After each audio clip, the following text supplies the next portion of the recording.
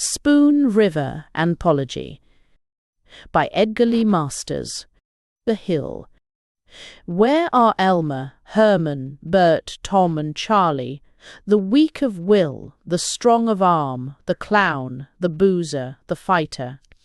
All are sleeping on the hill.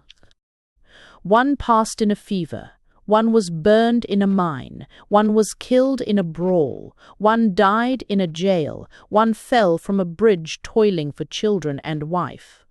All are sleeping on the hill. Where are Ella, Kate, Mag, Lizzie and Edith, the tender heart, the simple soul, the loud, the proud, the happy one? All are sleeping on the hill. One died in shameful childbirth, one of a thwarted love, one at the hands of a brute in a brothel, one of a broken pride in the search for heart's desire. One after life in faraway London and Paris was brought to her little space by Ella and Kate and Mag. All are sleeping. Where are Uncle Isaac and Aunt Emily, and old Townie Kincaid and Seveny Horton, and Major Walker, who had talked with venerable men of the Revolution? All are sleeping on the hill. They brought them dead sons from the war, and daughters whom life had crushed, and their children fatherless, crying, all are sleeping on the hill. Where is old Fiddler Jones, who played with life all his 90 years, braving the sleet with bared breast, drinking, rioting, thinking neither of wife nor kin, nor gold, nor love, nor heaven? Lo, he babbles of the fish fries of long ago, of the horse races of long ago at Clary's Grove, of what Abe Lincoln said one time at Springfield. Thord, Pat. Here I lie close to the grave of old Bill Pearsall, who grew rich trading with the Indians, and who afterwards took the bankrupt law and emerged from it richer than ever, myself grown tired of toil and poverty, and beholding how old Bill and others grew in wealth, robbed a traveller one night near Proctor's Grove, killing him unwittingly while doing so, for which I was tried and hanged. That was my way of going into bankruptcy. Now we who took the bankrupt law in our respective ways sleep peacefully side by side. Ollie McGee. Have you seen walking through the village a man with downcast eyes and haggard face? That is my husband who, by secret cruelty, never to be told, robbed me of my youth and my beauty, till at last, wrinkled and with yellow teeth, and with broken pride and shameful humility, I sank into the grave. But what think you gnaws at my husband's heart? The face of what I was, the face of what he made me. These are driving him to the place where I lie. In death, therefore, I am avenged. Letcher, McGee. She took my strength by minutes. She took my life by hours. She drained me like a fevered moon that saps the spinning world. She was a hunk of sculptor's clay. My secret thoughts were fingers. They flew behind her pensive brow and lined it deep with pain. They set the lips and sagged the cheeks and drooped the eye with sorrow. My soul had entered in the clay, fighting like 7 devils. It was not mine, it was not hers. She held it, but its struggles modelled a face she hated, and a face I feared to see. I beat the windows, shook the bolts, I hid me in a corner. And then she died and haunted me and hunted me for life. Robert Fulton Tanner. If a man could bite the giant hand that catches and destroys him, as I was bitten by a rat, while demonstrating my patent trap in my hardware store that day. But a man can never avenge himself on the monstrous ogre life. You enter the room that's being born, and then you must live, work out your soul. Aha! The bait that you crave is in view. A woman with money you want to marry, prestige, place, or power in the world.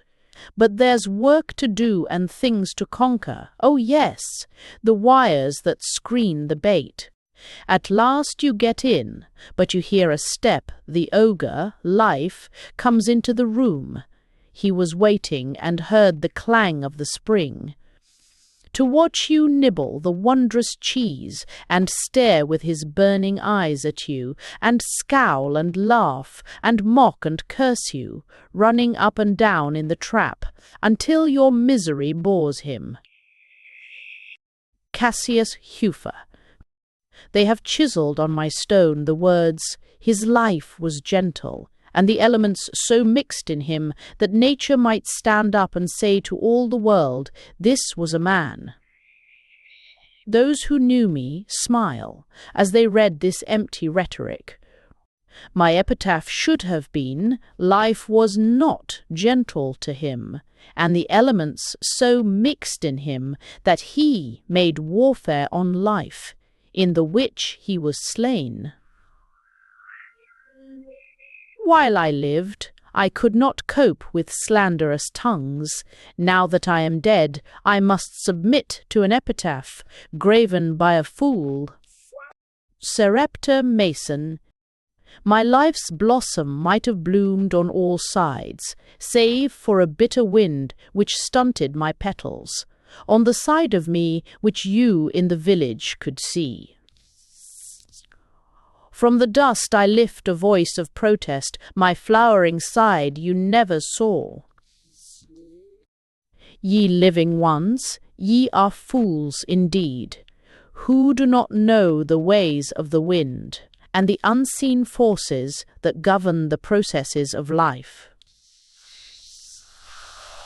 Amanda Barker. Henry got me with child, knowing that I could not bring forth life, without losing my own. In my youth, therefore, I entered the portals of dust. Traveller, it is believed in the village where I lived, that Henry loved me with a husband's love. But I proclaim from the dust that he slew me to gratify his hatred. Constance Hately. You praise my self-sacrifice, Spoon River, in rearing Irene and Mary, orphans of my older sister, and you censure Irene and Mary for their contempt for me. But praise not my self-sacrifice, and censure not their contempt. I reared them, I cared for them, true enough. But I poisoned my benefactions with constant reminders of their dependence. Chase Henry. In life, I was the town drunkard. When I died, the priest denied me burial in holy ground, the which redounded to my good fortune. For the Protestants bought this lot, and buried my body here, close to the grave of the banker Nicholas, and of his wife Priscilla. Take note, ye prudent and pious souls, of the cross, currents in life, which bring honour to the dead who lived in shame. Harry Carey Goodhue. You never marvelled, dullards of Spoon River, when Chase Henry voted against the saloons, to revenge himself for being shut off. But none of you was keen enough to follow my steps or trace me home. As Chase's spiritual brother, do you remember when I fought the bank and the courthouse ring for pocketing the interest on public funds, and when I fought our leading citizens for making the poor the pack horses of the taxes, and when I fought the waterworks for stealing streets and raising rates, and when I fought the businessmen who fought me in these fights. Then do you remember that staggering up from the wreck of defeat and the wreck of a ruined career, I slipped from my cloak my last ideal, hidden from all eyes until then, like the cherished jawbone of an ass, and smote the bank and the waterworks and the businessmen with prohibition, and made Spoon River pay the cost of the fights that I had lost. Of the fights that I had lost. Judge Summers, how does it happen, tell me, that I, who was most erudite of lawyers, who knew Blackstone and Coke, almost by heart, who made the greatest speech the courthouse ever heard, and wrote a brief that won the praise of Justice Breeze, how does it happen, tell me, that I lie here unmarked, forgotten, while Chase Henry, the town drunkard, has a marble block topped by an urn, wherein nature, in a mood ironical, has sown a flowering weed? Kinsey Keene, your attention, Thomas Rhodes, president of the bank, Coolbaugh Whedon, editor of the Argus, Reverend Pete, pastor of the leading church, A.D. Blood, several times mayor of Spoon River, and finally all of you, members of the Social Purity Club. Your attention to Cambronne's dying words, standing with the heroic remnant of Napoleon's guard on Mount Saint-Jean, at the battlefield of Waterloo, when Maitland, the Englishman, called to them, "Surrender, brave Frenchmen." There at close of day, with the battle hopelessly lost, and hordes of men no longer the army of the great Napoleon streamed from the field like ragged strips of thunder clouds in the storm. Well, what Cambronne said to Maitland ere the English fire made smooth the brow of the hill against the sinking light of day, say I to you and all of you and to you, O world, and I charge you to carve it upon my stone. Benjamin Pantier. Together in this grave lie Benjamin Pantier, attorney at law, and Nig, his dog, constant companion, solace and friend. Down the grey road, friends, children, men and women, passing one by one out of life, left me till I was alone, with Nig for partner, bedfellow, one raid in drink. In the morning of life I knew aspiration and saw glory. The she, who survives me, snared my soul with a snare which bled me to death, till I, once strong of will, lay broken, indifferent, living with Nig in a room back of a dingy office. Under my jawbone is snuggled the bony nose of Nig. Our story is lost in silence. Go by, mad world. Mrs. Benjamin Pantier. I know that he told that I snared his soul with a snare which bled him to death, and all the men loved him, and most of the women pitied him. But suppose you are really a lady, and have delicate tastes, and loathe the smell of whiskey and onions, and the rhythm of Wordsworth's ode runs in your ears while he goes about from morning till night, repeating bits of that common thing. Oh, why should the spirit of mortal be proud?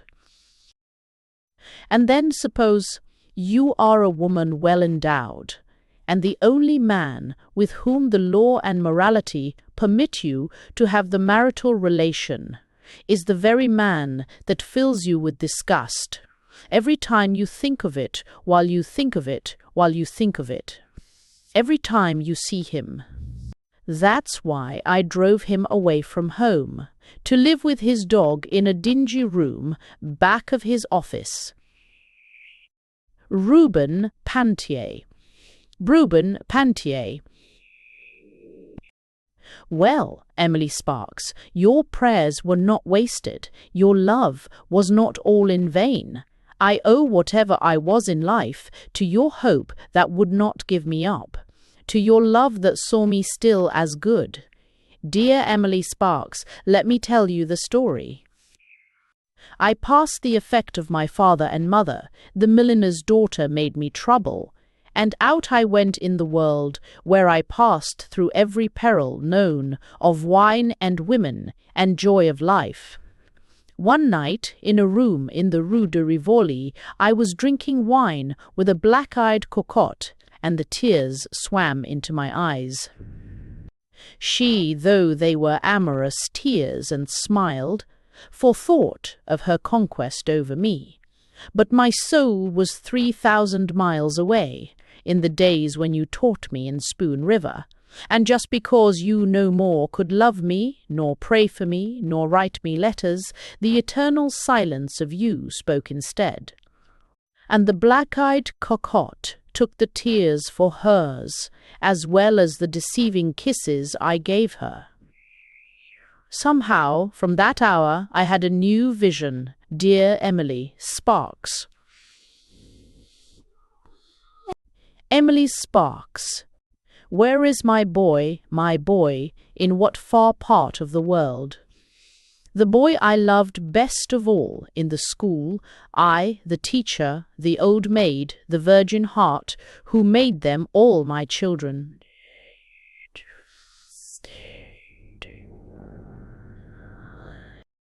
O boy, for whom I prayed and prayed in many a watchful hour at night, do you remember the letter I wrote you of the beautiful love of Christ? And whether you ever took it or not, my boy, wherever you are, work for your soul's sake, that all the clay of you, all of the dross of you, may yield to the fire of you, till the fire is nothing but light. Nothing but light. Trainer, the druggist. Only the chemist can tell, and not always the chemist, what will result from compounding fluids or solids. And who can tell how men and women will interact on each other, or what children will result? There were Benjamin Pantier and his wife, good in themselves, but evil toward each other. He, oxygen, she, hydrogen, their son, a devastating fire. I, Trainer, the druggist, a miser of chemicals, killed while making an experiment, lived unwedded. Daisy Fraser.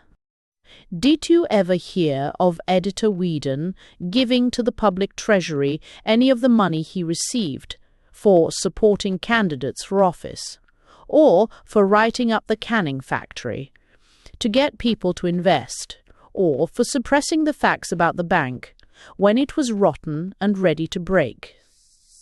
Did you ever hear of the circuit judge helping anyone except the Q Railroad, or the bankers?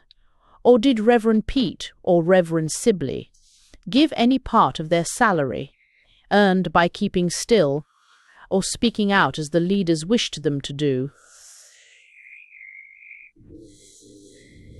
to the building of the water works? But I, Daisy Fraser, who always passed along the street through rows of nods and smiles, and coughs and words such as, "There she goes," never was taken before Justice Arnett, without contributing $10 and costs to the school fund of Spoon River. Benjamin Fraser. Their spirits beat upon mine, like the wings of 1,000 butterflies. I closed my eyes and felt their spirits vibrating. I closed my eyes, yet I knew when their lashes fringed their cheeks from downcast eyes, and when they turned their heads, and when their garments clung to them, or fell from them in exquisite draperies. Their spirits watched my ecstasy with wide looks of starry unconcern. Their spirits looked upon my torture, they drank it as it were the water of life, with reddened cheeks, brightened eyes. The rising flame of my soul made their spirits gilt, like the wings of a butterfly drifting suddenly into sunlight. And they cried to me for life, life, life. but in taking life for myself, in seizing and crushing their souls, as a child crushes grapes and drinks. From its palms the purple juice, I came to this wingless void, where neither red, nor gold, nor wine, nor the rhythm of life are known. Ooh, Minerva Jones. I am Minerva, the village poetess, hooted at, jeered at by the yahoos of the street. For my heavy body, cock-eye, and rolling walk, and all the more, when Butch Weldy captured me after a brutal hunt. He left me to my fate with Dr. Myers, and I sank into death, growing numb from the feet up, like one stepping deeper and deeper into a stream of ice. Will someone go to the village newspaper and gather into a book the verses I wrote? I thirsted so for love, I hungered so for life. Indignation. Jones. Jones, indeed, see impressing to gains, will unteef, or offers of the burious fand of ask, or will seeings and indignation will indignation. You would not believe, would you, that I came from good Welsh stock, that I was purer-blooded than the white trash here, and of more direct lineage than the New Englanders and Virginians of Spoon River. You would not believe that I had been to school and read some books. You saw me only as a run-down man, with matted hair and beard and ragged clothes. Sometimes a man's life turns into a cancer, from being bruised and continually bruised, and swells into a purplish mass, like growths on stalks of corn. Here was I, a carpenter, mired in a bog of life into which I walked, thinking it was a meadow with a slattern for a wife, and poor Minerva, my daughter, whom you tormented and drove to death. So I crept like a snail through the days of my life. No more you hear my footsteps in the morning, resounding on the hollow sidewalk, going to the grocery store for a little cornmeal and a nickel's worth of bacon. Butch Weldy. After I got religion and steadied down, they gave me a job in the canning works, and every morning I had to fill the tank in the yard with gasoline that fed the blow-fires in the sheds, to heat the soldering irons, and I mounted a rickety ladder to do it, carrying buckets full of the stuff. One morning, as I stood there pouring, the air grew still and seemed to heave, and I shot up as the tank exploded, and down I came with both legs broken and my eyes burned crisp as a couple of eggs. For someone left a blow, fire going, and something sucked the flame in the tank. The circuit judge said whoever did it was a fellow servant of mine, and so old Rhodes's son didn't have to pay me. And I sat on the witness stand as blind as Jack the Fiddler, saying over and over, I didn't know him at all. Dr. Myers. No other man, unless it was Doc Hill, did more for people in this town than I, and all the weak, the halt, the improvident. And those who could not pay flocked to me. I was good-hearted, easy Dr. Myers. I was healthy, happy, in comfortable fortune, blessed with a congenial mate, my children raised, all wedded, doing well in the world. And then one night Minerva, the poetess, came to me in her trouble, crying. I tried to help her out. She died. They indicted me. The newspapers disgraced me. My wife perished of a broken heart, and pneumonia finished me. Mrs. Myers. He protested all his life long. The newspapers lied about him villainously, that he was not at fault for Minerva's fall, but only tried to help her. Poor soul, so sunk in sin he could not see, that even trying to help her, as he called it, he had broken the law, human and divine. Passers-by, an ancient admonition to you, if your ways would be ways of pleasantness, and all your pathways, please love God and keep his commandments. Nolt Hoymer.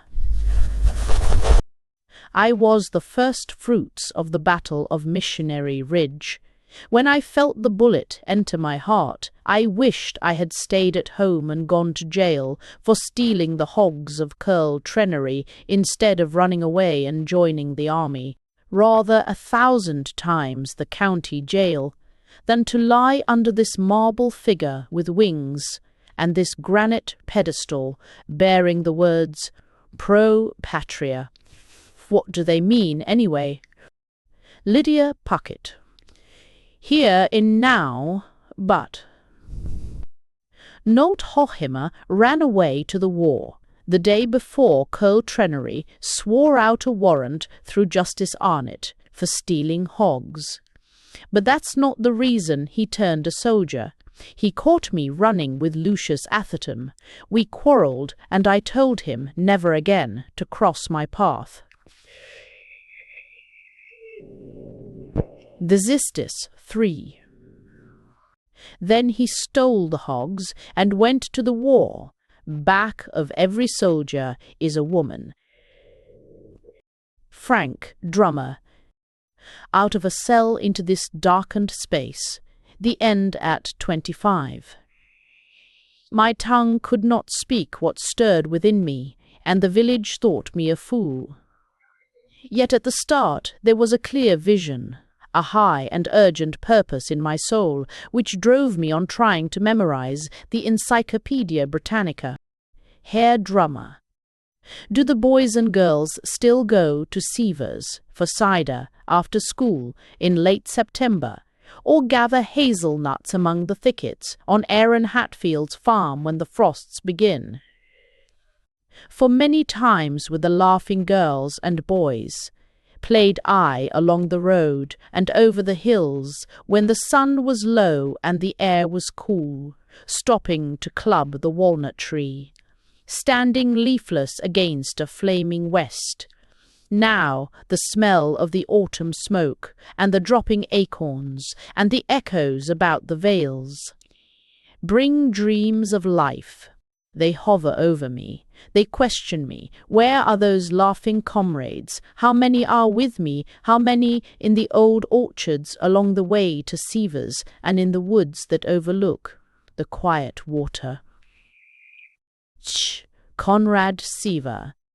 Not in that wasted garden where bodies are drawn into grass that feeds no flocks and into evergreens that bear no fruit, there where along the shaded walks vain sighs are heard and vainer dreams are dreamed of close communion with departed souls. But here under the apple tree I loved and watched and pruned with gnarled hands, in the long, long years, here under the roots of this northern spy, to move in the chemic change and circle of life, into the soil and into the flesh of the tree, and into the living epitaphs of redder apples. Dock Hill. I went up and down the streets here and there by day and night, through all hours of the night caring for the poor who were sick. Do you know why? Sweet it was to see the crowds about the lawns on the day of my funeral, and hear them murmur their love and sorrow. But, oh dear God, my soul trembled, scarcely able to hold to the railing of the new life, when I saw M. Stanton behind the oak tree at the grave, hiding herself and her grief. Andy the Night Watch. In my Spanish cloak and old slouch hat, and overshoes of felt, and Tyke, my faithful dog, and my knotted hickory cane, I slipped about with a bull's-eye lantern, from door to door on the square, as the midnight stars wheeled round, and the bell in the steeple murmured. And the wary steps of old Doc Hill sounded like one who walks in sleep, and a far-off rooster crew, and now another is watching Spoon River. As others watched before me, Sarah Brown. Maurice, weep not, I am not here under this pine tree. The balmy air of spring whispers through the sweet grass, the stars sparkle, the whippoorwill calls. But thou grievest, while my soul lies rapturous in the blessed nirvana of eternal light. Go to the good heart that is my husband, who broods upon what he calls our guilty love. Tell him that my love for you, no less than my love for him, wrought out my destiny, that through the flesh I won spirit, and through spirit peace. Percy Bysshe Shelley. My father, who owned the wagon shop and grew rich shoeing horses, sent me to the University of Montreal. I learned nothing and returned home, roaming the fields with Bert Kessler, hunting quail and snipe. At Tonson's Lake, the trigger of my gun caught in the side of the boat, and a great hole was shot through my heart. Over me a fond father erected this marble shaft, on which stands the figure of a woman, carved by an Italian artist. They say the ashes of my namesake were scattered near the pyramid of Caius Cestius, somewhere near Rome. Flossie Cabanese. From Bindle's Opera House in the village to Broadway is a great step, but I tried to take it, my ambition fired, when 16 years of age, seeing East Lynne, played here in the village by Ralph Barrett, the coming romantic actor who enthralled my soul. True, I trailed back home, a broken failure, when Ralph disappeared in New York, leaving me alone in the city. But life broke him also. In all this place of silence there are no kindred spirits. How I wish Douce could stand amid the pathos of these quiet fields and read these words. Julia Miller. We quarrelled that morning, for he was 65 and I was 30, and I was nervous and heavy with the child, whose birth I dreaded. I thought over the last letter written me by that estranged young soul whose betrayal of me I had concealed by marrying the old man. Then I took morphine and sat down to read. Across the blackness that came over my eyes, I see the flickering light of these words even now. And Jesus said unto him, Verily I say unto thee, today thou shalt be with me in paradise. Johnny Sayre. Father, thou canst never know the anguish that smote my heart. For my disobedience the moment I felt the remorseless wheel of the engine sink into the crying flesh of my leg. I prayed to live until I could ask your forgiveness, and then your tears, your broken words of comfort. From the solace of that hour I have gained infinite happiness. Thou wert wise to chisel for me, taken from the evil to come. Charlie French. Did you ever find out which one of the O'Brien boys it was who snapped the toy pistol against my hand? There, when the flags were red and white, in the breeze and Bucky, in the breeze and Bucky, Estill was firing the cannon brought to Spoon River from Vicksburg by Captain Harris. And the lemonade stands were running, and the band was playing, to have it all spoiled by a piece of a cap shot under the skin of my hand. and the boys all crowding about me saying, "You'll die of lockjaw, Charlie, sure." Oh dear, what chum of mine could have done it? Zena's wit. I was 16, and I had the most terrible dreams, and specks before my eyes, and nervous weakness. And I couldn't remember the books I read, like Frank Drummer, who memorized page after page. And my back was weak, and I worried, and I was embarrassed, and stammered my lessons, and when I stood up to recite, I'd forget everything that I had studied. Well, I saw Dr. Weeser's advertisement, and there I read everything in print, just as if he had known me. And about the dreams which I couldn't help. So I knew I was marked for an early grave, and I worried until I had a cough, and then the dreams stopped, and then I slept the sleep without dreams, here on the hill by the river. Theodore the poet. As a boy, Theodore, you sat for long hours on the shore of the turbid Spoon, with deep-set eye staring at the door of the crawfish's burrow, waiting for him to appear, pushing ahead first his waving antenna like straws of hay, and soon his body, coloured like soapstone, gemmed with eyes of jet. And you wondered, in a trance of thought, what he knew, what he desired, and why he lived at all.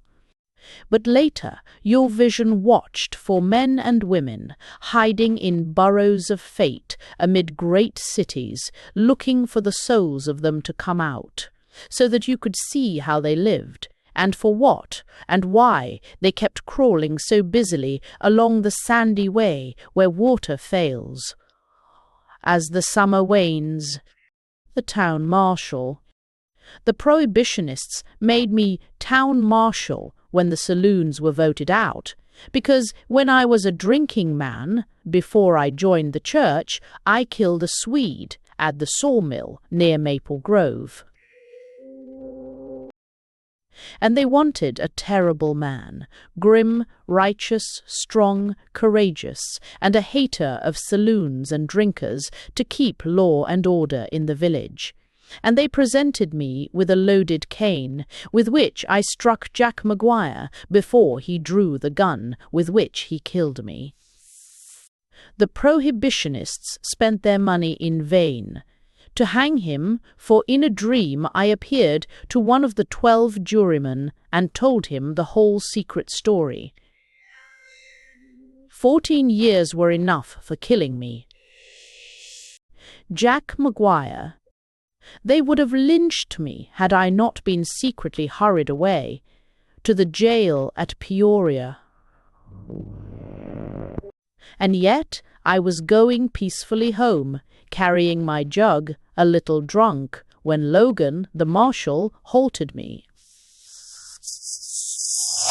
They would have hanged me, except for this. My lawyer, Kinsey Keene, was helping to land old Thomas Rhodes for wrecking the bank, and the judge was a friend of Rhodes and wanted him to escape, and Kinsey offered to quit on Rhodes for 14 years for me.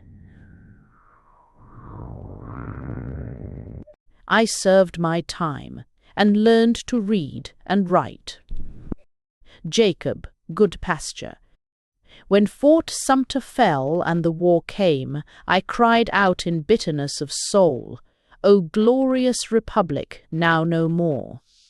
When they buried my soldier son, to the call of trumpets and the sound of drums, my heart broke beneath the weight of 80 years, and I cried, "O son who died in a cause unjust, in the strife of freedom slain." And I crept here under the grass, and now from the battlements of time, behold, thrice 30 million souls being bound together, in the love of larger truth, wrapped in the expectation of the birth of a new beauty, sprung from brotherhood and wisdom. I, with eyes of spirit, see the transfiguration.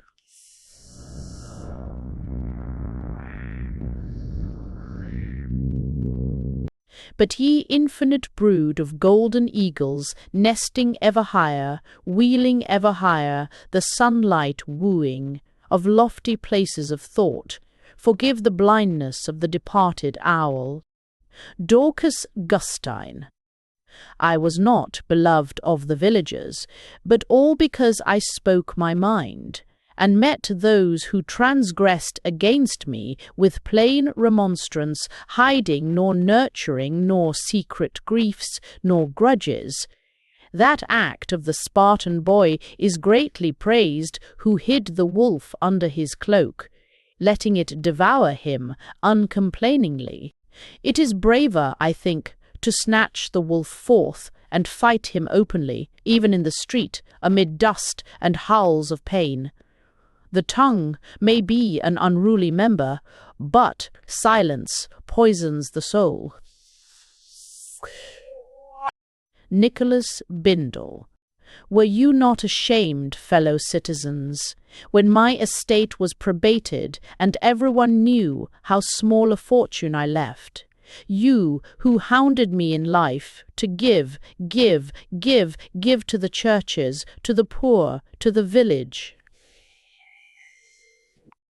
And think you not, I did not know that the pipe organ, which I gave to the church, played its christening songs when Deacon Rhodes, who broke and all but ruined me, worshipped for the first time after his acquittal. Harold Arnett. I leaned against the mantel, sick, thinking of my failure, looking into the abysm, weak from the noonday heat. A church bell sounded mournfully far away. I heard the cry of a baby, and the coughing of John Yarnell, bedridden, feverish, dying. Then the violent voice of my wife, "Watch out, the potatoes are burning." I smelled them. Unspeakable regret, the N.D., fumbling for the world again. Too late. Thus I came here with lungs for breathing. One cannot breathe here with lungs, though one must breathe. Of what use is it to rid one's self of the world, when no soul may ever escape the eternal destiny of life? Margaret Fuller Slack. I would have been as great as George Eliot, but for an untoward fate. For look at the photograph of me made by Pennywit, chin resting on hand, and deep-set eyes, grey too, and far-searching. But there was the old problem. Should it be celibacy? Matrimony?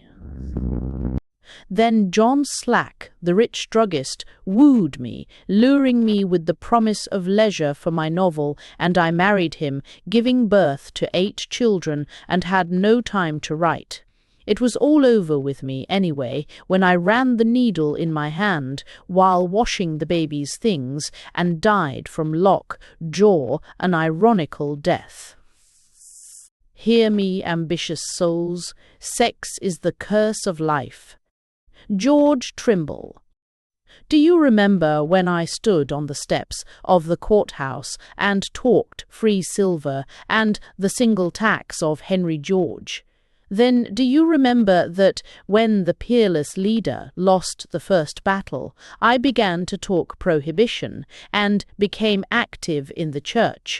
That was due to my wife, who pictured to me my destruction if I did not prove my morality to the people. Well, she ruined me, for the radicals grew suspicious of me, and the conservatives were never sure of me, and here I lie, unwept of all. Dr. Siegfried Isman. I said when they handed me my diploma, I said to myself, I will be good, and wise and brave and helpful to others. I said, I will carry the Christian creed into the practice of medicine.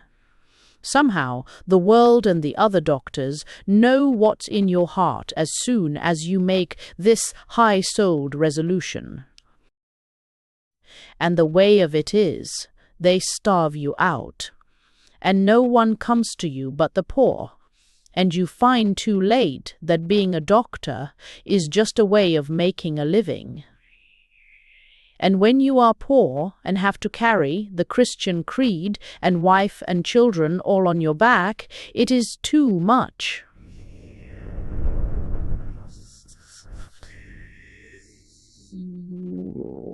That's why I made the elixir of youth, which landed me in the jail at Peoria branded, a swindler and a crook, by the upright federal judge. Ace, sure. I never saw any difference between playing cards for money and selling real estate, practicing law, banking, or anything else. For everything is chance. Lois Spears. Here lies the body of Lois Spears, born Lois Fluke, daughter of Willard Fluke, wife of Cyrus Spears, mother of Myrtle and Virgil Spears, children with clear eyes and sound limbs. I was born blind. I was the happiest of women. As wife, mother, and housekeeper, caring for my loved ones, and making my home a place of order and bounteous hospitality, for I went about the rooms and about the garden, with an instinct as sure as sight, as though there were eyes in my fingertips, glory to God in the highest. Justice Arnett. It is true, fellow citizens, that my old docket, lying there for years, on a shelf above my head and over the seat of justice, I say it is true, that docket had an iron rim, which gashed my baldness when it fell. Somehow I think it was shaken loose by the heave of the air all over town, when the gasoline tank at the canning works blew up and burned Butch Weldy. But let us argue points in order, and reason the whole case carefully. First, I concede my head was cut. But second, the frightful thing was this. The leaves of the docket shot and showered around me like a deck of cards in the hands of a sleight-of-hand performer. And up to the end I saw those leaves, till I said at last, "Those are not leaves. Why, can't you see they are days and days, and the days and days of 70 years? And why do you torture me with leaves, and the little entries on them?" Willard Fluke. My wife lost her health, and dwindled until she weighed scarce 90 pounds. Then that woman, whom the men styled Cleopatra, came along. Years passed, and one by one death claimed them all in some hideous form. And I was borne along by dreams of God's particular grace for me, and I began to write reams on reams of the second coming of Christ. Then Christ came to me and said, "Go into the church and stand before the congregation and confess your sin." But just as I stood up and began to speak, I saw my little girl, who was sitting in the front seat, my little girl who was born blind. After that, all is blackness. Clute. Over and over they used to ask me, while buying the wine or the beer, in Peoria first, and later in Chicago, Denver, Frisco, New York, wherever I lived, how I happened to lead the life, and what was the start of it. But that was not really it at all. Suppose a boy steals an apple from the tray at the grocery store, and they all begin to call him a thief, the editor, minister, judge, and all the people, a thief, a thief, a thief. wherever he goes, and he can't get work, and he can't get bread without stealing it, why the boy will steal. It's the way the people regard the theft of the apple that makes the boy what he is. Lucius Atherton. When my moustache curled and my hair was black and I wore tight trousers and a diamond stud, I was an excellent knave of hearts and took many a trick. But when the grey hairs began to appear, lo! A new generation of girls laughed at me, not fearing me, and I had no more exciting adventures, wherein I was all but shot for a heartless devil, but only drabby affairs, warmed over affairs, of other days and other men. And time went on until I lived at Mayor's restaurant, partaking of short orders, a grey, untidy, toothless, discarded, rural Don Juan. Homer Clapp.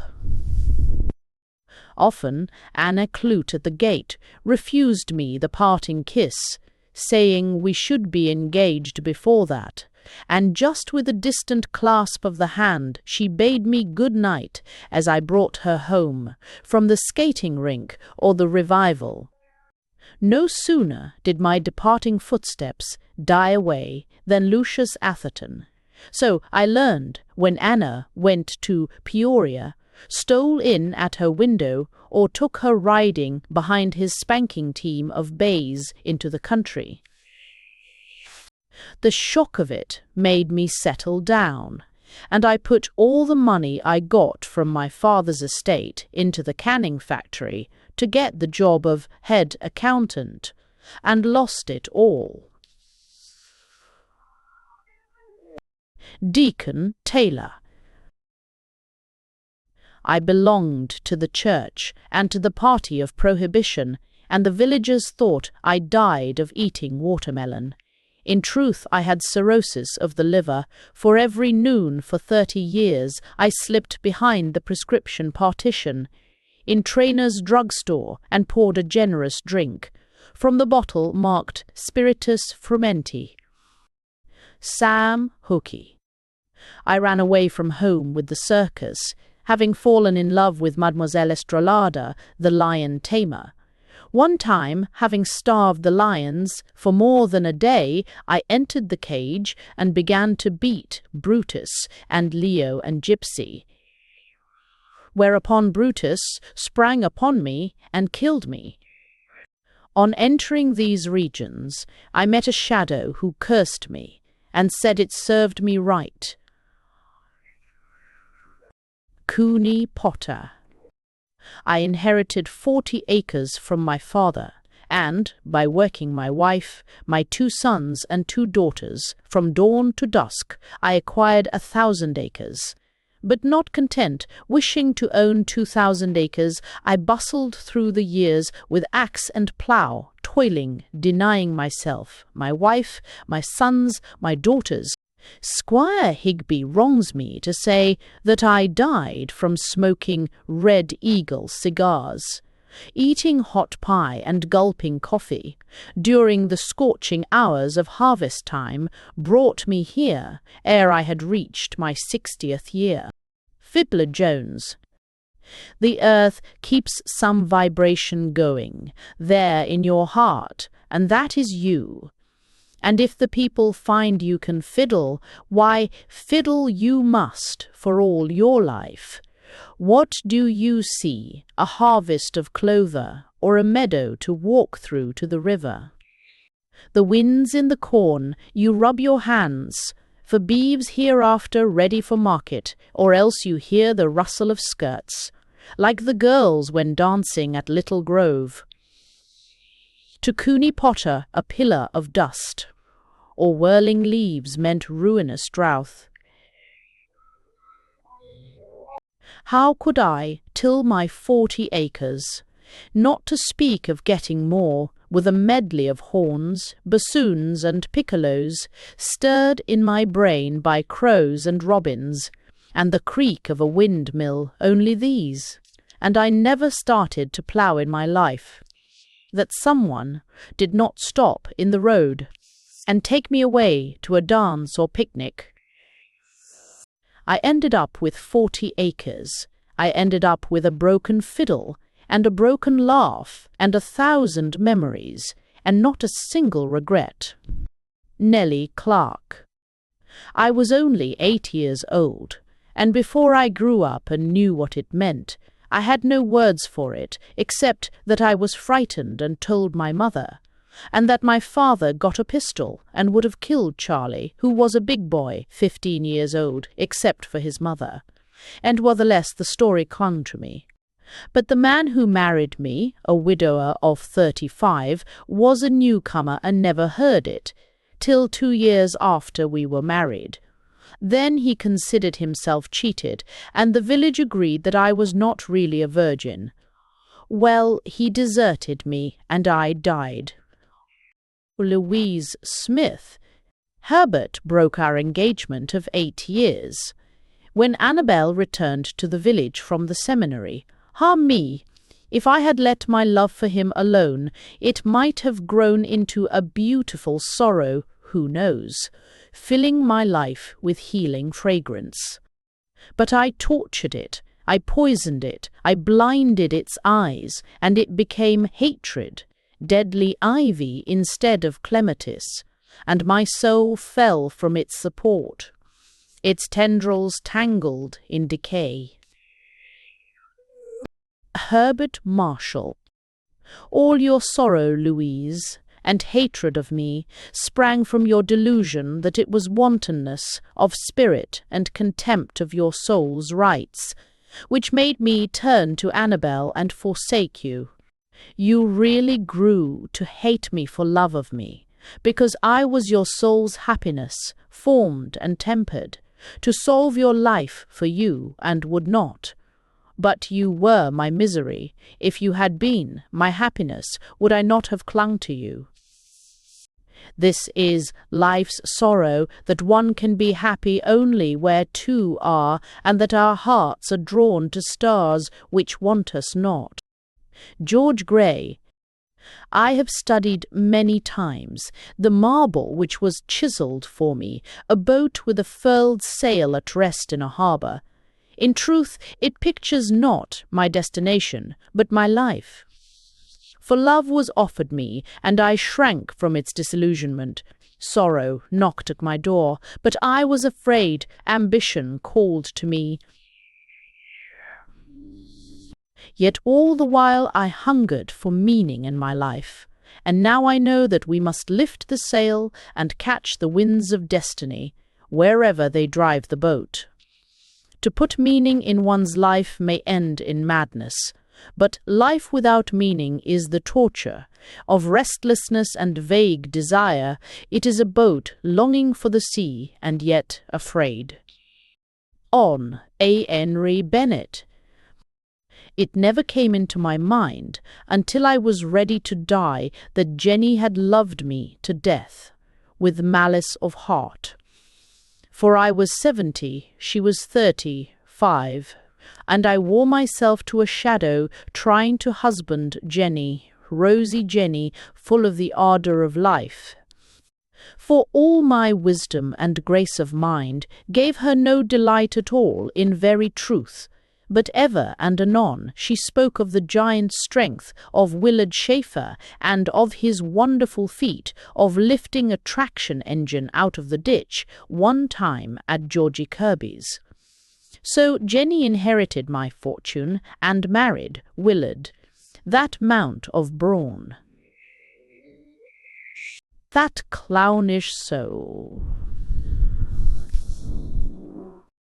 Griffey the Cooper. The cooper should know about tubs, but I learned about life as well, and you who loiter around these graves think you know life. You think your eye sweeps about a wide horizon, perhaps. In truth, you are only looking around the interior of your tub. You cannot lift yourself to its rim and see the outer world of things, and at the same time see yourself. You are submerged in the tub of yourself. Taboos and rules and appearances are the staves of your tub. Break them and dispel the witchcraft of thinking your tub is life, and that you know life. Sir Smith, the dentist. Do you think that odes and sermons, and the ringing of church bells, and the blood of old men and young men, martyred for the truth they saw, with eyes made bright by faith in God, accomplished the world's great reformations? Do you think that the battle hymn of the Republic would have been heard if the chattel slave had crowned the dominant dollar, in spite of Whitney's cotton gin and steam and rolling mills and iron and telegraphs and white free labor? Do you think that Daisy Fraser had been put out and driven out if the Canning Works had never needed her little house and lot? Or do you think the poker room of Johnny Taylor and Burchard's bar had been closed up if the money lost and spent for beer had not been turned, by closing them, to Thomas Rhodes for larger sales of shoes and blankets and children's cloaks and gold oak cradles? Why, a moral truth is a hollow tooth which must be propped with gold. A.D. Blood. If you in the village think that my work was a good one, who closed the saloons and stopped all playing at cards and hailed old Daisy Fraser before Justice Arnett, in many a crusade to purge the people of sin? Why do you let the milliner's daughter Dora and the worthless son of Benjamin Pantier Knightley make my grave their unholy pillow? Robert Southey Burke. I spent my money trying to elect you Mayor A.D. Blood. I lavished my admiration upon you. You were, to my mind, the almost perfect man. You devoured my personality and the idealism of my youth and the strength of a high-souled fealty. And all my hopes for the world and all my beliefs in truth were smelted up in the blinding heat of my devotion to you and moulded into your image. And then when I found what you were, that your soul was small and your words were false, as your blue-white porcelain teeth and your cuffs of celluloid, I hated the love I had for you. I hated myself. I hated you for my wasted soul and wasted youth. And I say to all, beware of ideals. Beware of giving your love away to any man alive. Dora Williams. When Reuben Pantier ran away and threw me, I went to Springfield. There I met a lush, whose father, just deceased, left him a fortune. He married me when drunk. I moved on to New York. A grey-haired magnate went mad about me, so another fortune. He died one night right in my arms, you know. I saw his purple face for years thereafter. There was almost a scandal. I moved on, this time to Paris. My sweet apartment near the Champs-Élysées became a centre for all sorts of people, musicians, poets, dandies, artists, nobles, where we spoke French and German, Italian, English. I wed Count Navigato, native of Genoa. We went to Rome. He poisoned me, I think. Now, in the Campo Santo, overlooking the sea where young Columbus dreamed new worlds, see what they chiseled, Contessa Navigato, implora eterna quiete. Mrs. Williams.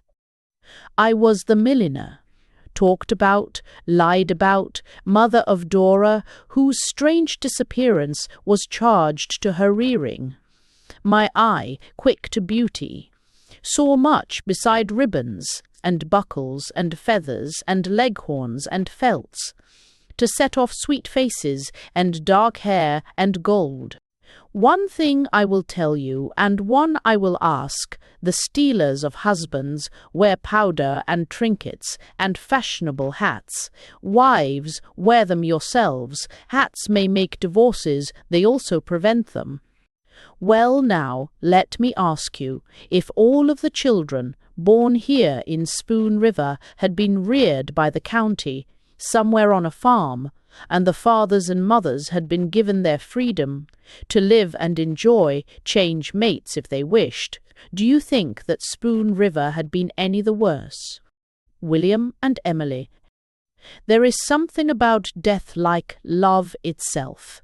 If with someone with whom you have known passion and the glow of youthful love, you also, after years of life, together feel the sinking of the fire, and thus fade away together, gradually, faintly, delicately, as it were, in each other's arms, passing from the familiar room. That is a power of unison between souls, like love itself. The circuit judge. Take note, passers-by, of the sharp erosions eaten in my head, stone, by the wind and rain, almost as if an intangible nemesis or hatred were marking scores against me, but to destroy and not preserve my memory. I in life was the circuit judge, a maker of notches, deciding cases on the points the lawyers scored, not on the right of the matter. O wind and rain, leave my head stone alone, for worse than the anger of the wronged, the curses of the poor, was to lie speechless, yet with vision clear, seeing that even Hodput, the murderer, hanged by my sentence, was innocent in soul compared with me. Blind Jack. I had fiddled all day at the county fair, but driving home, Butch, Weldy and Jack Maguire, who were roaring full, made me fiddle and fiddle to the song of Susie Skinner while whipping the horses till they ran away. Blind as I was, I tried to get out, as the carriage fell in the ditch and was caught in the wheels and killed. There's a blind man here with a brow as big and white as a cloud, and all we fiddlers, from highest to lowest, writers of music and tellers of stories, sit at his feet. John Horace Burleson.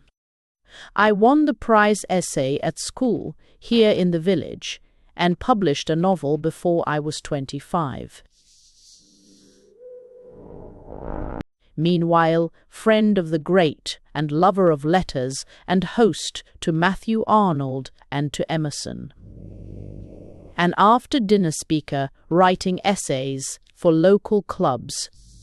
At last brought here my boyhood home, you know, not even a little tablet in Chicago to keep my name alive. How great it is to write the single line, "Row on, thou deep and dark blue ocean, row." Nancy Knapp. Well, don't you see, this was the way of it. We bought the farm with what he inherited, and his brothers and sisters accused him of poisoning his father's mind against the rest of them. And we never had any peace with our treasure. The murrain took the cattle, and the crops failed, and lightning struck the granary. So we mortgaged the farm to keep going, and he grew silent and was worried all the time. Then some of the neighbors refused to speak to us and took sides with his brothers and sisters. And I had no place to turn, as one may say to himself. At an earlier time in life, no matter, so-and-so is my friend, or I can shake this off with a little trip to Decatur. So I set fire to the beds, and the old witch house went up in a roar of flame as I danced in the yard with waving arms, while he wept like a freezing steer. Barry Holden, the very fall my sister Nancy Knapp set fire to the house. They were trying Dr. Duval for the murder of Zora Clemens, and I sat in the court 2 weeks listening to every witness. It was clear he had got her in a family way, and to let the child be born would not do. Well, how about me, with 8 children, and 1 coming, and the farm mortgaged to Thomas Rhodes? And when I got home that night, after listening to the story of the buggy ride and the finding of Zora in the ditch, the first thing I saw, right there by the steps, where the boys had hacked for angleworms, was the hatchet. And just as I entered, there was my wife, standing before me, big with child. She started the talk of the mortgaged farm, and I killed her. State's Attorney Follis. I, the scourge-wielder, balance-wrecker, smiter with whips and swords, I, hater of the breakers of the law, I, legalist inexorable and bitter. Driving the jury to hang the madman, Barry Holden, was made as one dead by light too bright for eyes, and woke to face a truth with bloody brow. Steel forceps fumbled by a doctor's hand against my boy's head as he entered life, made him an idiot.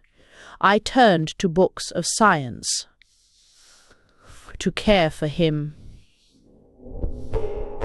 You were, at last, the potter, and I and all my deeds of charity, the vessels of your hand. Wendell P. Bloyd.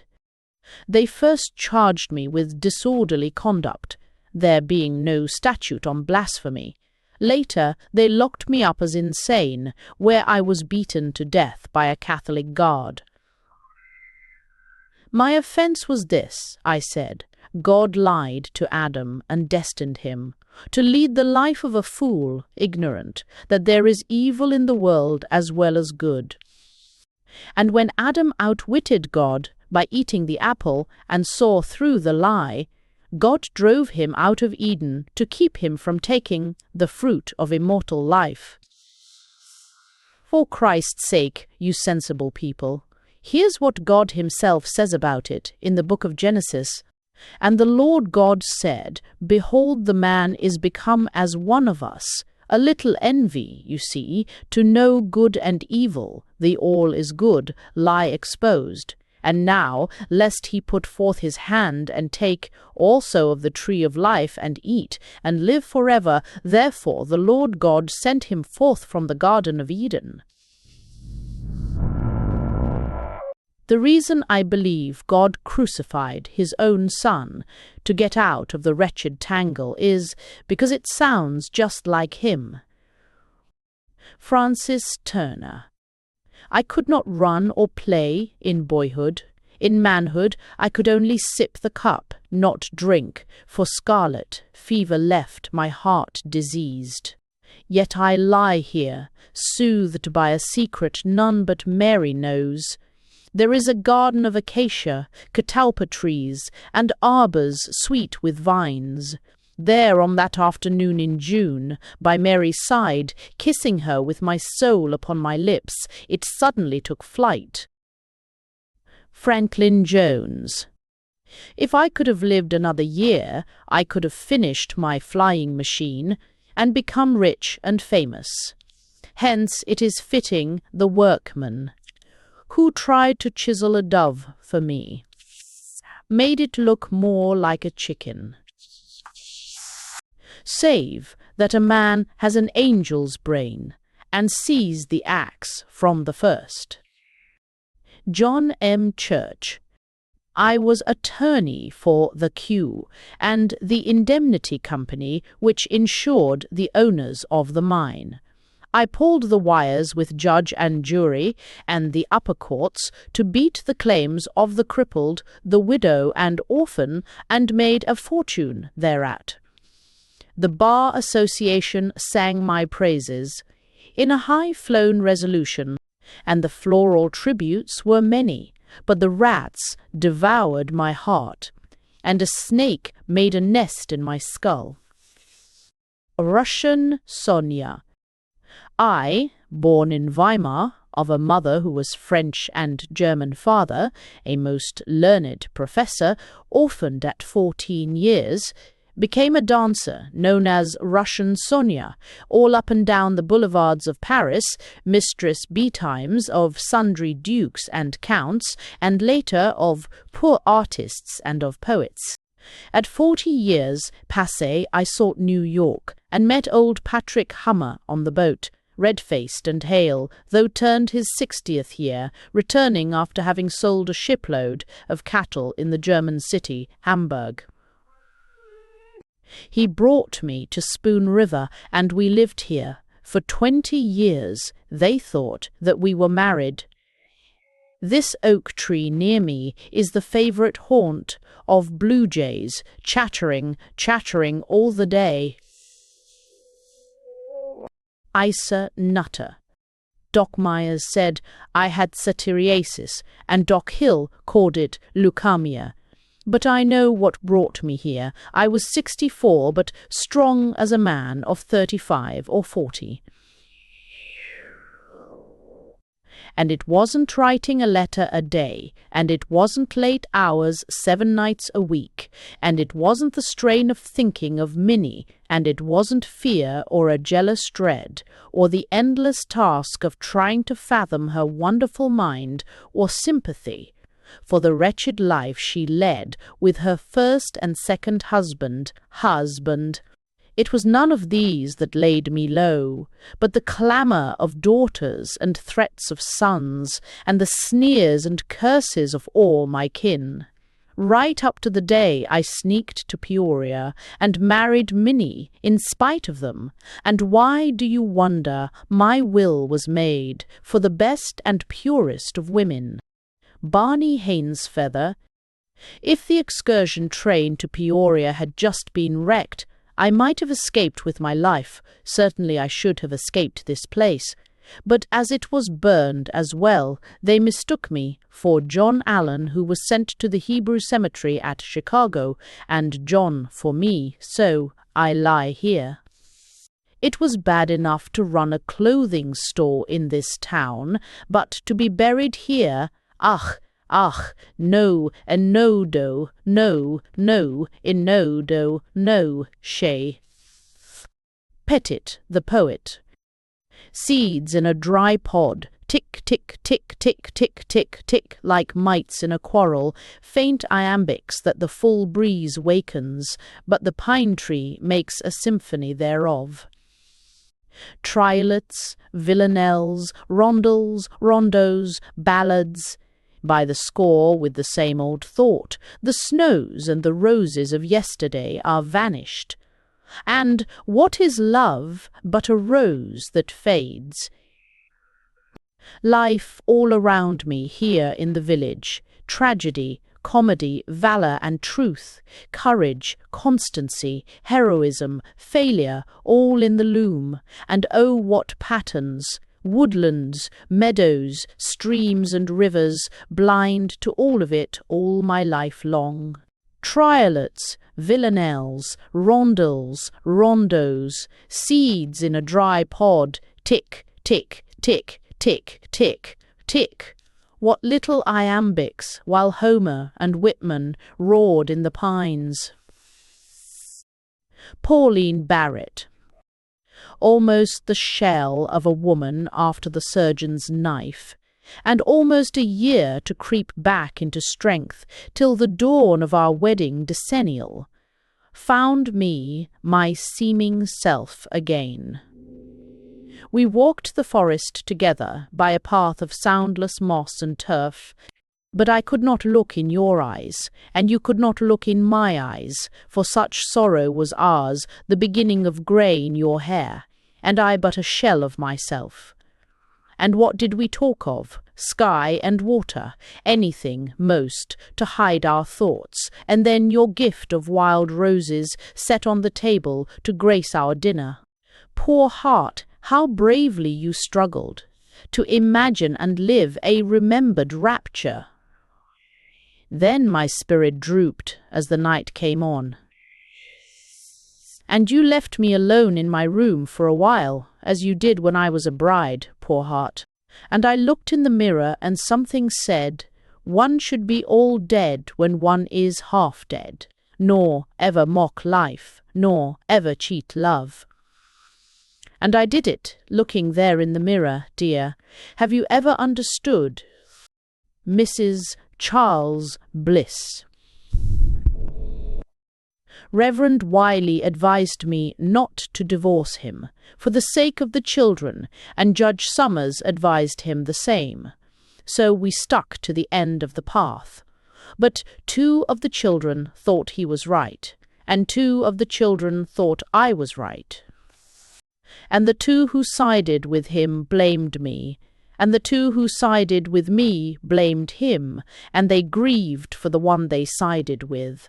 And all were torn with the guilt of judging and tortured in soul because they could not admire equally him and me. Now every gardener knows that plants grown in cellars or under stones are twisted and yellow and weak, and no mother would let her baby suck diseased milk from her breast. Yet preachers and judges advise the raising of souls, where there is no sunlight, but only twilight, no warmth, but only dampness and cold. Preachers and judges. Mrs. George Reese. To this generation I would say, memorize some bit of verse of truth or beauty. It may serve a turn in your life. My husband had nothing to do with the fall of the bank, he was only cashier. The wreck was due to the president, Thomas Rhodes, and his vain, unscrupulous son. Yet my husband was sent to prison, and I was left with the children to feed and clothe and school them. And I did it, and sent them forth into the world, all clean and strong, and all through the wisdom of Pope, the poet, act well your part. There all the honour lies. Reverend Lemuel Wiley. I preached 4,000 sermons, I conducted 40 revivals, and baptized many converts. Yet no deed of mine shines brighter in the memory of the world, and none is treasured more by me. Look how I saved the Blisses from divorce, and kept the children free from that disgrace, to grow up into moral men and women, happy themselves, a credit to the village. Thomas Ross, Jr. This I saw with my own eyes. A cliff swallow made her nest in a hole of the high clay bank, there near Miller's Ford. But no sooner were the young hatched than a snake crawled up to the nest to devour the brood.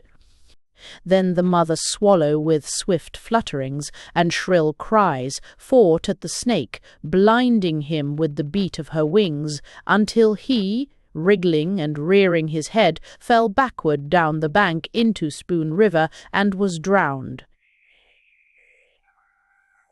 As for myself, I overcame my lower nature, only to be destroyed by my brother's ambition. Reverend Abner Pete. I had no objection at all to selling my household effects at auction on the village square. It gave my beloved flock the chance to get something which had belonged to me, for a memorial, but that trunk which was struck off to Burchard, the grog-keeper. Did you know it contained the manuscripts of a lifetime of sermons? And he burned them as waste paper. Jefferson Howard, which were my valiant fight, for I call it valiant, with my father's beliefs from old Virginia, hating slavery, but no less war. I, full of spirit, audacity, courage, thrown into life here in Spoon River, with its dominant forces drawn from New England, Republicans, Calvinists, merchants, bankers, hating me yet fearing my arm. with wife and children heavy to carry, yet fruits of my very zest of life, stealing odd pleasures that cost me prestige, and reaping evils I had not sown. Foe of the church with its charnel dankness, friend of the human touch of the tavern, tangled with fates all alien to me, deserted by hands I called my own. Then, just as I felt my giant strength, short of breath, behold my children had wound their lives in stranger gardens, and I stood alone as I started alone my valiant life. I died on my feet, facing the silence, facing the prospect that no one would know of the fight I made. Judge C. La Lively. Suppose you stood just 5 feet, 2, and had worked your way as a grocery clerk, studying law by candlelight, until you became an attorney at law?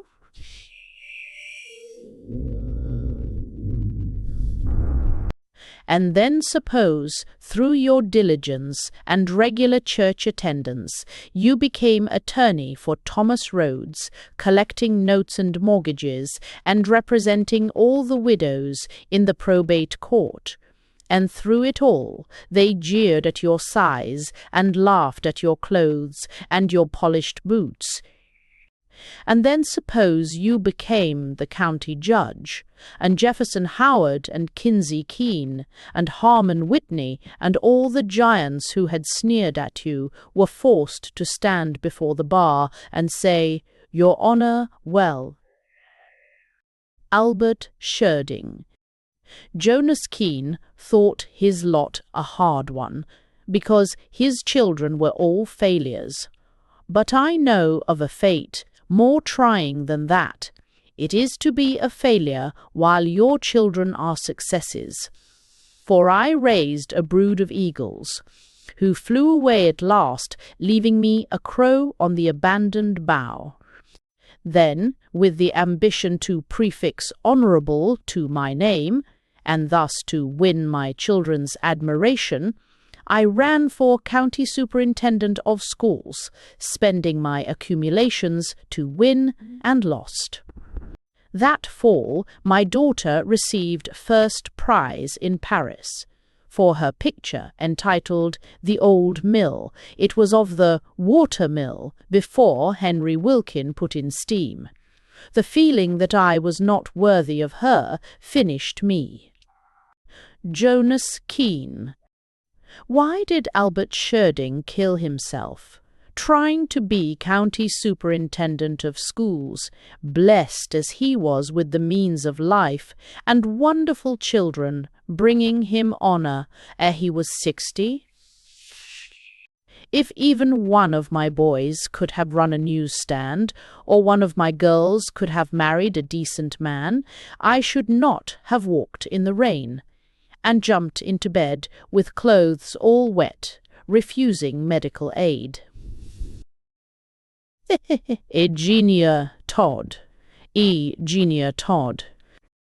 Have any of you passers-by had an old tooth that was an unceasing discomfort, or a pain in the side that never quite left you, or a malignant growth that grew with time, so that even in profoundest slumber there was shadowy consciousness or the phantom of thought, of the tooth, the side, the growth?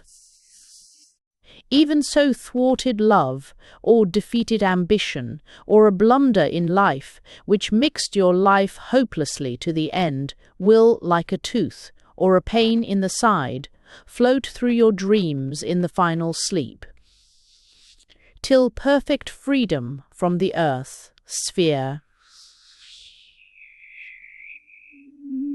Ebo. They got me into the Sunday school in Spoon River and tried to get me to drop Confucius for Jesus. I could have been no worse off if I had tried to get them to drop Jesus for Confucius. For without any warning, as if it were a prank, and sneaking up behind me, Harry Wiley, the minister's son, caved my ribs into my lungs with a blow of his fist. Now I shall never sleep with my ancestors in Pekin, and no children shall worship at my grave. Washington McNeely. Rich, honored by my fellow citizens, the father of many children, born of a noble mother, all raised there in the great mansion house at the edge of town. I sent all the boys to Ann Arbor, all of the girls to Rockford, the while my life went on, getting more riches and honors, resting under my cedar tree at evening. The years went on. I sent the girls to Europe. I dowered them when married. I gave the boys money to start in business.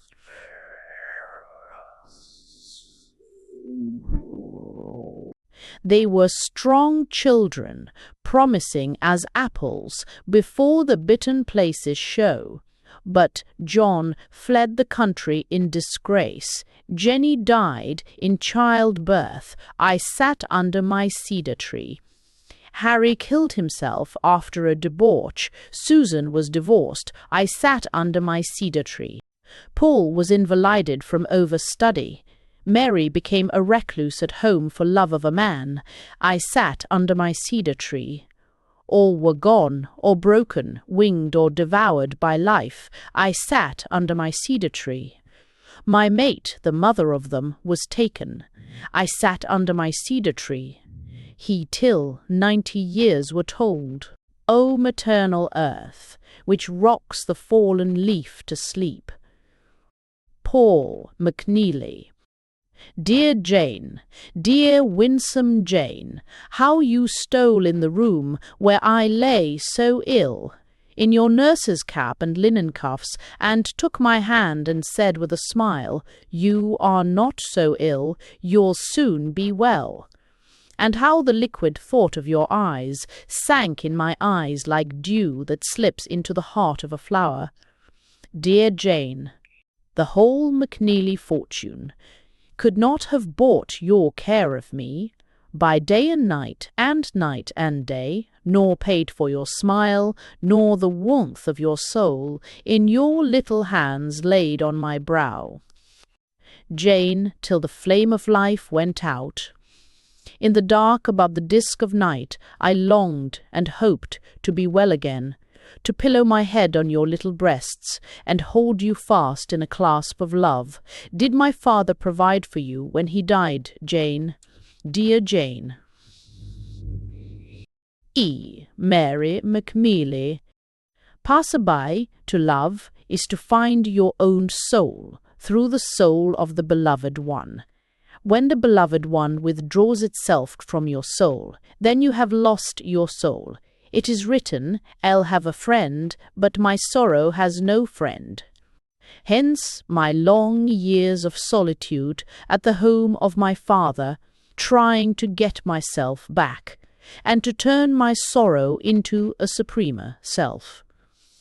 But there was my father with his sorrows, sitting under the cedar tree, a picture that sank into my heart at last, bringing infinite repose. O ye souls who have made life fragrant and white as tube roses, from earth's dark soil eternal peace. Daniel Macumber. When I went to the city, Mary McNeely, I meant to return for you. Yes, I did. But Laura, my landlady's daughter, stole into my life somehow and won me away. Then, after some years, whom should I meet? But Georgian Minor from Niles, a sprout of the free love, Fourierist gardens that flourished before the war all over Ohio. Her dilettante lover had tired of her, and she turned to me for strength and solace. She was some kind of a crying thing one takes in one's arms, and all at once it slimes your face with its running nose and voids its essence all over you. And there you stand, bleeding and smelling to heaven. Why, Mary McNeely, I was not worthy to kiss the hem of your robe. Georgian Sandminer. A stepmother drove me from home, embittering me. A squaw man, a flaneur and dilettante took my virtue. For years I was his mistress, no one knew. I learned from him the parasite cunning with which I moved with the bluffs like a flea on a dog. Then Daniel, the radical, had me for years. His sister called me his mistress, and Daniel wrote me shameful word, soiling our beautiful love, but my anger coiled, preparing its fangs. My lesbian friend next took a hand. She hated Daniel's sister, and Daniel despised her midget husband. And she saw a chance for a poisonous thrust. I must complain to the wife of Daniel's pursuit. But before I did that, I begged him to fly to London with me. "Why not stay in the city just as we have?" he asked. Then I turned submarine and revenged his repulse. In the arms of my dilettante friend. Then up to the surface, bearing the letter that Daniel wrote me, to prove my honor was all intact, showing it to his wife, my lesbian friend, and everyone. Daniel had only shot me dead.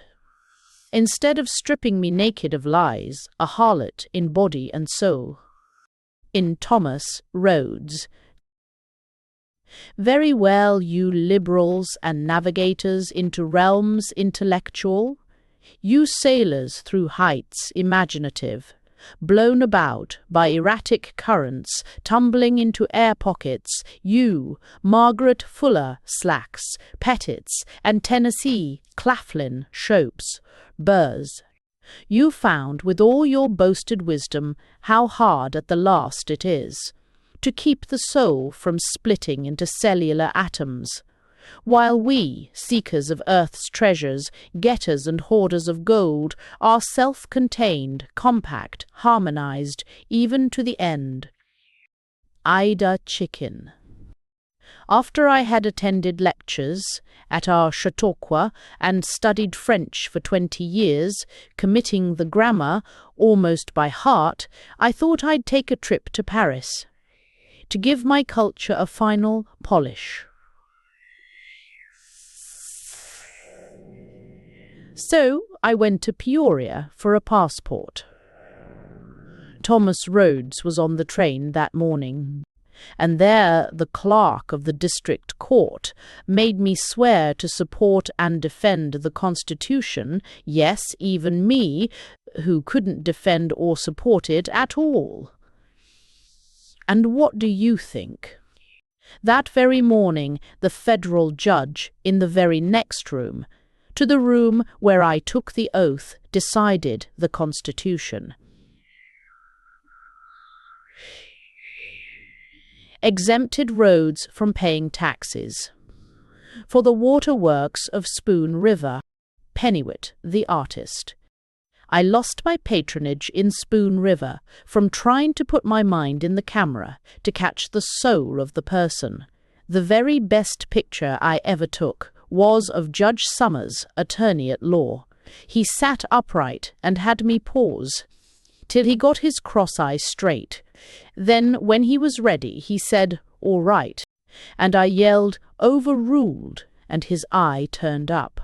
And I caught him just as he used to look when saying, "I accept." Jim Brown. While I was handling Dom Pedro, I got at the thing that divides the race between men who are for singing Turkey in the Straw, or there is a fountain filled with blood, like Riley Potter used to sing it over at Concord, for cards or for Rev. Pete's lecture on the Holy Land, for skipping the light, fantastic or passing the plate, for pinafore, or a Sunday school cantata, for men or for money, for the people or against them. Pete and the Social Purity Club, headed by Ben Pantier's wife, went to the village trustees and asked them to make me take Dom Pedro from the barn of Wash McNeely there at the edge of town to a barn outside of the corporation on the ground that it corrupted public morals. Well, Ben Pantier and Fiddler Jones saved the day. They thought it a slam on Colts. Robert Davidson. I grew spiritually fat, living off the souls of men. If I saw a soul that was strong, I wounded its pride and devoured its strength. The shelters of friendship knew my cunning, for where I could steal a friend I did so, and wherever I could enlarge my power by undermining ambition I did so. And to triumph over other souls, just to assert and prove my superior strength, was with me a delight, the keen exhilaration of soul gymnastics. Devouring souls, I should have lived forever. But their undigested remains bred in me a deadly nephritis, with fear, restlessness, sinking spirits, hatred, suspicion, vision disturbed. I collapsed at last with a shriek. Elsa Wertmann. I was a peasant girl from Germany, blue-eyed, rosy, happy and strong. And the first place I worked was at Thomas Green's. On a summer's day when she was away, he stole into the kitchen and took me right in his arms and kissed me on my throat, I turning my head. And I cried for what would become of me, and cried as my secret began to show. One day Mrs. Green said she understood and would make no trouble for me, and, being childless, would adopt it. He had given her a farm to be still, so she hid in the house and sent out rumours as if it were going to happen to her. And all went well, and the child was born. They were so kind to me. Later I married Gus Wertmann, and years passed. But at political rallies, when sitters by thought I was crying at the eloquence of Hamilton Green, that was not it. No, I wanted to say, that's my son, Hamilton Green. I was the only child of Francis Harris of Virginia and Thomas Green of Kentucky, of valiant and honorable blood both. To them I owe all that I became, judge, member of Congress, leader in the state. From my mother I inherited vivacity, fancy, language. From my father, will, judgment, logic. All honor to them, for what service I was to the people. Ernest Hyde. My mind was a mirror. It saw what it saw. It knew what it knew. In youth, my mind was just a mirror, in a rapidly flying car, which catches and loses bits of the landscape. Then in time, great scratches were made on the mirror, letting the outside world come in. For this is the birth of the soul in sorrow, a birth with gains and losses. The mind sees the world as a thing apart, and the soul makes the world at one with itself. A mirror scratched reflects no image, and this is the silence of wisdom. Orger Heston. Oh, many times did Ernest Hyde and I argue about the freedom of the will. My favourite metaphor was Pricket's cow, roped out to grass, and free, you know, as far as the length of the rope. One day, while arguing so, watching the cow pull at the rope to get beyond the circle which she had eaten bare, out came the stake, and tossing up her head, she ran for us. "What's that, free will, or what?" said Ernest, running. I fell just as she gored me to my death. Amos Sibley. Not character, not fortitude, not patience were mine. the which the village thought I had in bearing with my wife, while preaching on, doing the work God chose for me.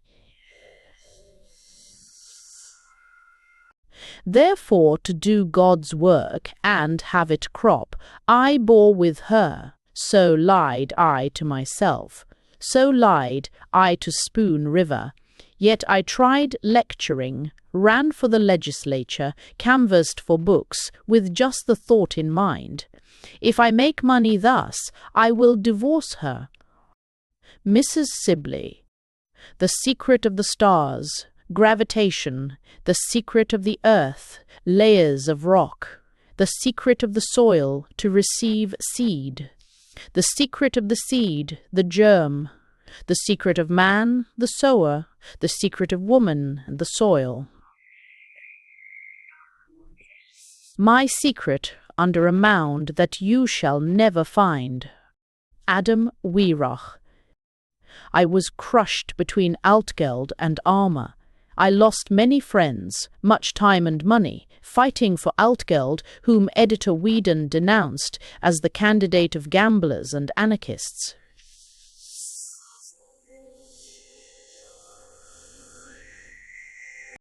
The new forces of Altgeld and Armour caught me at the same time. I thought it due me to recoup the money I lost, and to make good the friends that left me, for the governor to appoint me Canal Commissioner. Instead, he appointed Whedon of the Spoon River Argus, so I ran for the legislature and was elected. I said to hell with principle and sold my vote on Charles T. Yerke's streetcar franchise. Of course, I was one of the fellows they caught. Who was it, Armour, Altgeld, or myself, that ruined me? Ezra Bartlett.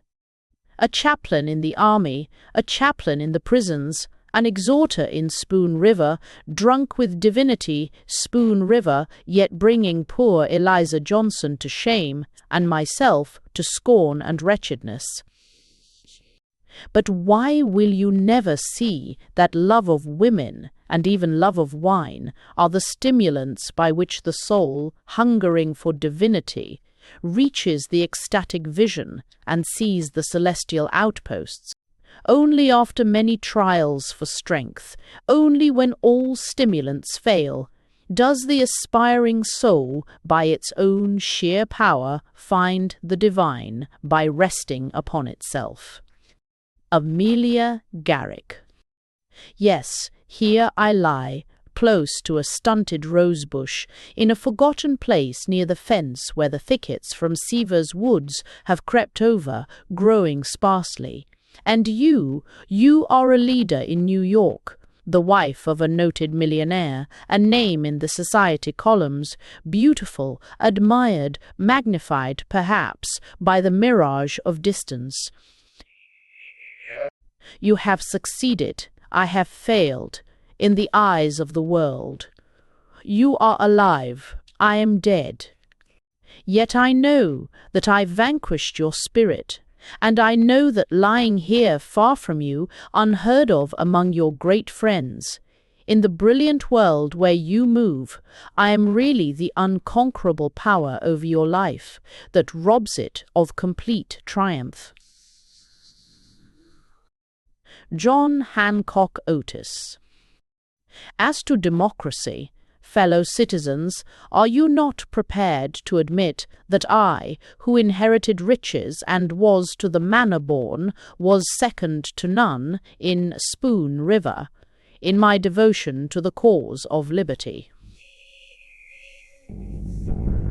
While my contemporary, Anthony Findlay, born in a shanty and beginning life as a water carrier to the section hands, then becoming a section hand when he was grown, afterwards foreman of the gang, until he rose to the superintendency of the railroad, living in Chicago, was a veritable slave driver, grinding the faces of labor, and a bitter enemy of democracy. And I say to you, Spoon River, and to you, O Republic, beware of the man who rises to power from one suspender. Anthony Findlay, both for the country and for the man, and for a country as well as a man, 'tis better to be feared than loved. And if this country would rather part with the friendship of every nation than surrender its wealth, I say of a man, 'tis worse to lose money than friends. And I rend the curtain that hides the soul of an ancient aspiration. When the people clamour for freedom, they really seek for power or the strong. I, Anthony Findlay, rising to greatness from a humble water-carrier until I could say to thousands, come, and say to thousands, go. Or achieve the good, where the strong and the wise have not the rod to use on the dull and weak. John Cabanis is a bay of soon Jezebel is billed. Neither spite, fellow citizens, nor forgetfulness of the shiftlessness, and the lawlessness and waste under democracy's rule in Spoon River made me desert the party of law and order and lead the Liberal Party. I saw as one, with second sight, that every man of the millions of men who give themselves to freedom and fail while freedom fails, enduring waste and lawlessness, and the rule of the weak and the blind, dies in the hope of building earth, like the coral insect, for the temple to stand on at the last. And I swear that freedom will wage to the end, the war for making every soul wise and strong and as fit to rule, as Plato's lofty guardians in a world republic girdled. Ye unknown, ye aspiring ones, listen to the story of the unknown, who lies here with no stone to mark the place. As a boy, reckless and wanton, wandering with gun in hand through the forest, near the mansion of Aaron Hatfield, I shot a hawk perched on the top of a dead tree. He fell with guttural cry. At my feet, his wing broken. Then I put him in a cage, where he lived many days, cawing angrily at me. When I offered him food, daily I searched the realms of Hades for the soul of the hawk, that I may offer him the friendship of one whom life wounded and caged. Alexander Throckmorton, each of a never Throckmorton. In youth my wings were strong and tireless, but I did not know the mountains. In age I knew the mountains, but my weary wings could not follow my vision. Genius is wisdom and youth. Jonathan Swift Summers, author of the Spooniad. After you have enriched your soul to the highest point with books, thought, suffering, the understanding of many personalities, the power to interpret glances, silences, the pauses in momentous transformations, the genius of divination and prophecy, so that you feel able at times to hold the world in the hollow of your hand. Then if, by the crowding of so many powers into the compass of your soul takes fire, and in the conflagration of your soul the evil of the world is lighted up and made clear, be thankful if in that hour of supreme vision life does not fiddle. Widow Macfarlane, hever to live nigh dee endevences for many range. I was the widow Macfarlane, weaver of carpets for all the village, and I pity you still at the loom of life, you who are singing to the shuttle, and lovingly watching the work of your hands, if you reach the day of hate, of terrible truth.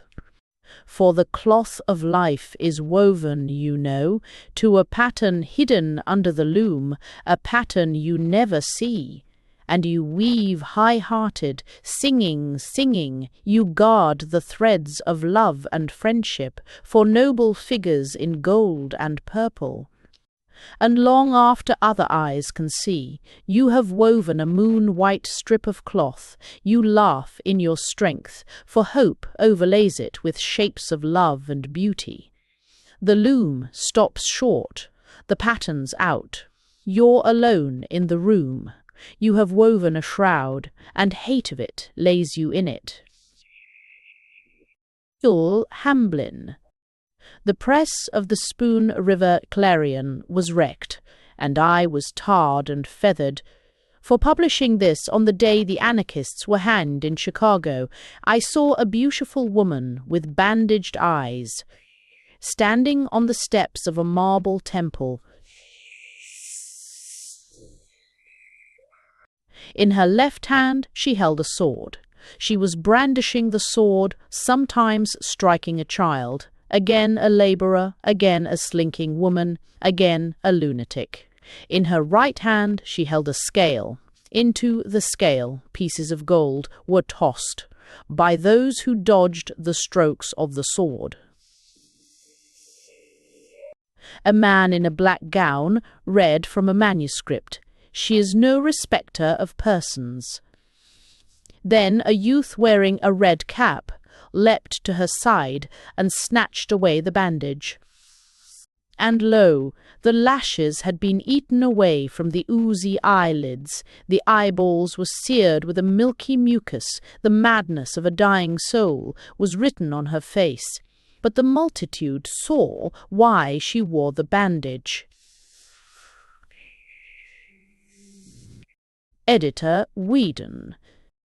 To be able to see every side of every question, to be on every side, to be everything, to be nothing long, to pervert truth, to ride it for a purpose, to use great feelings and passions of the human family, for base designs, for cunning ends, to wear a mask like the Greek actors,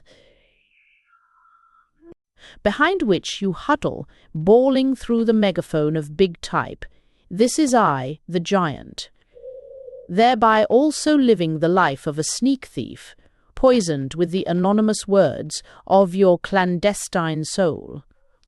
To scratch dirt over scandal for money and exhume it to the winds for revenge, or to sell papers, crushing reputations or bodies if need be, to win at any cost, save your own life. To glory in demoniac power, ditching civilization, as a paranoiac boy puts a log on the track. To be an editor, as I was. Then to lie here close by the river over the place where the sewage flows from the village and the empty cans and garbage are dumped and abortions are hidden. Eugene Carman. Rhodes' slave. Selling shoes and gingham, flour and bacon, overalls, clothing, all day long. For 14 hours a day, for 313 days, for more than 20 years. Saying yes'm and yes, sir, and thank you, 1,000 times a day, and all for $50 a month. Living in this stinking room in the Rattletrap commercial, and compelled to go to Sunday school and to listen to the Reverend Abner Pete 104 times a year for more than an hour at a time, because Thomas Rhodes ran the church as well as the store and the bank. So while I was tying my necktie that morning, I suddenly saw myself in the glass, my hair all grey, my face like a sodden pie. So I cursed and cursed, "You damned old thing, you cowardly dog, you rotten pauper, you Rhodes's slave," till Roger Bauman thought I was having a fight with someone, and looked through the transom just in time to see me fall on the floor in a heap, from a broken vein in my head. Clarence Fawcett. The sudden death of Eugene Carmen put me in line to be promoted to $50 a month, and I told my wife and children that night. But it didn't come, and so I thought Old Rhodes suspected me of stealing. The blankets I took and sold on the side for money to pay a doctor's bill for my little girl. Then, like a bold Old Rhodes accused me and promised me mercy for my family's sake.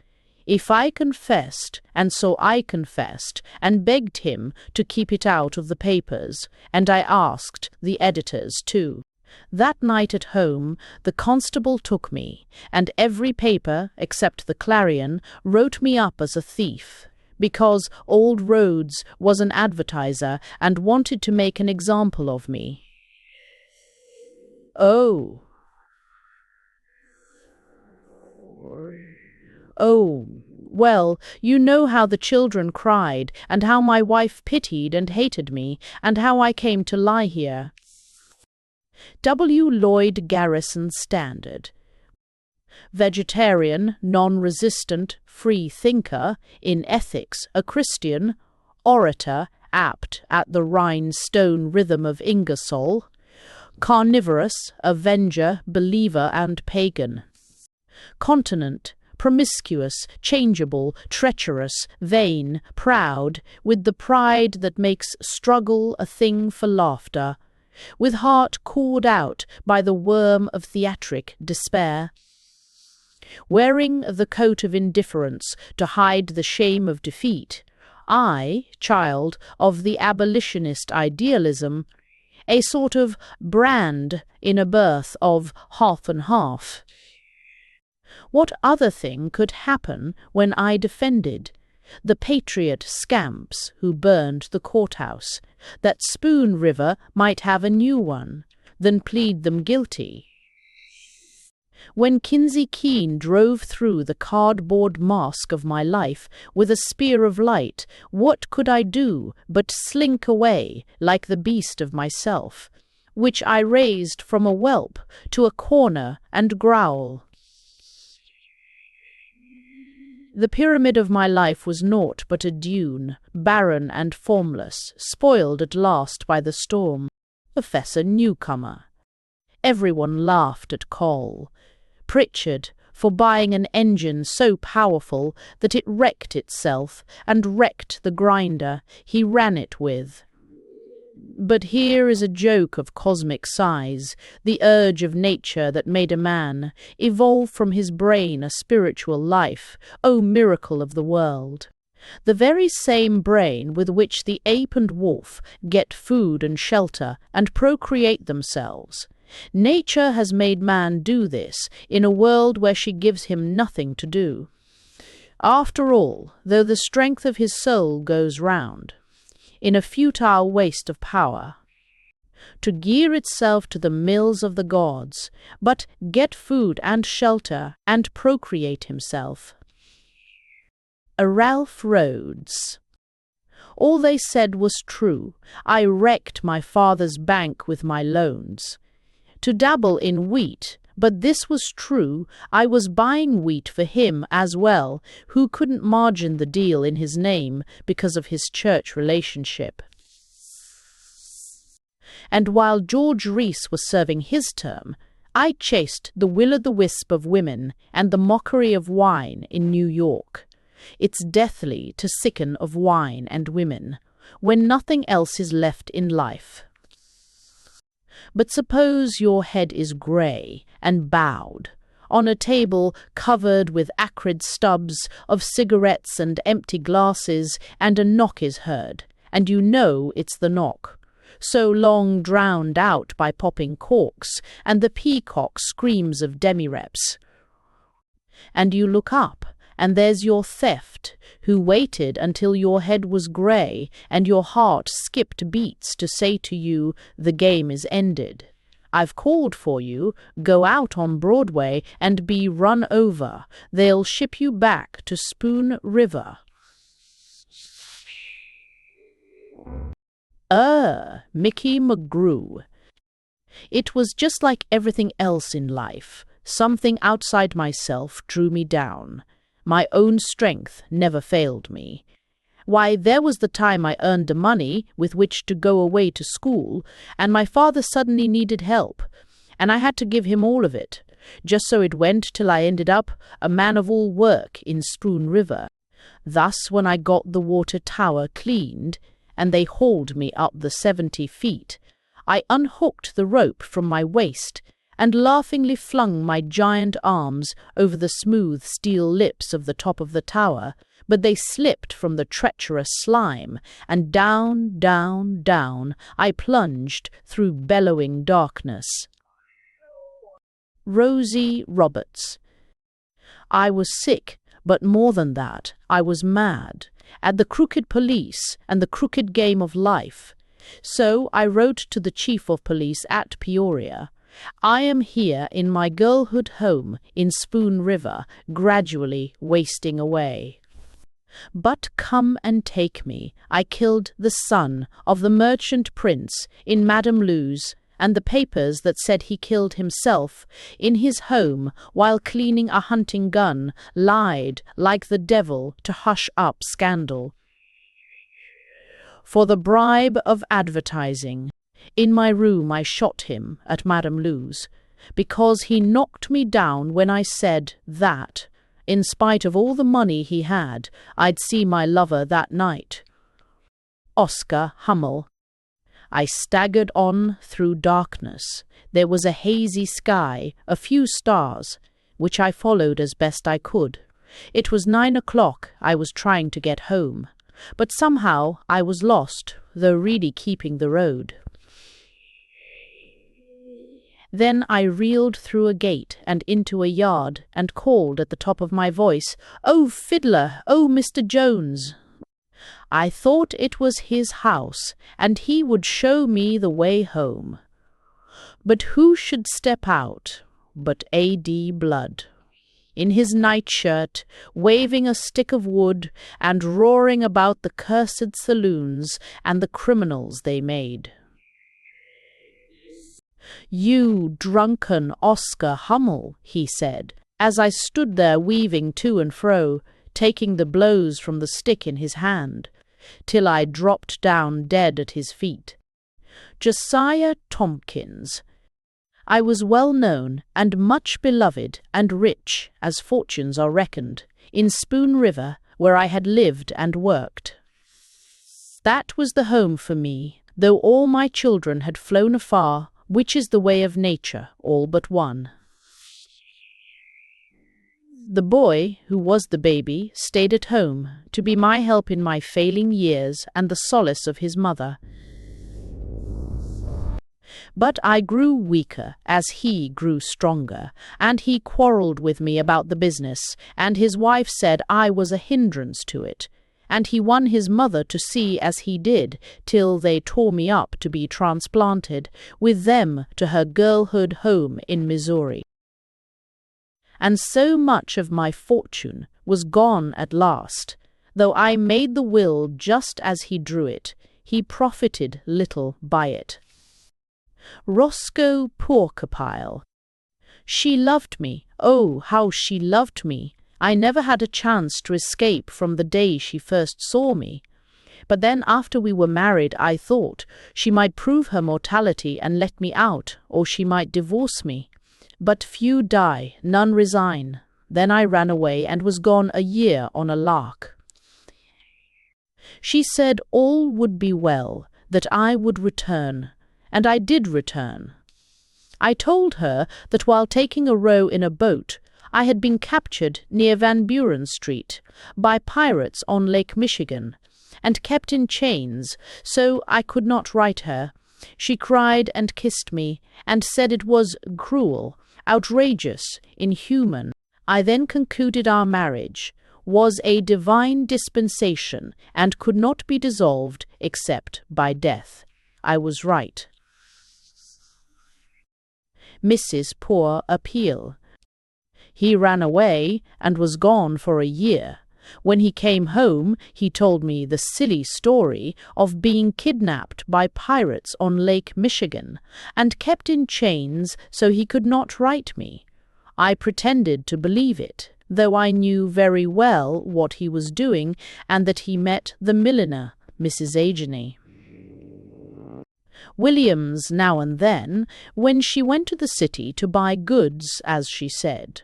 But a promise is a promise, and marriage is marriage, and out of respect for my own character, I refused to be drawn into a divorce by the scheme of a husband who had merely grown tired of his marital vow and duty.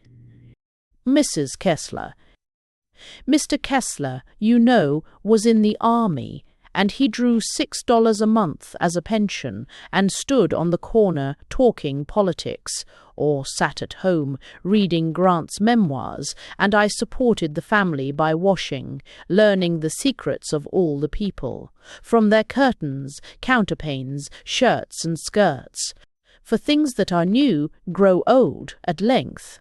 They're replaced with better or none at all. People are prospering or falling back, and rents and patches widen with time. No thread or needle can paste decay, and there are stains that baffle soap, and there are colours that run in spite of you, blamed though you are for spoiling a dress. Handkerchiefs, napery have their secrets. The laundress, life, knows all about it. And I, who went to all the funerals held in Spoon River, swear I never saw a dead face without thinking it looked like something washed and ironed. Harmon Whitney. Out of the lights and roar of cities, drifting down like a spark in Spoon River, burnt out with the fire of drink and broken, the paramour of a woman I took in self-contempt, but to hide a wounded pride as well. To be judged and loathed by a village of little minds, I, gifted with tongues and wisdom, sunk here to the dust of the justice court, a picker of rags in the rubbish of spites and wrongs, I, whom fortune smiled on. I in a village, spouting to gaping yokels pages of verse, out of the lore of golden years, or raising a laugh with a flash of filthy wit, when they bought the drinks to kindle my dying mind. To be judged by you, the soul of me hidden from you with its wound gangrened, by love for a wife who made the wound, with her cold white bosom, treasonous, pure and hard, relentless to the last, when the touch of her hand at any time might have cured me of the typhus, caught in the jungle of life where many are lost. And only to think that my soul could not react, like Byron's did, in song, in something noble, but turned on itself like a tortured snake. Judge me this way, O world. Bert Kessler, with there is wealthy N, which to sort wealthful, well the most stee. I winged my bird, though he flew toward the setting sun. But just as the shot rang out, he soared up and up through the splinters of golden light, till he turned right over, feathers ruffled, with some of the down of him floating near, and fell like a plummet into the grass. I tramped about, parting the tangles, till I saw a splash of blood on a stump, and the quail lying close to the rotten roots. I reached my hand, but saw no briar, but something pricked and stung and numbed it. And then, in a second, I spied the rattler, the shutters wide in his yellow eyes, the head of him arched, sunk back in the rings of him, a circle of filth, the colour of ashes, or oak leaves bleached under layers of leaves. I stood like a stone as he shrank and uncoiled, and started to crawl beneath the stump, when I fell limp in the grass. Lambert Hutchins. I have two monuments besides this granite obelisk. One, the house I built on the hill, with its spires, bay windows, and roof of slate. The other, the lakefront in Chicago, where the railroad keeps a switching yard, with whistling engines and crunching wheels, and smoke and soot thrown over the city, and the crash of cars along the boulevard, a blot like a hog-pen on the harbor, of a great metropolis, foul as a sty. I helped to give this heritage to generations yet unborn with my vote in the House of Representatives, and the lure of the thing was to be at rest from the never-ending fright of need, and to give my daughters gentle breeding and a sense of security in life. But you see, though I had the mansion house and travelling passes and local distinction, I could hear the whispers, whispers, whispers wherever I went, and my daughters grew up with a look as if someone were about to strike them, and they married madly, helter-skelter, just to get out and have a change. And what was the whole of the business worth? Why, it wasn't worth a damn. Lillian Stewart. I was the daughter of Lambert Hutchins, born in a cottage near the grist mill, reared in the mansion there on the hill, with its spires, bay windows, and roof of slate. How proud my mother was of the mansion, how proud of father's rise in the world, and how my father loved and watched us and guarded our happiness. But I believe the house was a curse, for father's fortune was little beside it, and when my husband found he had married a girl who was really poor, he taunted me with the spires and called the house a fraud on the world, a treacherous lure to young men, raising hopes of a dowry not to be had, and a man, while selling his vote, should get enough from the people's betrayal to wall the whole of his family in.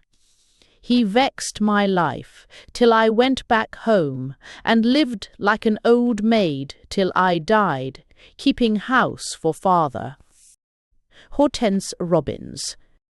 My name used to be in the papers daily, as having dined somewhere or travelled somewhere or rented a house in Paris where I entertained the nobility. I was forever eating or travelling or taking the cure at Baden. Baden, Baden, now I am here to do honour to Spoon River, here beside the family whence I sprang. No one cares now where I dined, or lived, or whom I entertained, or how often I took the cure at Baden-Baden. Batterton Dobbins. Did my widow flit about from Mackinac to Los Angeles, resting and bathing and sitting an hour or more at the table over soup and meats and delicate sweets and coffee? I was cut down in my prime, from overwork and anxiety.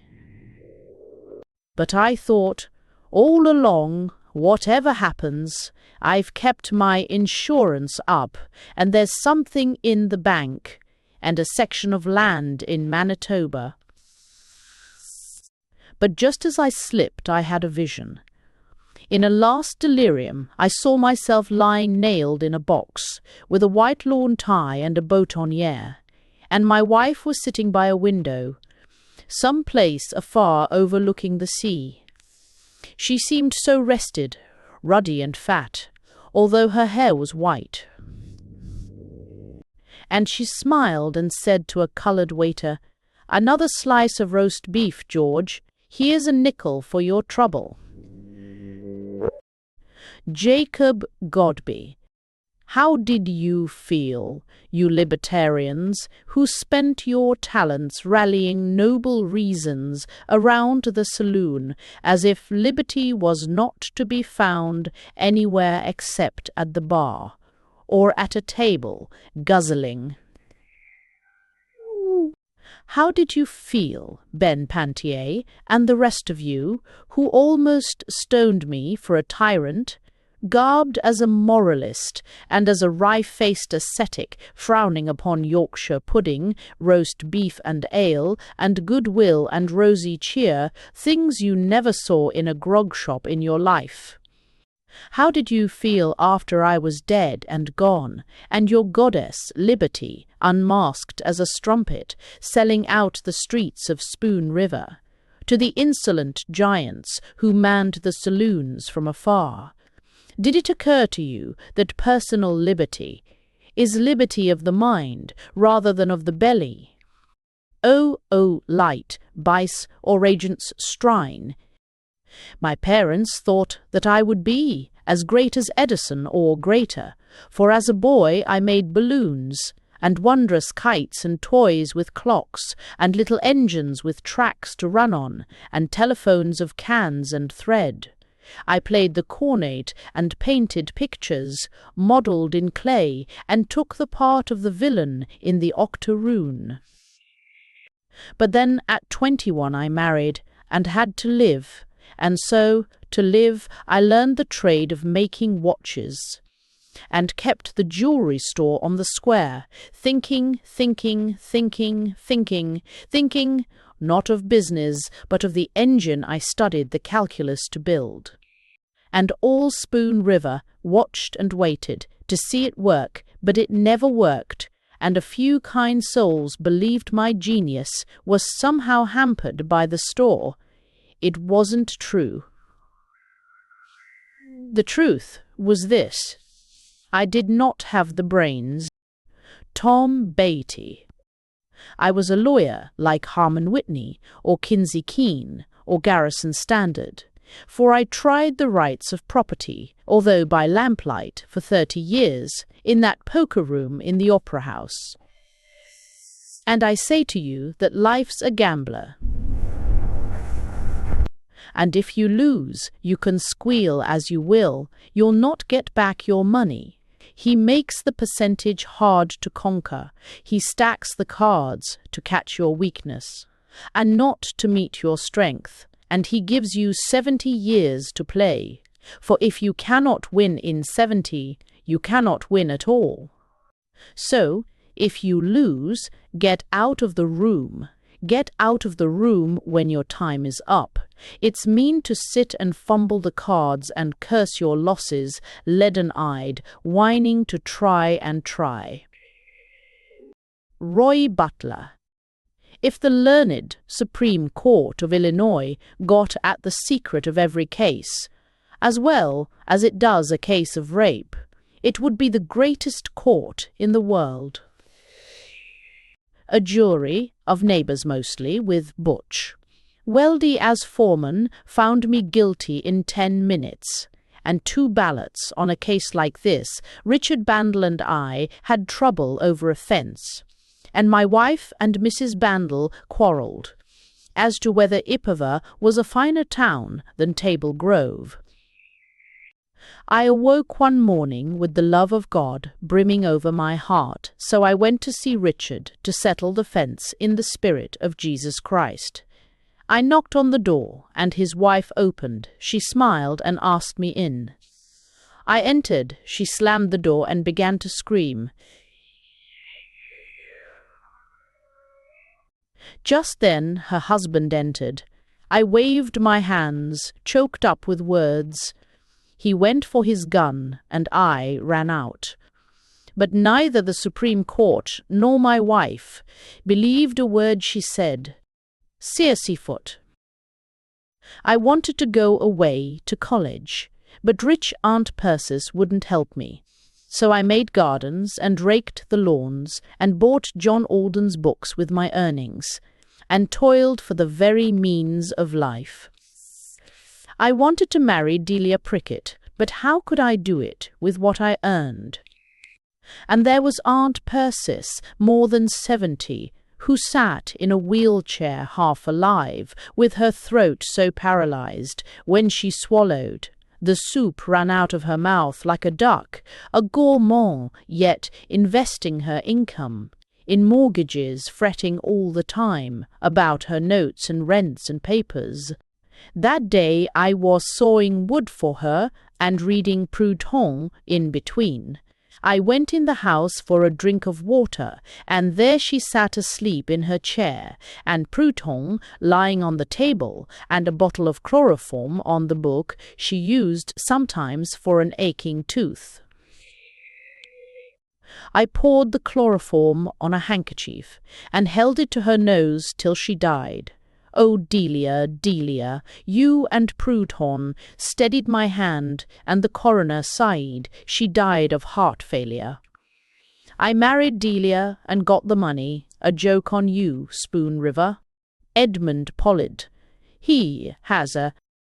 I would I had thrust my hands of flesh into the disk, flowers bee-infested, into the mirror-like core of fire of the light of life, the sun of delight. For what are anthers worth, or petals, or halo rays? Mockeries, shadows of the heart of the flower, the central flame. All is yours, young passer-by. Enter the banquet room with the thought, don't sidle in as if you were doubtful. Whether you're welcome, the feast is yours, nor take but a little, refusing more. With a bashful thank you when you're hungry. Then let it feed.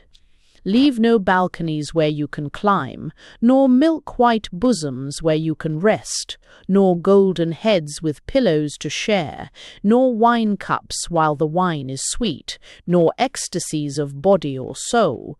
You will die, no doubt, but die while living, in depths of azure, wrapped and mated, kissing the Queen. Thomas Trevelyan. Reading in Ovid the sorrowful story of Eetus, son of the love of Tereus and Procne, slain for the guilty passion of Tereus for Philomela, the flesh of him served to Tereus by Procne, and the wrath of Tereus, the murderess, pursuing till the gods made Philomela a nightingale, lute of the rising moon, when, and Procne, a swallow, all livers and artists of Hellas, centuries gone, sealing in little thuribles, dreams and wisdom, incense beyond all price, forever fragrant, a breath whereof makes clear the eyes of the soul. How I inhaled its sweetness here in Spoon River. The thurible opening when I had lived and learned, how all of us kill the children of love, and all of us, knowing not what we do, devour their flesh, and all of us change to singers, although it be. Percival Sharp. Observe the clasped hands. Are they hands of farewell or greeting, hands that I helped, or hands that helped me? Would it not be well to carve a hand, with an inverted thumb, like Elagabalus? And yonder is a broken chain, the weakest link idea, perhaps, but what was it? And lambs, some lying down, others standing, as if listening to the shepherd, others bearing a cross, one foot lifted up, why not chisel a few shambles, and fallen columns? Carve the pedestal, please, or the foundations, let us see the cause of the fall. And compasses and mathematical instruments, in irony of the undertenants, ignorance of determinants and the calculus of variations, and anchors for those who never sailed, and gates ajar, yes, so they were. You left them open and stray, and an eye watching like one of the Arimaspi, so did you, with one eye. And angels blowing trumpets, you are heralded. It is your horn and your angel and your family's estimate. It is all very well, but for myself I know I stirred certain vibrations in Spoon River, which are my true epitaph, more lasting than stone. Hiram Skates. I tried to win the nomination for president of the county board, and I made speeches all over the county denouncing Solomon Purple, my rival, as an enemy of the people, in league with the master foes of man. Young idealists, broken warriors, hobbling on one crutch of hope, souls that stake their all on the truth, losers of worlds at heaven's bidding, flocked about me and followed my voice as the savior of the county. But Solomon won the nomination, and then I faced about and rallied my followers to his standard and made him victor, made him king of the Golden Mountain, with the door, which closed on my heels just as I entered, flattered by Solomon's invitation to be the county board secretary. And out in the cold stood all my followers, young idealists, broken warriors, hobbling on one crutch of hope, souls that staked their all on the truth, losers of worlds at heaven's bidding, watching the devil kick the millennium over the Golden Mountain. Peleg Poeg. Horses and men are just alike. There was my stallion, Billy Lee, black as a cat and trim as a deer, with an eye of fire, keen to start, and he could hit the fastest speed of any racer around Spoon River. But just as you'd think he couldn't lose, with his lead of 50 yards or more, he'd rear himself and throw the rider and fall back over, tangled up, completely gone to pieces. You see, he was a perfect fraud. He couldn't win, he couldn't work, he was too light to haul or plough with, and no one wanted colts from him. And when I tried to drive him, well, he ran away and killed me. Jeduthun Hawley.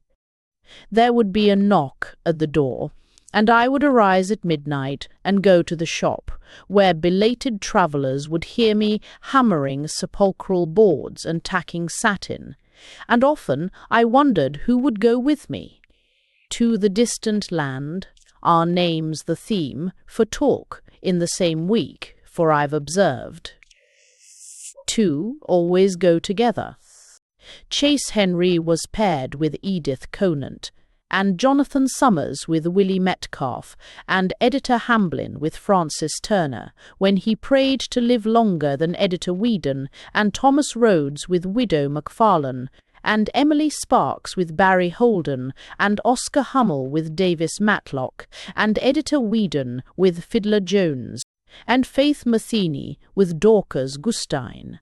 And I, the solemnest man in town, stepped off with Daisy Fraser. Abel Melveny.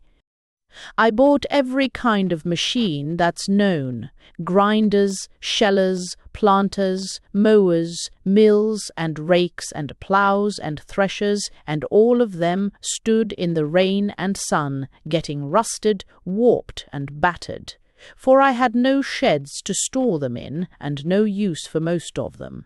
And toward the last, when I thought it over, there by my window, growing clearer about myself as my pulse slowed down, and looked at one of the mills I bought, which I didn't have the slightest need of, as things turned out, and I never ran. A fine machine, once brightly varnished, and eager to do its work. Now with its paint washed off, I saw myself as a good machine that life had never used. Oakes Tut. My mother was for woman's rights, and my father was the rich miller at London Mills. I dreamed of the wrongs of the world and wanted to right them. When my father died, I set out to see peoples and countries. In order to learn how to reform the world, I travelled through many lands.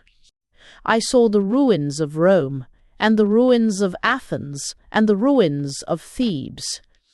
And I sat by moonlight amid the necropolis of Memphis. There I was caught up by wings of flame, and a voice from heaven said to me, "Injustice, untruth destroyed them. Go forth. Preach justice." and I hastened back to Spoon River to say farewell to my mother before beginning my work. They all saw a strange light in my eye, and by, when I talked, they discovered what had come in my mind. Then Jonathan Swift Summers challenged me to debate. The subject, I taking the negative, Pontius Pilate, the greatest philosopher of the world. And he won the debate by saying at last, "Before you reform the world, Mr. Tutt, please answer the question of Pontius Pilate. What is truth?" Eliot Hawkins. I looked like Abraham Lincoln. I was one of you, Spoon River, in all fellowship, but standing for the rights of property and for order. A regular church attendant, sometimes appearing in your town meetings to warn you against the evils of discontent and envy, and to denounce those who tried to destroy the Union, and to point to the peril of the Knights of Labour. My success and my example are inevitable influences. In your young men and in generations to come, in spite of attacks of newspapers like the Clarion was a regular visitor at Springfield when the legislature was in session, to prevent raids upon the railroads and the men building up the state. Trusted by them and by you, Spoon River, equally, in spite of the whispers that I was a lobbyist, moving quietly through the world, rich and courted, dying at last, of course, but lying here under a stone with an open book carved upon it, and the words of such is the kingdom of heaven. T. And now, you world-savers, who reaped nothing in life, and in death have neither stones nor epitaphs, how do you like your silence from mouths stopped? With the dust of my triumphant career. Voltaire Johnson. Why did you bruise me with your rough places, if you did not want me to tell you about them, and stifle me with your stupidities, if you did not want me to expose them, and nail me with the nails of cruelty, if you did not want me to pluck the nails forth, and fling them in your faces, and starve me because I refused to obey you, if you did not want me to undermine your tyranny. I might have been as soul-serene as William Wordsworth except for you. But what a coward you are, Spoon River, when you drove me to stand in a magic circle, by the sword of truth described, and then to whine and curse your Burns, and curse my power, who stood and laughed amid ironical lightning. English Thornton. Here, you sons of the men who fought with Washington at Valley Forge and whipped Black Hawk at Starved Rock, arise. Do battle with the descendants of those who bought land in the Loop when it was waste sand, and sold blankets and guns to the army of Grant, and sat in legislatures in the early days, taking bribes from the railroads. Arise! Do battle with the fops and bluffs, the pretenders and figurantes of the society column, and the yokel souls whose daughters marry counts, and the parasites on great ideas, and the noisy riders of great causes, and the heirs of ancient thefts. Arise, and make the city yours, and the state yours, you who are sons of the hardy yeomanry of the 40s. By God, if you do not destroy these vermin, my avenging ghost will wipe out your city and your state. Enoch Dunlap. How many times during the 20 years I was your leader friends of Spoon River, did you neglect the convention and caucus and leave the burden on my hands of guarding and saving the people's cause? Sometimes because you were ill, or your grandmother was ill, or you drank too much and fell asleep, or else you said, "He is our leader, all will be well. He fights for us, we have nothing to do but follow." But oh, how you cursed me when I fell, and cursed me, saying I had betrayed you, in leaving the caucus room for a moment, when the people's enemies, there assembled, waited, and watched for a chance to destroy the sacred rights of the people. You common rabble, I left the caucus to go to the urinal. Ida Fricky. Nothing in life is alien to you. I was a penniless girl from Summum, who stepped from the morning train in Spoon River. All the houses stood before me with closed doors and drawn shades. I was barred out. I had no place or part in any of them. And I walked past the old McNeely mansion, a castle of stone, mid walks and gardens, with workmen about the place on guard, and the county and state upholding it, for its lordly owner full of pride. I was so hungry I had a vision. I saw a giant pair of scissors dip from the sky like the beam of a dredge, and cut the house in two like a curtain. But at the commercial I saw a man who winked at me as I asked for work. It was Wash McNeely's son. He proved the link in the chain of title to half my ownership of the mansion through a breach of promise suit, the scissors. So, you see, the house from the day I was born was only waiting for me. Seth Compton.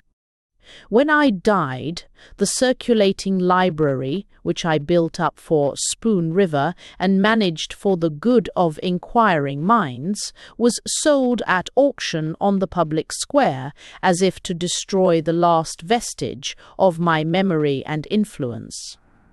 For those of you who could not see the virtue of knowing Volney's ruins as well as Butler's analogy, and Faust, as well as Evangeline, were really the power in the village, and often you asked me, what is the use of knowing the evil in the world?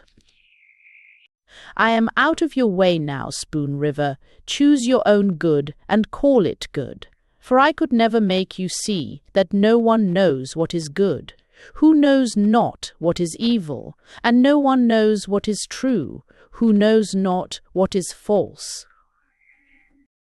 Felix Schmidt.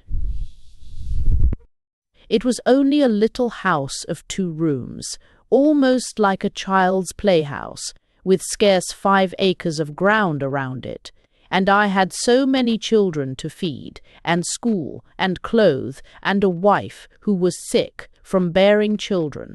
One day Lawyer Whitney came along and proved to me that Christian Dolman, who owned 3,000 acres of land, had bought the 80 that adjoined me in 1871 for $11 at a sale for taxes while my father lay in his mortal illness.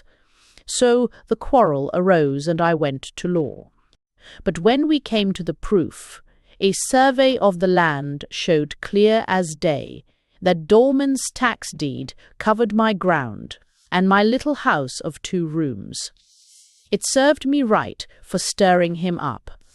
I lost my case and lost my place. Schroeder, the fisherman. I sat on the bank above Bernadotte and dropped crumbs in the water just to see the minnows bump each other until the strongest got the prize. Or I went to my little pasture where the peaceful swine were asleep in the wallow, or nosing each other lovingly, and emptied a basket of yellow corn and watched them push and squeal and bite and trample each other to get the corn. and I saw how Christian Dahlmann's farm of more than 3,000 acres swallowed the patch of Felix Schmidt as a base will swallow a minnow. And I say, if there's anything in man, spirit, or conscience, or breath of God that makes him different from fishes or hogs, I'd like to see it work. Richard Bone. When I first came to Spoon River, I did not know whether what they told me was true or false. They would bring me the epitaph, and stand around the shop while I worked, and say he was so kind, he was so wonderful, she was the sweetest woman. Wonder dog, he was a consistent Christian. And I chiseled for them whatever they wished, all in ignorance of the truth. But later, as I lived among the people here, I knew how near to the life were the epitaphs that were ordered for them as they died. But still I chiseled whatever they paid me to chisel, and made myself party to the false chronicles of the stones, even as the historian does who writes without knowing the truth, or because he is influenced to hide it. Silas Dement, or Dement 5. As a bist wind abode. It was moonlight, and the earth sparkled with new fallen frost. It was midnight, and not a soul abroad. Out of the chimney of the courthouse a grey hound of smoke leapt and chased the northwest wind. I carried a ladder to the landing of the stairs, and leaned it against the frame of the trap-door, in the ceiling of the portico, and I crawled under the roof and amid the rafters, and flung among the seasoned timbers a lighted handful of oil-soaked waste. In a little while the fire-bell rang, clang, clang, clang, and the Spoon River Ladder Company came with a dozen buckets and began to pour water on the glorious bonfire, growing hotter, higher and brighter, till the walls fell in, and the limestone columns where Lincoln stood crashed like trees when the woodman fells them. When I came back from Joliet, there was a new court-house with a dome, for I was punished, like all who destroy the past for the sake of the future. Dillard Sisman.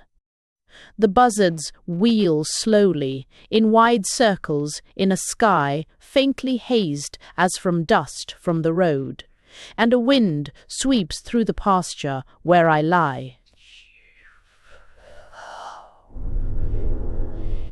My kite is above the wind, though now and then it wobbles, like a man shaking his shoulders, and the tail streams out momentarily, then sinks to rest, and the buzzards wheel and wheel, sweeping the zenith with wide circles above my kite, and the hills sleep, and a farmhouse white as snow peeps from green trees far away off, and I watch my kite, for the thin moon will kindle herself ere long. Then she will swing like a pendulum dial to the tail of my kite. Or Jonathan Horton. There is the caw of a crow and the hesitant song of a thrush. There is the tinkle of a cowbell far away, and the voice of a ploughman on Shipley's Hill. The forest beyond the orchard is still with midsummer stillness, and along the road a wagon chuckles, loaded with corn, going to Atterbury. And an old man sits under a tree asleep, and an old woman crosses the road, coming from the orchard with a bucket of blackberries. And a boy lies in the grass near the feet of the old man, and looks up at the sailing clouds, and longs and longs and longs, and longs for what he knows not, for manhood, for life, for the unknown world. Then 30 years passed, and the boy returned worn out by life, and found the orchard vanished, and the forest gone, and the house made over, and the roadway filled with dust from automobiles, and himself desiring the hill. E. C. Culbertson.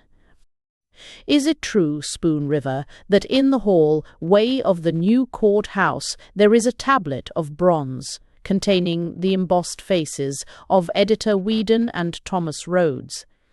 And is it true that my successful labours in the county board, without which not one stone would have been placed on another, and the contributions out of my own pocket to build the temple are but memories among the people, gradually fading away, and soon to descend with them to this oblivion where I lie? In truth, I can so believe.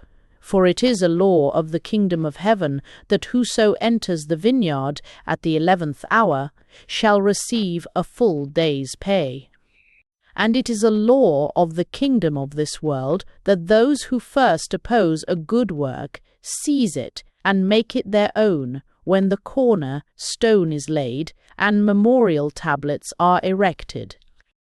Shack die. The white men played all sorts of jokes on me. They took big fish off my hook and put little ones on while I was away, getting a stringer, and made me believe I hadn't seen aright the fish I had caught. When Burr Robin's circus came to town, they got the ringmaster to let a tame leopard into the ring, and made me believe I was whipping a wild beast like Samson, when I, for an offer of $50, dragged him out to his cage. One time I entered my blacksmith shop and shook as I saw some horseshoes crawling across the floor. As if alive, Walter Simmons had put a magnet under the barrel of water. Yet every one of you, you white men, was fooled about fish and about leopards too, and you didn't know any more than the horseshoes did. What moved you about Spoon River? Hildrup Tubbs. I made 2 fights for the people. First, I left my party bearing the gonfalon of independence for reform and was defeated. Next, I used my rebel strength to capture the standard of my old party, and I captured it, but I was defeated. Discredited and discarded, misanthropical, I turned to the solace of gold, and I used my remnant of power to fasten myself like a saprophyte upon the putrescent carcass of Thomas Rhodes' bankrupt bank as a signee of the fund. Everyone now turned from me. My hair grew white, my purple lusts grew grey, tobacco and whiskey lost their savour, and for years death ignored me as he does a hog. The bank broke, and I lost my savings. I was sick of the tiresome game in Spoon River, and I made up my mind to run away and leave my place in life and my family. But just as the midnight train pulled in, quick off the steps jumped Cully Green and Martin Weiss, and began to fight.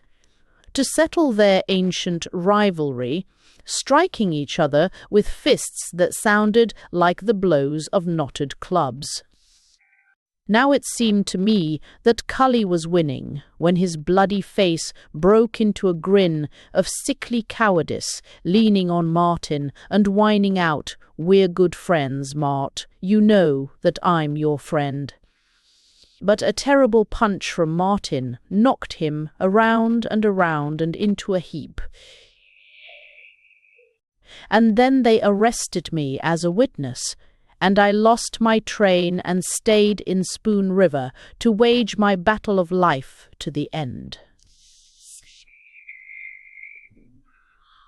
Oh, Cully Green, you were my saviour, you so ashamed and drooped for years, loitering listless about the streets and tying rags round your festering soul, who failed to fight it out. Granville Calhoun. I wanted to be county judge, one more term, so as to round out a service of 30 years. But my friends left me and joined my enemies, and they elected a new man. Then a spirit of revenge seized me, and I infected my 4 sons with it, and I brooded upon retaliation until the great physician, nature, smote me through with paralysis, to give my soul and body a rest. Did my sons get power and money? Did they serve the people, or yoke them to till and harvest fields of self? For how could they ever forget my face at my bedroom window, sitting helpless amid my golden cages of singing canaries, looking at the old courthouse? Henry C. Calhoun. I reached the highest place in Spoon River, but through what bitterness of spirit!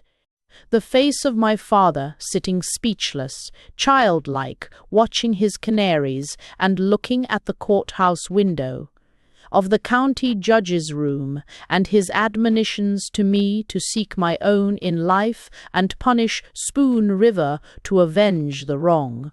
The people did him, filled me with furious energy to seek for wealth and seek for power. But what did he do but send me along the path that leads to the grove of the Furies? I followed the path, and I tell you this: on the way to the grove you'll pass the Fates, shadow-eyed, bent over their weaving. Stop for a moment, and if you see the thread of revenge leap out of the shuttle, then quickly snatch from Atropos the shears and cut it, lest your sons, and the children of them and their children, wear the envenomed robe. Alfred Moyer. Why was I not devoured by self-contempt, and rotted down by indifference, and impotent revolt like Indignation Jones? Why, with all of my errant steps, did I miss the fate of Willard Fluke? And why, though I stood at Burchard's bar, as a sort of decoy for the house to the boys to buy the drinks, did the curse of drink fall on me like rain that runs off, leaving the soul of me dry and clean? But instead I mounted a little in life, and I owe it all to a book I read. But why did I go to Mason City, where I chanced to see the book in a window, with its garish cover luring my eye? And why did my soul respond to the book, as I read it over and over? For Eri Zoll. My thanks, friends of the County Scientific Association, for this modest boulder and its little tablet of bronze. Twice I tried to join your honoured body and was rejected. And when my little brochure on the intelligence of plants began to attract attention, you almost voted me in. After that I grew beyond the need of you and your recognition, yet I do not reject your memorial stone, seeing that I should, in so doing, deprive you of honour to yourselves. Dippold the optician. What do you see now? Globes of red, yellow, purple. Just a moment, and now my father and mother and sisters. Yes, and now knights at arms, beautiful women, kind faces. Try this. A field of grain, a city. Very good. And now a young woman with angels bending over her, a heavier lens. Try this. Just a goblet on a table. Oh, I see. Try this lens. Just an open space. I see nothing in particular. Well now, pine trees, a lake, a summer sky. That's better. Light. Just light, making everything below it a toy world. Very well, we'll make the glasses accordingly. McGrady Graham. Tell me, was Altgeld elected governor? For when the returns began to come in and Cleveland was sweeping the East, it was too much for you, poor old heart, who had striven for democracy. In the long, long years of defeat, and like a watch that is worn, I felt you growing slower until you stopped. Tell me, was Ortgeld elected? And what did he do? Did they bring his head on a platter to a dancer, or did he triumph for the people? For when I saw him, and took his hand, the childlike blueness of his eyes moved me to tears, and there was an air of eternity about him, like the cold, clear light that rests at dawn on the hills. Archibald Higbee. I loathed you, Spoon River. I tried to rise above you. I was ashamed of you. I despised you as the place of my nativity. And there in Rome, among the artists, speaking Italian, speaking French, I seemed to myself at times to be free of every trace of my origin. I seemed to be reaching the heights of art, and to breathe the air that the masters breathed, and to see the world with their eyes. But still they pass my work and say, "What are you driving at, my friend?" Sometimes the face looks like Apollo's. At others it has a trace of Lincoln's. There was no culture, you know, in Spoon River, and I burned with shame and held my peace. And what could I do, all covered over and weighted down with western soil, except aspire and pray for another birth in the world, with all of Spoon River rooted out of my soul? Whom merit? At first I suspected something. She acted so calm and absent-minded. And one day I heard the back door shut as I entered the front, and I saw him slink back of the smokehouse into the lot and run across the field. And I meant to kill him on sight. But that day, walking near Forth Bridge, without a stick or a stone at hand, all of a sudden I saw him standing, scared to death, holding his rabbits, and all I could say was, "Don't, don't, don't." Mrs. Merritt, silent before the jury, returning no word to the judge when he asked me if I had aught to say against the sentence, only shaking my head. What could I say to people who thought that a woman of 35 was at fault when her lover of 19 killed her husband, even though she had said to him over and over, "Go away, Elmer, go far away. I have maddened your brain with the gift of my body. You will do some terrible thing." And just as I feared, he killed my husband, with which I had nothing to do, before God. Elmer Carr. See Ammers Show Hay. What but the love of God could have softened and made forgiving the people of Spoon River toward me who wronged the bed of Thomas Merritt and murdered him beside? Oh, loving hearts that took me in again, when I returned from 14 years in prison. Oh, helping hands that in the church received me, and heard with tears my penitent confession, who took the sacrament of bread and wine. Repent, ye living ones, and rest with Jesus. Elizabeth Childers. Dust of my dust, and dust with my dust, O child who died as you entered the world, dead with my death.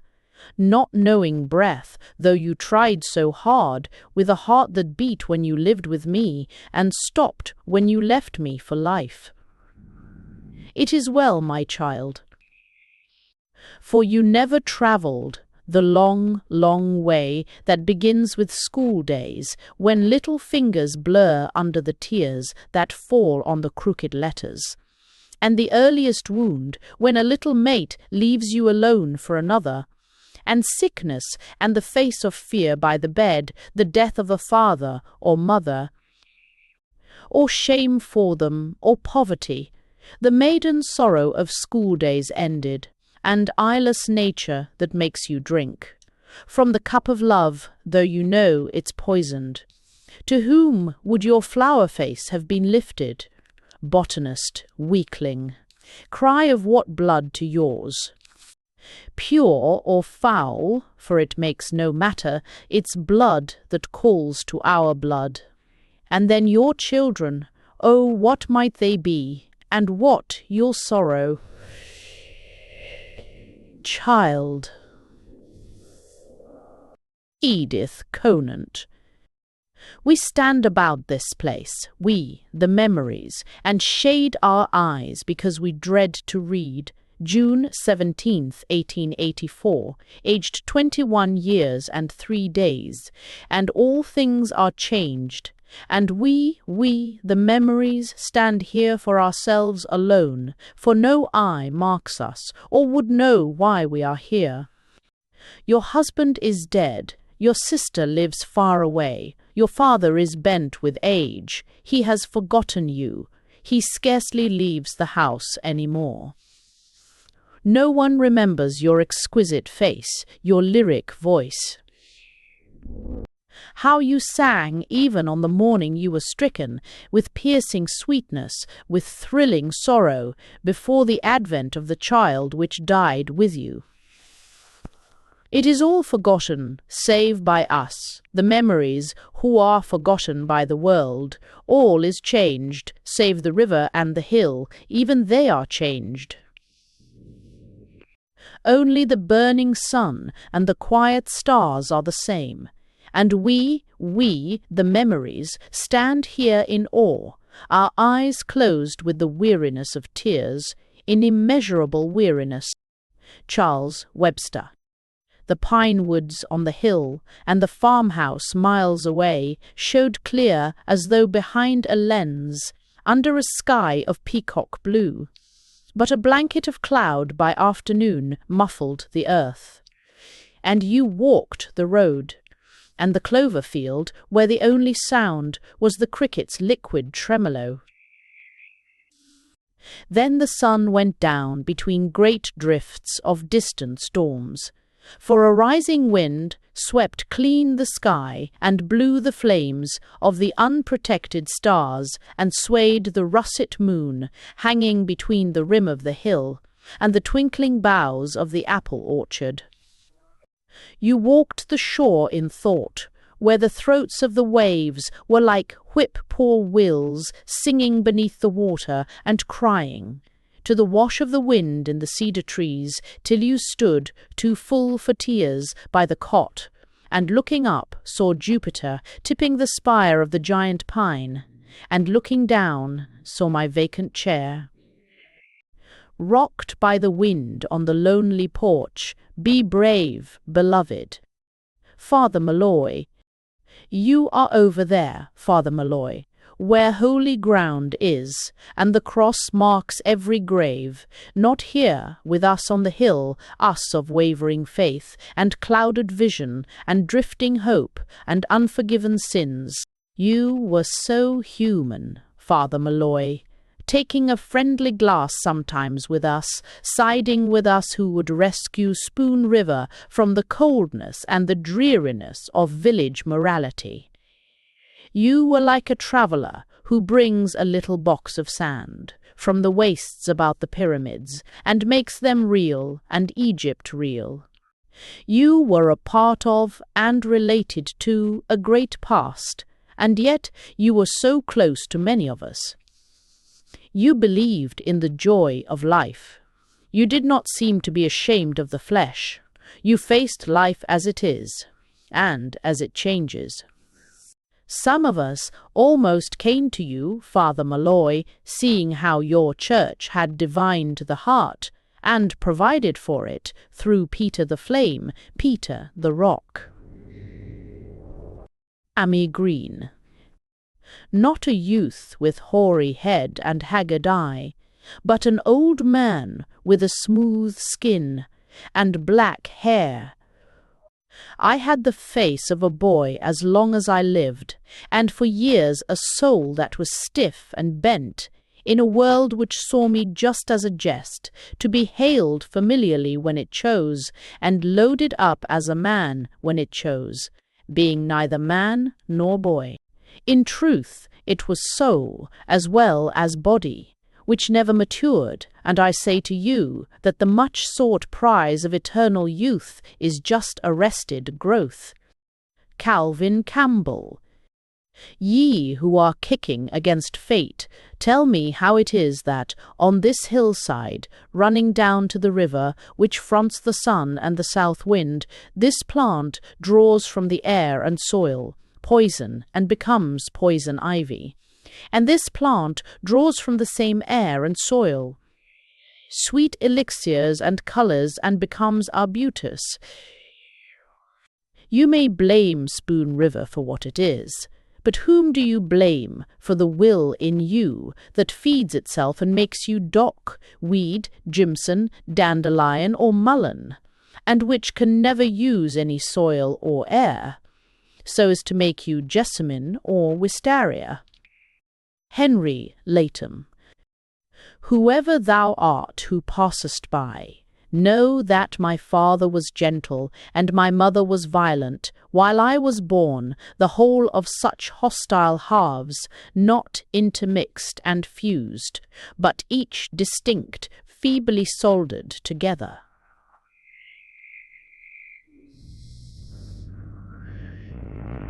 It was the falling asunder of halves, never a part of each other, that left me a lifeless soul. Farlan Sewall.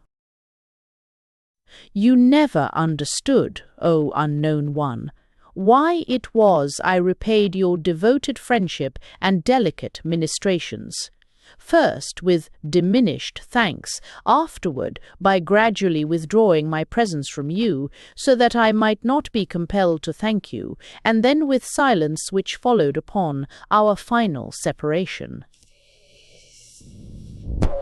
You had cured my diseased soul, but to cure it you saw my disease, you knew my secret, and that is why I fled from you.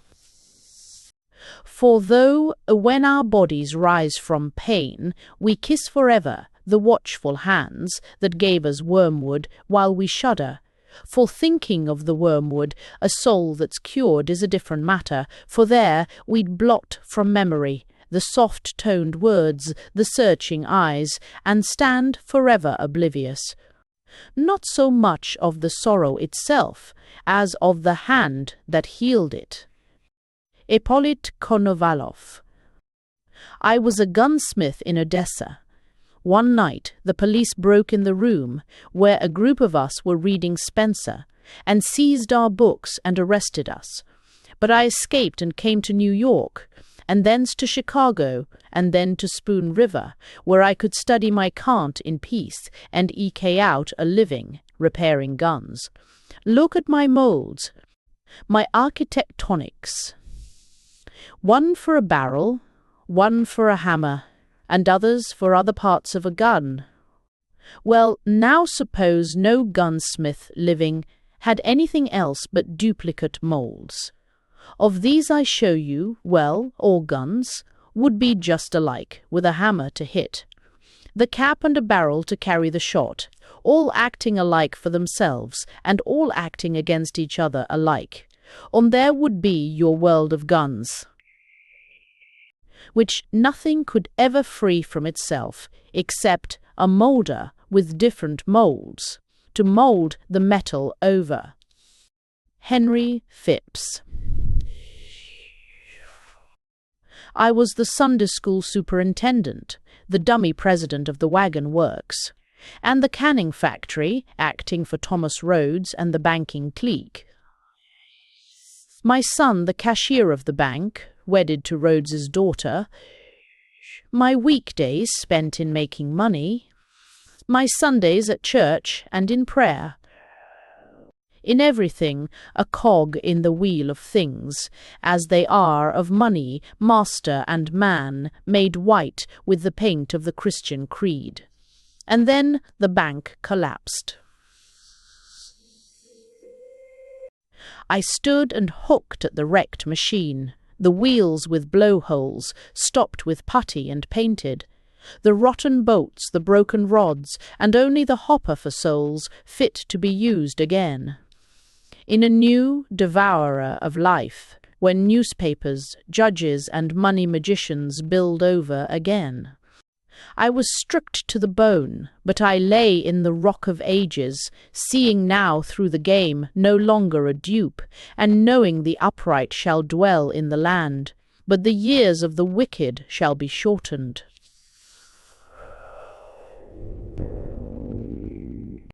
I was not, after all, the particular care of God. Why, even thus standing on a peak, above the mists through which I had climbed, and ready for larger life in the world, eternal forces moved me on with a push. Harry Wilmans. I was just turned 21, and Henry Phipps, the Sunday school superintendent, made a speech in Bindle's Opera House. "The honour of the flag must be upheld," he said, "whether it be assailed by a barbarous tribe of Tagalogs or the greatest power in Europe." And we cheered and cheered the speech and the flag he waved as he spoke. And I went to the war, in spite of my father, and followed the flag till I saw it raised by our camp in a rice field near Manila, and all of us cheered and cheered it. And there was the deadly water, and the cruel heat, and the sickening, putrid food, and the smell of the trench just back of the tents, where the soldiers went to empty themselves, and there were the whores who followed us, full of syphilis, and beastly acts between ourselves or alone, with bullying, hatred, degradation among us, and days of loathing and nights of fear, to the hour of the charge through the steaming swamp, following the flag, till I fell with a scream, shot through the guts.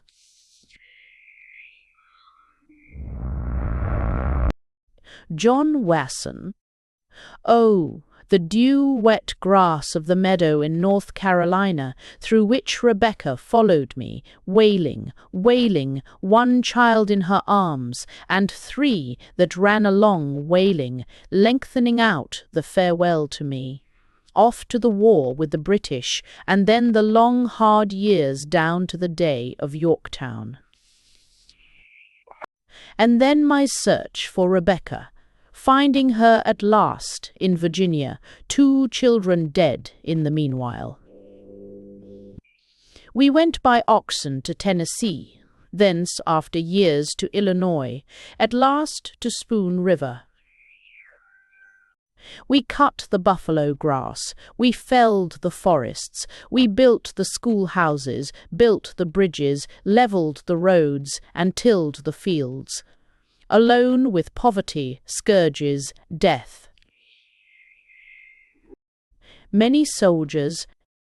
The idea danced before us as a flag, the sound of martial music, the thrill of carrying a gun, advancement in the world on coming home, a glint of glory, wrath for foes, a dream of duty to country or to God. But these were things in ourselves, shining before us. They were not the power behind us, which was the almighty hand of life, like fire at earth's centre making mountains, or pent-up waters that cut them through. Do you remember the iron band, the blacksmith, Shack Die, welded around the oak on Bennett's lawn, from which to swing a hammock that daughter Janet might repose in, reading on summer afternoons? And that the growing tree at last sundered the iron band. But not a cell in all the tree knew aught save that it thrilled with life, nor cared because the hammock fell in the dust with Milton's poems. Godwin James. Harry Wilmans, you who fell in a swamp near Manila following the flag. You were not wounded by the greatness of a dream, or destroyed by ineffectual work, or driven to madness by satanic snags. You were not torn by aching nerves, nor did you carry great wounds to your old age. You did not starve, for the government fed you. You did not suffer yet. Cry forward to an army which you led. Against a foe with mocking smiles, sharper than bayonets, you were not smitten down by invisible bombs. You were not rejected by those for whom you were defeated. You did not eat the savourless bread which a poor alchemy had made from ideals. You went to Manila, Harry Wilmans, while I enlisted in the bedraggled army of bright-eyed divine youths who surged forward, who were driven back and fell, sick, broken, crying, shorn of faith, following the flag of the kingdom of heaven. You and I, Harry Wilmans, have fallen, in our several ways, not knowing good from bad, defeat from victory, nor what face it is that smiles behind the demoniac mask. Demon King, you may think, passer-by, that fate is a pitfall outside of yourself, around which you may walk by the use of foresight and wisdom. Thus you believe, viewing the lives of other men, as one who in godlike fashion bends over an anthill, seeing how their difficulties could be avoided. But pass on into life. In time you shall see fate approach you, in the shape of your own image in the mirror, or you shall sit alone by your own hearth, and suddenly the chair by you shall hold a guest, and you shall know that guest, and read the authentic message of his eyes. Caroline Branson, with our hearts like drifting suns, had we but walked, as often before, the April fields till starlight, silkened over with viewless gauze the darkness under the cliff, our trysting place in the wood where the brook turns. Had we but passed from wooing, like notes of music that run together, into winning, in the inspired improvisation of love, but to put back of us as a canticle ended, the rapt enchantment of the flesh in which our souls swooned, down, down, where time was not, nor space, nor ourselves, annihilated in love. To leave these behind for a room with lamps, and to stand with our secret mocking itself, and hiding itself amid flowers and mandolins, stared at by all between salad and coffee, and to see him tremble and feel myself prescient as one who signs a bond, not flaming with gifts and pledges heaped with rosy hands over his brow. And then, O night, deliberate, unlovely, with all of our wooing blotted out by the winning, in a chosen room in an hour that was known to all. Next day he sat so listless, almost cold, so strangely changed, wondering why I wept, till a kind of sick despair and voluptuous madness seized us to make the pact of death.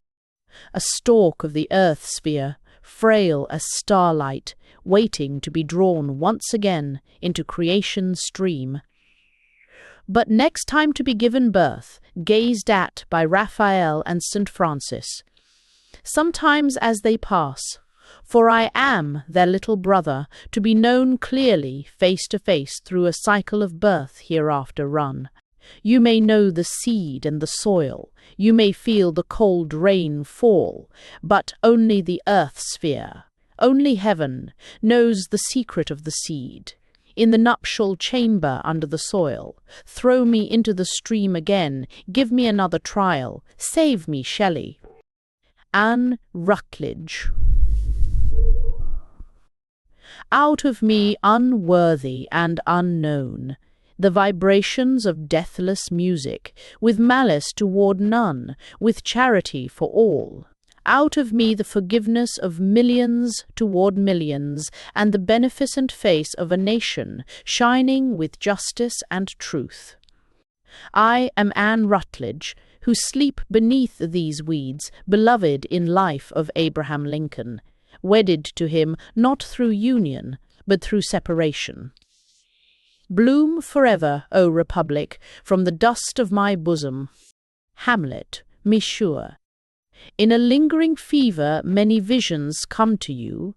I was in the little house again, with its great yard of clover, running down to the board fence, shadowed by the oak tree, where we children had our swing. Yet the little house was a manor hall, set in a lawn, and by the lawn was the sea. I was in the room where little Paul strangled from diphtheria, but yet it was not this room. It was a sunny veranda enclosed with mullioned windows, and in a chair sat a man in a dark cloak with a face like Euripides. He had come to visit me, or I had gone to visit him, I could not tell.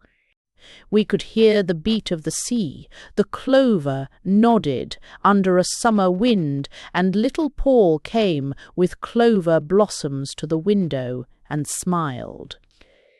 Then I said, "My poor friend," he answered, "that was why the despair was divine. Mabel Osborne, your red blossoms amid green leaves are drooping, beautiful geranium. But you do not ask for water. You cannot speak. You do not need to speak. Everyone knows that you are dying of thirst, yet they do not bring water. They pass on, saying, 'And I, who had happiness to share, and longed to share your happiness, I, who loved you, Spoon River, and craved your love, withered before your eyes, Spoon River. Thirsting, thirsting, voiceless from chasteness of soul, to ask you for love, you who knew and saw me perish before you, like this geranium which someone has planted over me and left to die.'" William H. Herndon. There by the window in the old house, perched on the bluff, overlooking miles of valley, my days of labour closed, sitting out life's decline. Day by day did I look in my memory as one who gazes in an enchantress crystal globe, and I saw the figures of the past, as if in a pageant glassed by a shining dream, move through the incredible sphere of time. And I saw a man arise from the soil like a fabled giant, and throw himself over a deathless destiny, master of great armies, head of the Republic, bringing together into a dithyramb of recreative song the epic hopes of a people. At the same time, vulcan of sovereign fires, where imperishable shields and swords were beaten out from spirits tempered in heaven. Look in the crystal. See how he hastens on, to the place where his path comes up, to the path of a child of Plutarch and Shakespeare. O Lincoln, actor indeed, playing well your part, and Booth, who strode in a mimic play within the play. Often and often I saw you, as the cawing crows winged their way to the wood. Over my house top at solemn sunsets, there by my window, alone. Rebecca Wasson. Spring and summer, fall and winter and spring, after each other drifting, past my window drifting, and I lay so many years watching them drift and counting. The years till a terror came in my heart at times, with the feeling that I had become eternal. At last my 100th year was reached. And still I lay, hearing the tick of the clock, and the low of cattle, and the scream of a jay flying through falling leaves. Day after day alone in a room of the house of a daughter-in-law stricken with age and grey. And by night, or looking out of the window by day, my thought ran back, it seemed, through infinite time.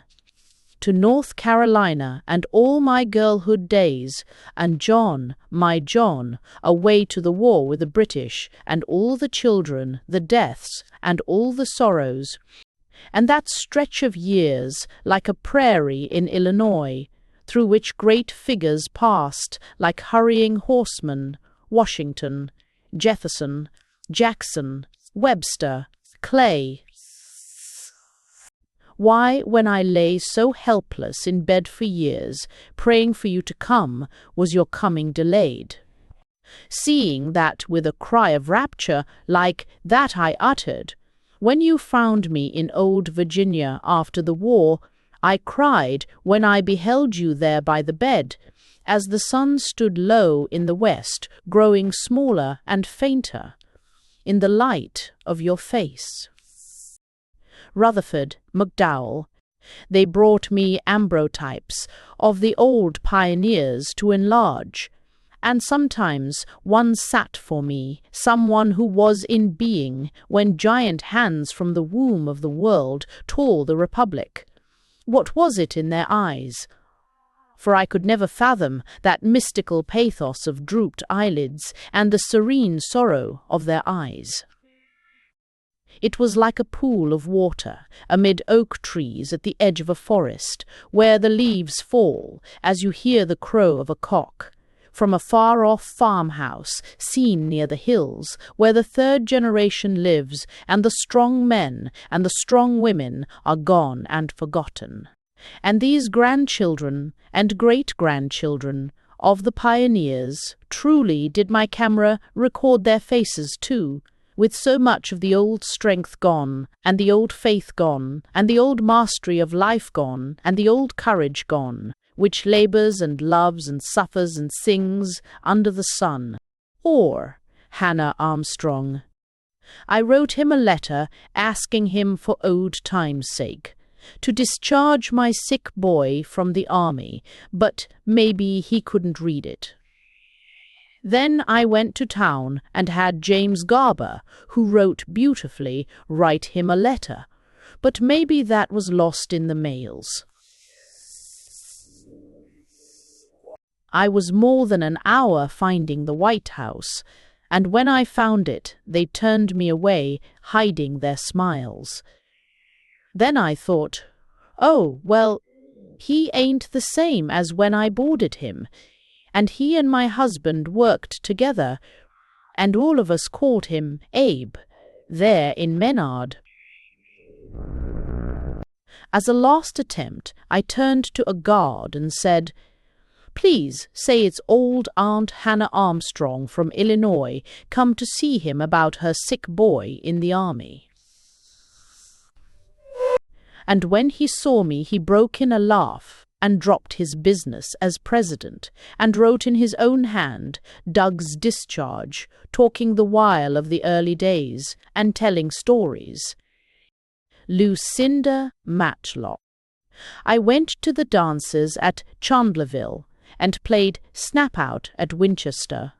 One time we changed partners, driving home in the moonlight of middle June, and then I found Davis. We were married and lived together for 70 years, enjoying, working, raising the 12 children, 8 of whom we lost. Ere I had reached the age of 60.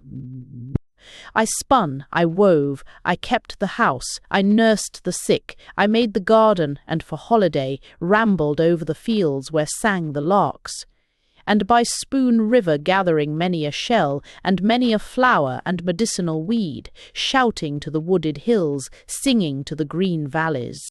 At 96 I had lived enough, that is all, and passed to a sweet repose.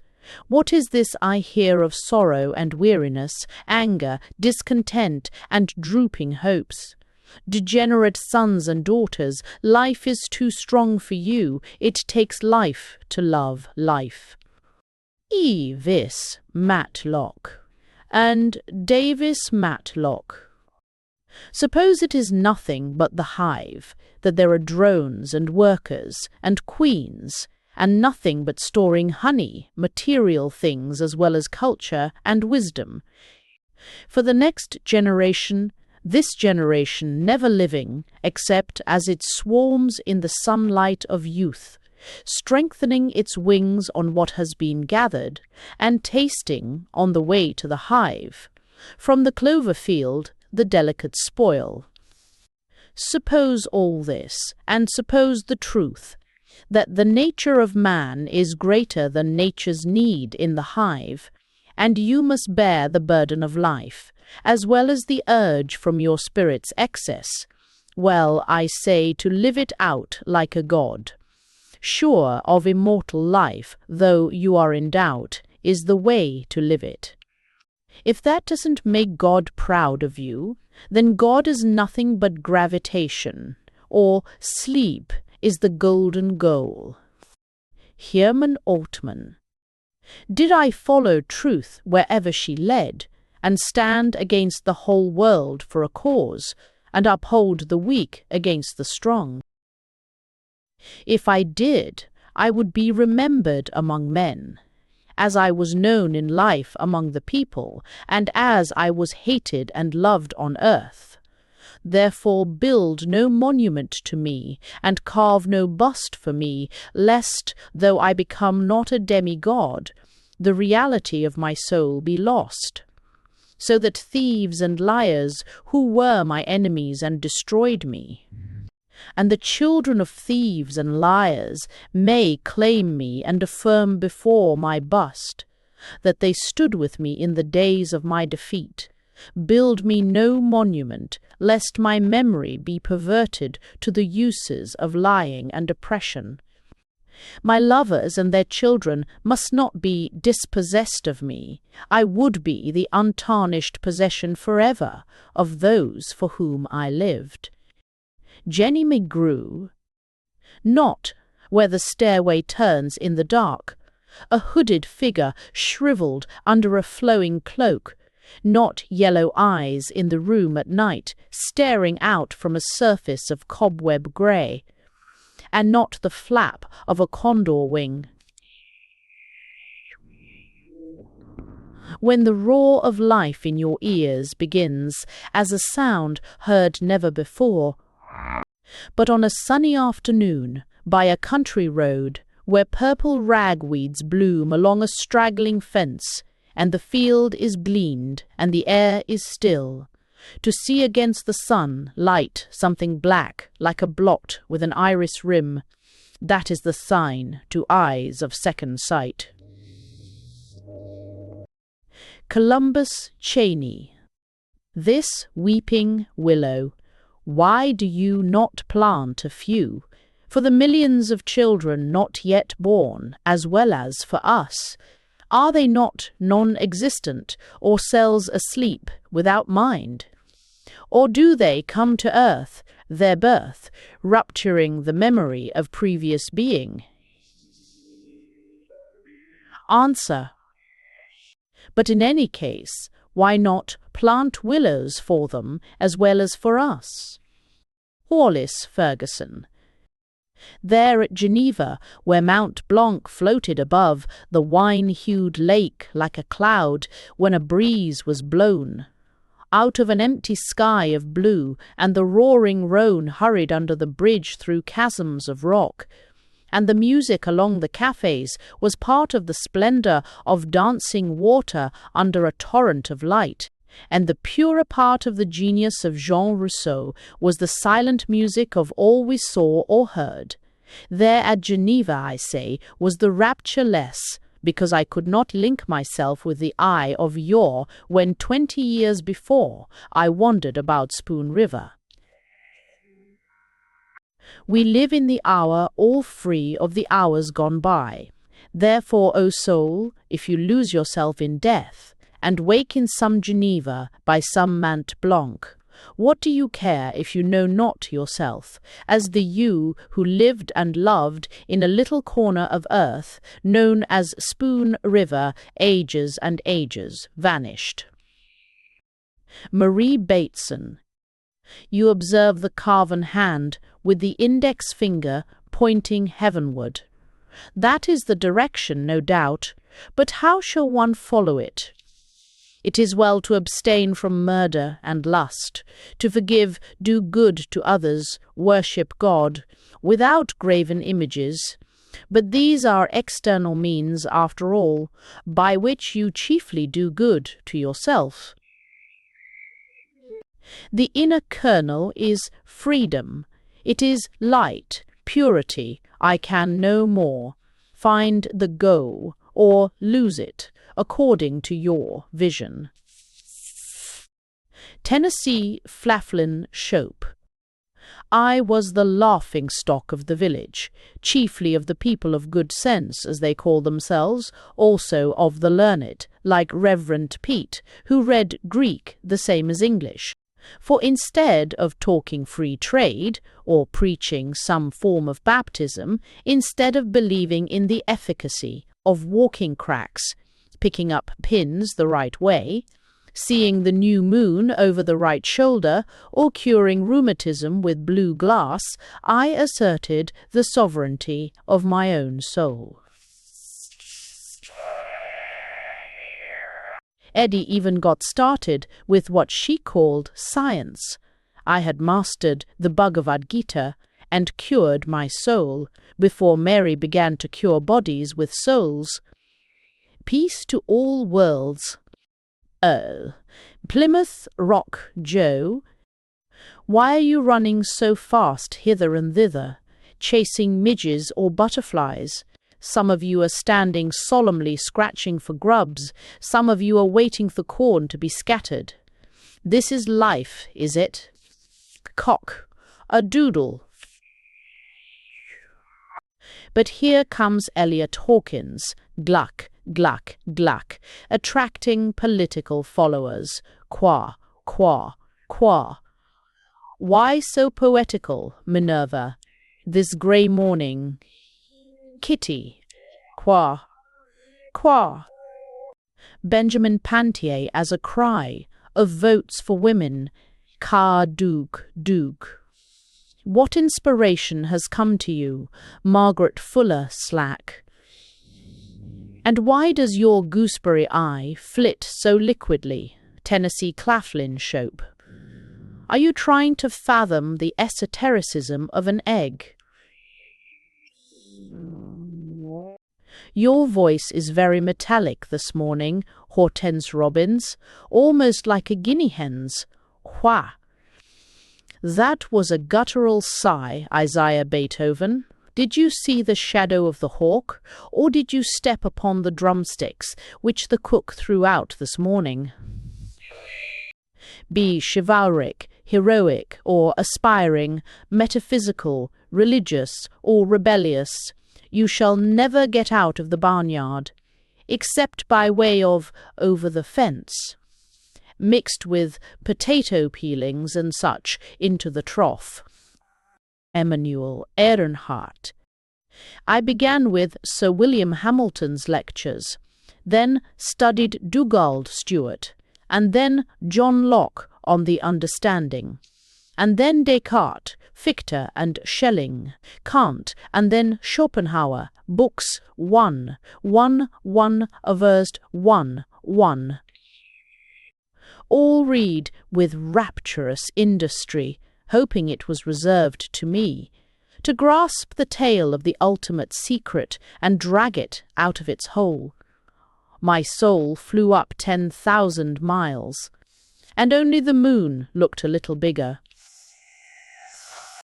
Samuel Gardner. I who kept the greenhouse, lover of trees and flowers, oft in life saw this umbrageous elm measuring its generous branches with my eye, and listened to its rejoicing leaves lovingly patting each other with sweet Aeolian whispers. And well they might, Gego, for the roots had grown so wide and deep that the soil of the hill could not withhold aught of its virtue, enriched by rain and warmed by the sun, but yielded it all to the thrifty roots, through which it was drawn and whirled to the trunk, and thence to the branches and into the leaves, wherefrom the breeze took life and sang. Now I, an under-tenant of the earth, can see that the branches of a tree spread no wider than its roots. And how shall the soul of a man be larger than the life he has lived? Tao Crit. Samuel is forever talking of his elm, but I did not need to die to learn about roots, I who dug all the ditches about Spoon River. Look at my elm, sprung from as good a seed as his, sown at the same time. It is dying at the top, not from lack of life, nor fungus, nor destroying insect, as the sexton thinks. Look, Samuel, where the roots have struck rock, and can no further spread, and all the while the top of the tree is tiring itself out and dying, trying to grow. William Jones.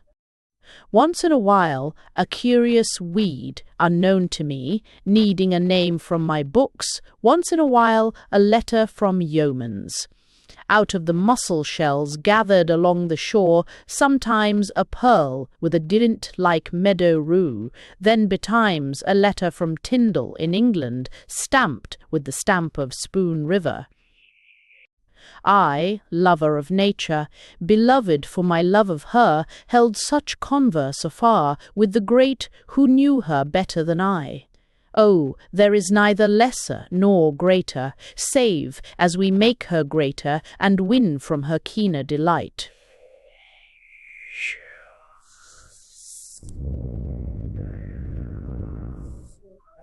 I have passed on the march eternal of endless life.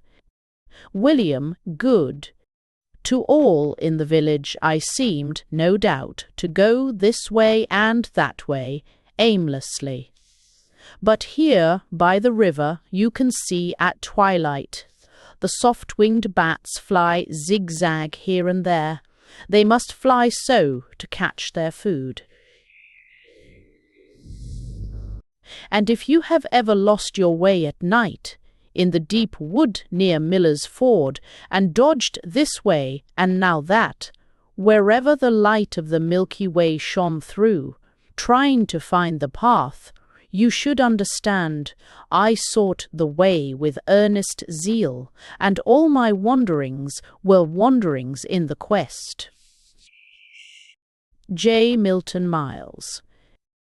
Whenever the Presbyterian bell was rung by itself, I knew it as the Presbyterian bell. But when its sound was mingled with the sound of the Methodist, the Christian, the Baptist, and the Congregational, I could no longer distinguish it, nor any one from the others, or either of them.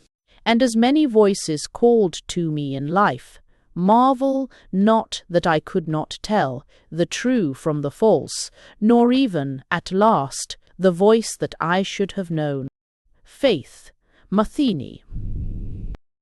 At first you will know not what they mean, and you may never know, and we may never tell you, these sudden flashes in your soul, like lambent lightning on snowy clouds. At midnight, when the moon is full, they come in solitude, or perhaps you sit with your friend, and all at once a silence falls on speech, and his eyes, without a flickered blow at you, you two have seen the secret together, he sees it in you, and you in him. And there you sit, thrilling, lest the mystery stand before you, and strike you dead, with a splendor like the sun's. Be brave, all souls who have such visions. As your body's alive as mine is dead, you're catching a little whiff of the ether, reserved for God himself. Schofield Hurley. God, ask me not to record your wonders. I admit the stars and the suns and the countless worlds. But I have measured their distances, and weighed them, and discovered their substances.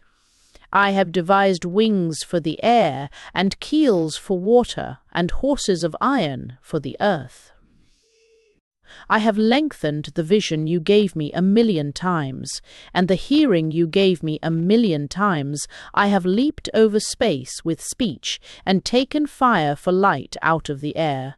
I have built great cities and bored through the hills, and bridged majestic waters.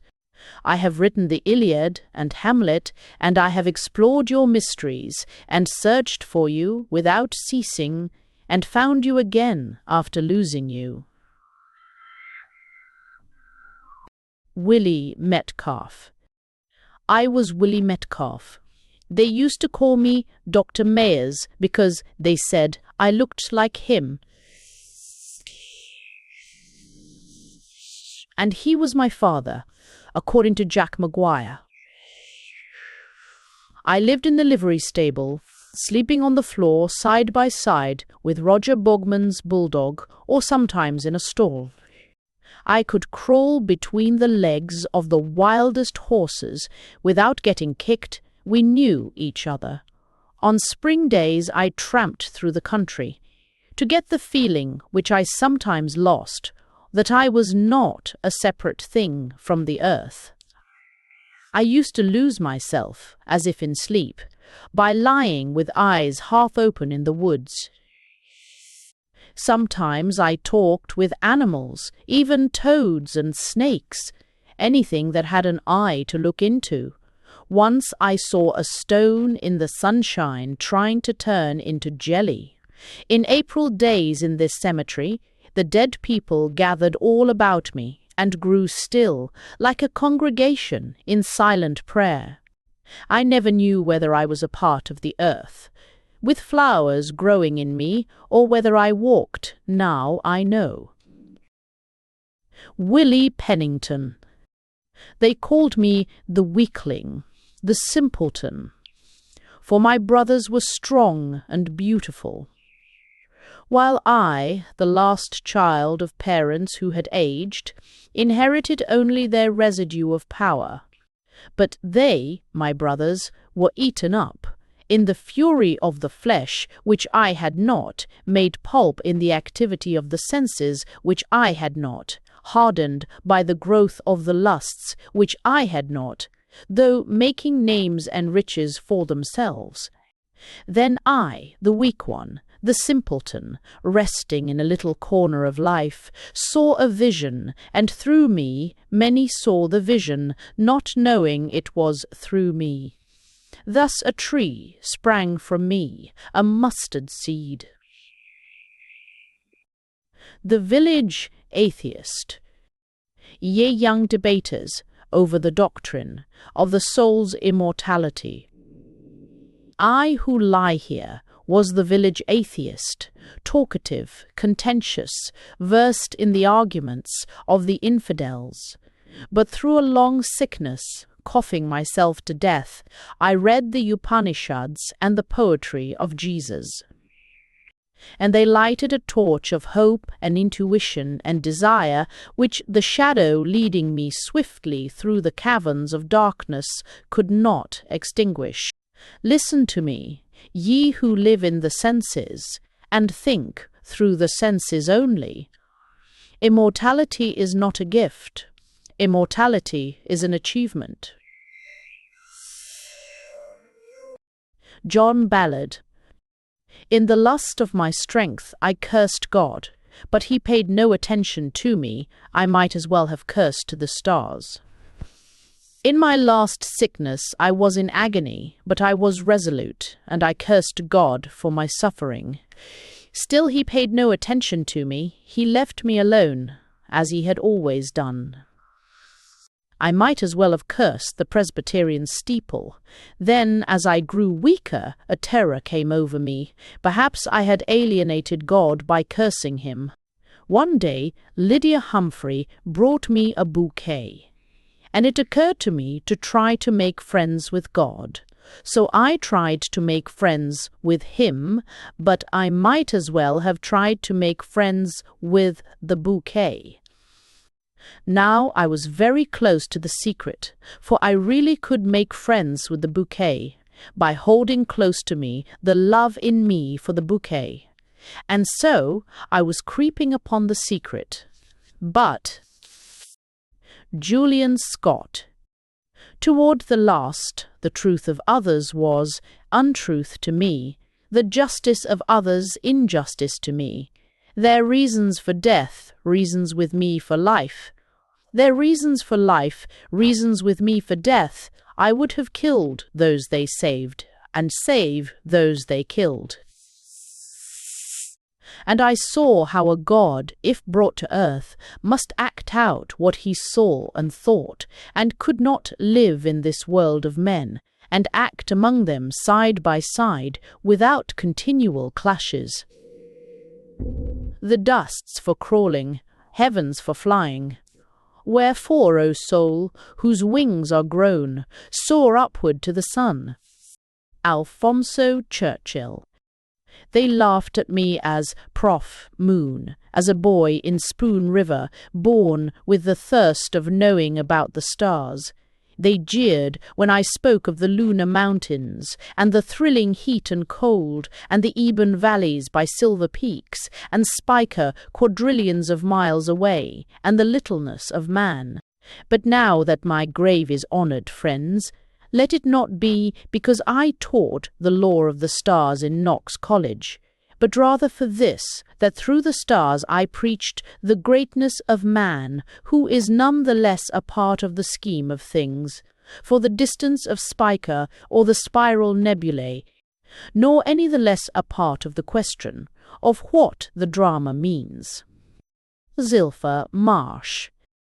At 4 o'clock in late October, I sat alone in the country schoolhouse, back from the road, mid stricken fields, and an eddy of wind blew leaves on the pane, and crooned in the flue of the cannon stove, with its open door blurring the shadows, with the spectral glow of a dying fire. In an idle mood I was running the planchette. All at once my wrist grew limp, and my hand moved rapidly over the board, till the name of Charles Guiteau was spelled, who threatened to materialize before me. I rose and fled from the room bareheaded into the dusk, afraid of my gift. And after that the spirits swarmed, Chaucer, Caesar, Poe and Marlowe, Cleopatra and Mrs. Surratt, wherever I went, with messages, mere trifling twaddle. Spoon River agreed. You talk nonsense to children, don't you? If you ever and fought. And suppose I see what you never saw, and never heard of, and have no word for, I must talk nonsense when you ask me what it is I see. James Garber. Do you remember, passer-by, the path I wore across the lot where now stands the Opera House, hasting with swift feet to work through many years? Take its meaning to heart. You too may walk after the hills at Miller's Fort. Seem no longer far away, long after you see them near at hand, beyond 4 miles of meadow, and after woman's love is silent, saying no more, I will save you. And after the faces of friends and kindred become as faded photographs, pitifully silent, sad for the look which means we cannot help you. And after you no longer reproach mankind, themselves compelled at midnight and at noon to watch with steadfast eye their destinies, after you have these understandings, think of me, and of my path, who walked therein, and knew that neither man nor woman, neither toil nor duty, gold nor power, can ease the longing of the soul, the loneliness of the soul. Lydia Humphrey.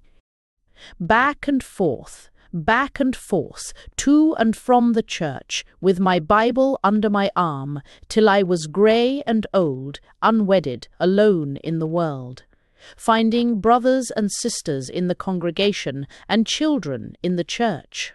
I know they laughed and thought me queer.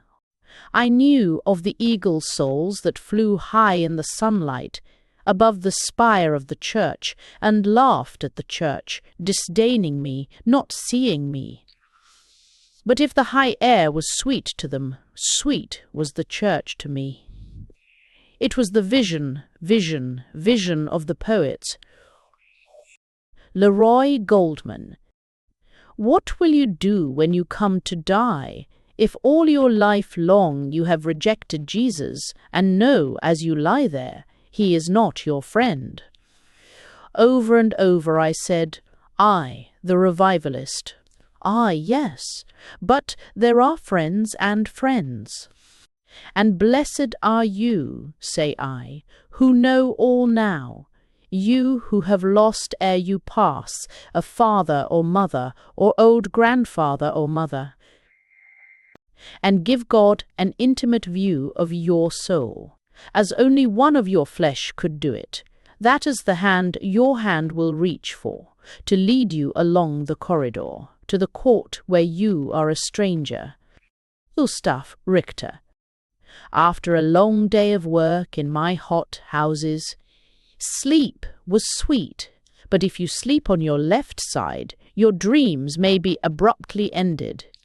I was among my flowers where someone seemed to be raising them on trial, as if after while to be transplanted to a larger garden of freer air.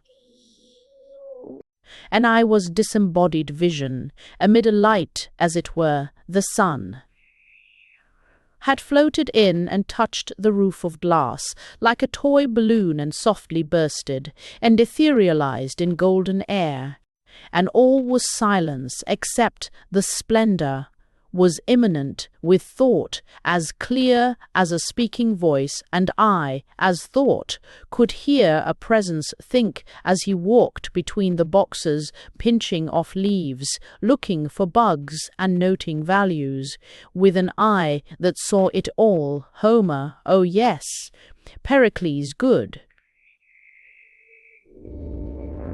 Caesar Borgia, what shall be done with it? Dante, too much manure, perhaps. Napoleon, leave him a while as yet. Shelley, more soil. Shakespeare, needs spraying. Clouds, a fool. Arlo will. Did you ever see an alligator come up to the air from the mud, staring blindly under the full glare of noon? Have you seen the stabled horses at night tremble and start back at the sight of a lantern? Have you ever walked in darkness, when an unknown door was opened before you, and you stood, it seemed, in the light of 1,000 candles of delicate wax? Have you walked with the wind in your ears and the sunlight about you, and found it suddenly shine with an inner splendor? Out of the mud many times, before many doors of light, through many fields of splendor, where around your steps a soundless glory scatters. Like new fallen snow will you go through earth, O strong of soul, and through unnumbered heavens to the final flame. Captain Orlando Killian. O you young radicals and dreamers, you dauntless fledglings, who pass by my headstone, mock not its record of my captaincy in the army, and my faith in God. They are not denials of each other. Go by reverently, and read with sober care how a great people, riding with defiant shouts, the centaur of revolution, spurred and whipped to frenzy, shook with terror, seeing the mist of the sea. Over the precipice they were nearing, and fell from his back in precipitate awe, to celebrate the feast of the Supreme Being. Moved by the same sense of vast reality, of life and death, and burdened as they were with the fate of a race, how was I, a little blasphemer, caught in the drift of a nation's unloosened flood, to remain a blasphemer, and a captain in the army? Jeremy Carlyle. Passer-by, sin beyond any sin is the sin of blindness of souls to other souls, and joy beyond any joy is the joy of having the good at the miraculous moment. Here I confess to a lofty scorn and an acrid skepticism. But do you remember the liquid that Pennywit poured on tintypes, making them blue, with a mist like hickory smoke? Then how the picture began to clear, till the face came forth like life. We were ready then to walk together and sing in chorus and chant the dawn of life that is holy life. Joseph Dixon, Diantul these 7 balls. Who carved this shattered harp on my stone? I died to you, no doubt, but how many harps and pianos wired I and tightened and disentangled for you, making them sweet again, with tuning fork or without? A harp leaps out of the ear of a man, you say, but whence the ear that orders the length of the strings? To a magic of numbers flying before your thought, through a door that closes against your breathless wonder. Is there no ear round the ear of a man, that it senses, through strings and columns of air, the soul of sound? I thrill, as I call it, a tuning fork that catches the waves of mingled music and light from afar, the antenna of thought that listens through utmost space. Surely the concord that ruled my spirit is proof of an ear that tuned me, able to tune me over, and use me again if I am worthy to use. Judson Stoddard.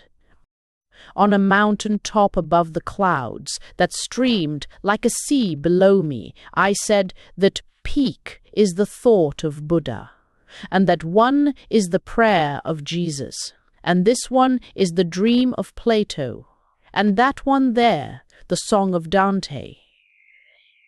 And this is Kant, and this is Newton, and this is Milton, and this is Shakespeare, and this the hope of the Mother Church, and this why all these peaks are poems, and prayers that pierce the clouds. And I said, what does God do with mountains that rise almost to heaven? Russell Kincaid. In the last spring I ever knew, in those last days, I sat in the forsaken orchard, where beyond fields of greenery shimmered the hills at Miller's Ford, just to muse on the apple tree with its ruined trunk and blasted branches, and shoots of green whose delicate blossoms were sprinkled over the skeleton tangle, never to grow in fruit. And there was I with my spirit girded, by the flesh half dead, the senses numb, yet thinking of youth and the earth in youth, such phantom blossoms palely shining over the lifeless boughs of time. O earth that leaves us ere heaven takes us, had I been only a tree to shiver, with dreams of spring and a leafy youth, then I had fallen in the cyclone which swept me out of the soul's suspense, where it's neither earth nor heaven. Aaron Hatfield. Better than granite Spoon River is the memory picture you keep of me, standing before the pioneer men and women, there at Concord Church on Communion Day, speaking in broken voice of the peasant youth, of Galilee who went to the city and was killed by bankers and lawyers, my voice mingling with the June wind that blew over wheat fields from Atterbury. And there, though my own memories were too great to bear, were you, O pioneers, with bowed heads breathing forth your sorrow for the sons killed in battle and the daughters, and little children who vanished in life's morning or at the intolerable hour of noon. But in those moments of tragic silence, when the wine and bread were passed, came the reconciliation for us. Us, the ploughmen and the hewers of wood, us, the peasants, brothers of the peasant of Galilee. To us came the Comforter and the consolation of tongues of flame. Isaiah Beethoven. They told me I had 3 months to live, so I crept to Bernadotte and sat by the mill for hours and hours, where the gathered waters deeply moving seemed not to move. O world, that's you! You are but a widened place in the river, where life looks down, and we rejoice for her, mirrored in us, and so we dream, and turn away, but when again we look for the face, behold the lowlands and blasted cottonwood trees, where we empty into the larger stream. But here by the mill the castled clouds mocked themselves in the dizzy water, and over its agate floor at night the flame of the moon ran under my eyes amid a forest stillness broken by a flute in a hut on the hill. At last, when I came to lie in bed, weak and in pain, with the dreams about me, the soul of the river had entered my soul, and the gathered power of my soul was moving. So swiftly it seemed to be addressed, under cities of cloud and under spheres of silver and changing worlds, until I saw a flash of trumpets above the battlements over time. Elijah Browning. I was among multitudes of children dancing at the foot of a mountain. A breeze blew out of the east and swept them as leaves, driving some up the slopes. The W all was changed. Whore, all was changed. Here were flying lights and dream music. A cloud fell upon us. When it lifted, all was changed. I was now amid multitudes who were wrangling. Then a figure in shimmering gold, and one with a trumpet, and one with a scepter stood before me. They mocked me, and danced a rigadoon, and vanished. All was changed again. The taste of her lips was like salt.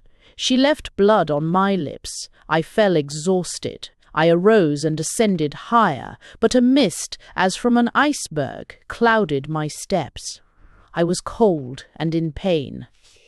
Then the sun streamed on me again, and I, bent over my staff, knew myself silhouetted against the snow. And above me was the soundless air, pierced by a cone of ice, over which hung a solitary star. A shudder of ecstasy, a shudder of fear, ran through me. For the spent waves of the symphony of freedom lapped the ethereal cliffs about me. Therefore I climbed to the pinnacle. I flung away my staff. I touched that star with my outstretched hand. I vanished utterly. Webster Ford. Do you remember, O Delphic Apollo, the sunset hour by the river, when Mickey M. Grew cried, "There's a ghost, and it's Delphic Apollo," and the son of the banker derided us, saying, "It's light by the flags at the water's edge, you half-witted fools." And from thence, as the wearisome years rolled on, long after, poor Mickey fell down in the water tower to his death. Down, down, through bellowing darkness, I carried the vision which perished with him, like a rocket which falls, and quenches its light in earth, and hid it for fear of the son of the banker, calling on Plutus to save me. Avenged were you for the shame of a fearful heart, who left me alone till I saw you again in an hour, when I seemed to be turned to a tree with trunk and branches, growing indurate, turning to stone, yet burgeoning, in laurel leaves, in hosts of lambent laurel, quivering, fluttering, shrinking, fighting the numbness creeping into their veins from the dying trunk and branches. 'Tis vain, O youth, to fly the call of Apollo. Fling yourselves in the fire, die with a song of spring. For none shall look on the face of Apollo and live, and choose you must twixt death in the flame, and death after years of sorrow, rooted fast in the earth, feeling the grisly hand, not so much in the trunk as in the terrible numbness, creeping up to the laurel leaves that never cease to flourish until you fall. O leaves of me, too sere for coronal wreaths, and fit alone for urns of memory, treasured, perhaps, as themes, for hearts heroic, fearless singers and livers, Delphic Apollo. The Spooniad. The late Mr. Jonathan Swift Summers, laureate of Spoon River, see page 11, planned the Spooniad as an epic in 24 books, but unfortunately did not live to complete even the first book. The fragment was found among his papers by William Marion Reedy, and was for the first time published in Reedy's Mirror of December 18, 1914. Of John Cabanis's wrath and of the strife of hostile parties, and his dire defeat, who led the common people in the cause of freedom for Spoon River and the fall of Rhodes, bank that brought unnumbered woes, and loss to many, with engendered hate that flamed into the torch in anarch hands, to burn the courthouse, on whose blackened wreck a fairer temple rose, and progress stood, sing, muse, that lit the Chian's face with smiles. Who saw the ant-like Greeks and Trojans crawl about Scamander over walls, pursued, or else pursuing, and the funeral pyres and sacred hecatombs? And first, because Ephialon, who with Paris fled to Troy as soulmate, and the wrath of Peleus' son decreed to lose Chryseis, lovely spoil of war and dearest concubine. Say first, thou son of night, called Momus, from whose eyes no secret hides, and Thalia, smiling one, what bred twixt Thomas Rhodes and John Cabanis the deadly strife? His daughter Flossie, she, returning from her wandering with a troop of strolling players, walked the village streets, her bracelets tinkling and with sparkling rings, and words of serpent wisdom and a smile, of cunning in her eyes. Then Thomas Rhodes, who ruled the church, and ruled the bank as well, made known his disapproval of the maid, and all Spoon River whispered, and the eyes of all the church frowned on her, till she knew they feared her and condemned. But them to flout she gave a dance to viols and to flutes, brought from Peoria, and many youths, but lately made regenerate through the prayers of zealous preachers and of earnest souls, danced merrily, and sought her in the dance, who wore a dress so low of neck that eyes down straying might survey the snowy swale, till it was lost in whiteness.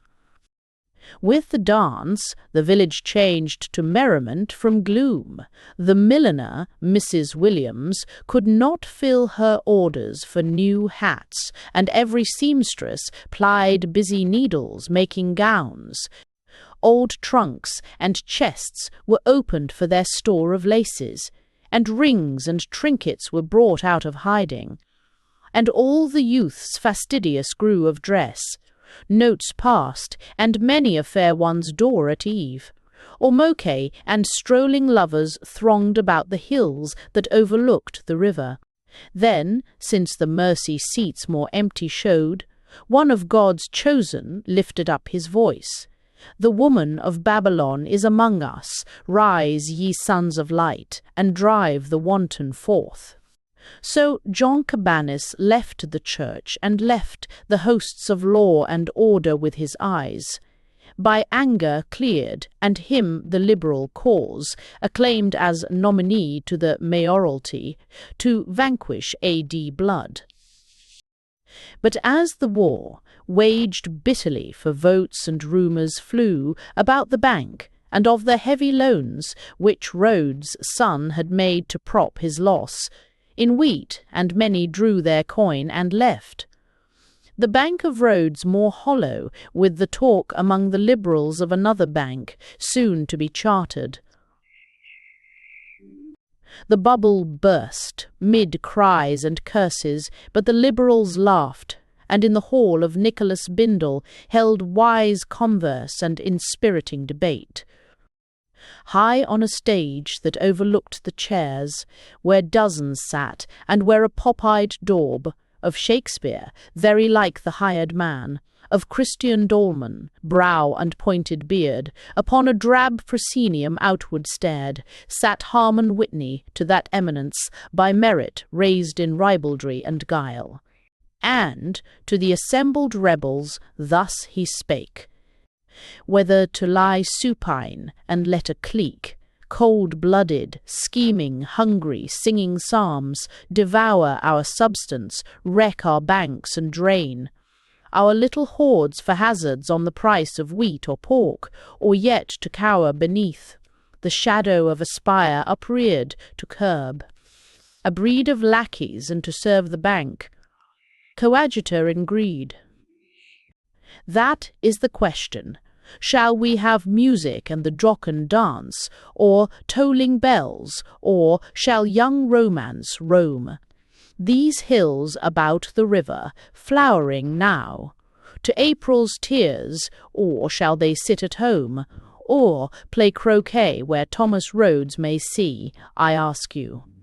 If the blood of youth runs o'er, and riots against this regimen of gloom, shall we submit to have these youths and maids branded as libertines and wantons? Ere his words were done, a woman's voice called No. Then rose a sound of moving chairs, as when the numerous swine o'er run the replenished troughs, and every head was turned, as when a flock of geese back, turning to the hunter's tread, rise up with flapping wings. Then rang the hall with riotous laughter, for with battered hat tilted upon her saucy head, and fist raised in defiance, Daisy Fraser stood. Headlong she had been hurled from out the hall, save Wendell Bloyd, who spoke for woman's rights, prevented, and the bellowing voice of Burchard. Then, mid-applause, she hastened toward the stage, and flung both gold and silver to the cause, and swiftly left the hall. Meantime up stood a giant figure, bearded like the son of Alcmene, deep-chested, round of paunch, and spoke in thunder, over there, behold, a man who for the truth withstood his wife, such is our spirit, when that A.D. Blood compelled me to remove Dom Pedro. Quick, before Jim Brown could finish, Jefferson Howard obtained the floor and spake, Ill suits the time for clownish words, and trivial is our cause. If naught's at stake but John Cabanis, wrath, he who was erstwhile of the other side, and came to us for vengeance, more's at stake than triumph for New England or Virginia, and whether rum be sold, or for 2 years, as in the past 2 years this town be dry, matters but little, oh yes, revenue. For sidewalks, sewers, that is well enough.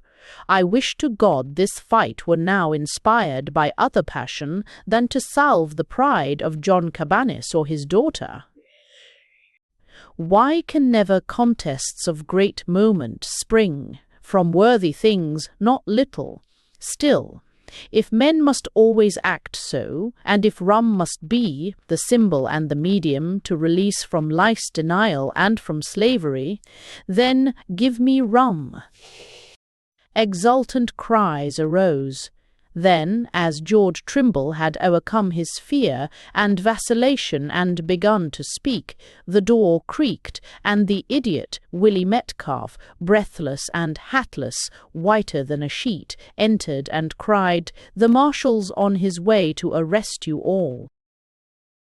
And if you only knew who's coming here tomorrow, I was listening beneath the window where the other side are making plans." So to a smaller room, to hear the idiot's secret, some withdrew, selected by the chair. The chair himself, and Jefferson Howard, Benjamin Pantier, and Wendell Bloyd, George Trimble, Adam Weirach, Emmanuel Ehrenhart, Seth Compton, Godwin, James and Enoch Dunlap, Hiram Skates, Roy Butler, Carl Hamblin, Roger Heston, Ernest Hyde, and Pennywit, the artist, Kinsey Keene, and E.C.C. Corder, with Wright and Pennywit. Culbertson and Franklin Jones, Benjamin Fraser, son of Benjamin Pantier. By Daisy Fraser, some of lesser note, and secretly conferred. But in the hall disorder reigned, and when the marshal came, and found it so, he marched the hoodlums out and locked them up. Meanwhile, within a room, back in the basement of the church, with blood counselled the wisest heads, Judge Summers first, deep learned in life, and next him Eliot Hawkins, and Lambert Hutchins, and next him Thomas Rhodes and Editor Whedon, Adai Caid, wide oned, Ediadai Cole, next him Garrison Standard, a traitor to the Liberals, who, with lip upcurled in scorn and with a bitter sneer, such strife about an insult to a woman, a girl of 18, Christian Dowman too, and others unrecorded. Some there were who frowned not on the cup but loathed the rule democracy achieved thereby, the freedom and lust of life it symbolized. Now mourn, with snowy fingers up the sky, flung like an orange at a festival, the ruddy sun, when from their hasty beds poured forth the hostile forces, and the streets resounded to the rattle of the wheels, that drove this way and that to gather in the tardy voters and the cries of chieftains who manned the battle. But at 10 o'clock the Liberals bellowed fraud, and at the polls the rival candidates growled and came to blows. Then proved the idiot's tale of yester-eve a word of warning. Suddenly, on the streets, walked hog-eyed Allen, terror of the hills that looked on Bernadotte, 10 miles removed. No man of this degenerate day could lift the boulders which he threw, and when he spoke, the windows rattled, and beneath his brows, thatched like a shed with bristling hair of black, his small eyes glistened like a maddened boar. And as he walked, the boards creaked. As he walked, a song of menace rumbled. Thus he came, the champion of A.D. blood, commissioned to terrify the Liberals. Many fled, as when a hawk soars o'er the chicken yard. He passed the polls, and with a playful hand touched Brown, the giant, and he fell against, as though he were a child, the wall, so strong, was hog-eyed Allen. For soon as hog-eyed Allen reached the walk, close on his steps paced Bengal Mike, brought in by Kinsey Keene, the subtle-witted one, to match the hog-eyed Allen. He was scarce, 3/4 the other's bulk, but steel his arms, and with a tiger's heart. 2 men he killed, and many wounded in the days before, and no one feared. But when the hog-eyed one saw Bengal, Mike his countenance grew dark, the bristles o'er his red eyes twitched with rage. The song he rumbled, lowered. Round and round the courthouse paced he, followed stealthily by Bengal Mike, who jeered him every step. "Come, elephant, and fight! Come, hog-eyed coward! Come face about and fight me, lumbering sneak! Come, beefy bully, hit me if you can! Take out your gun, you duffer, give me reason to draw and kill you. Take your billy out, I'll crack your boar's head with a piece of brick." But never a word the hog-eyed one returned, but trod about the courthouse, followed both by troops of boys and watched by all the men. All day they walked the square.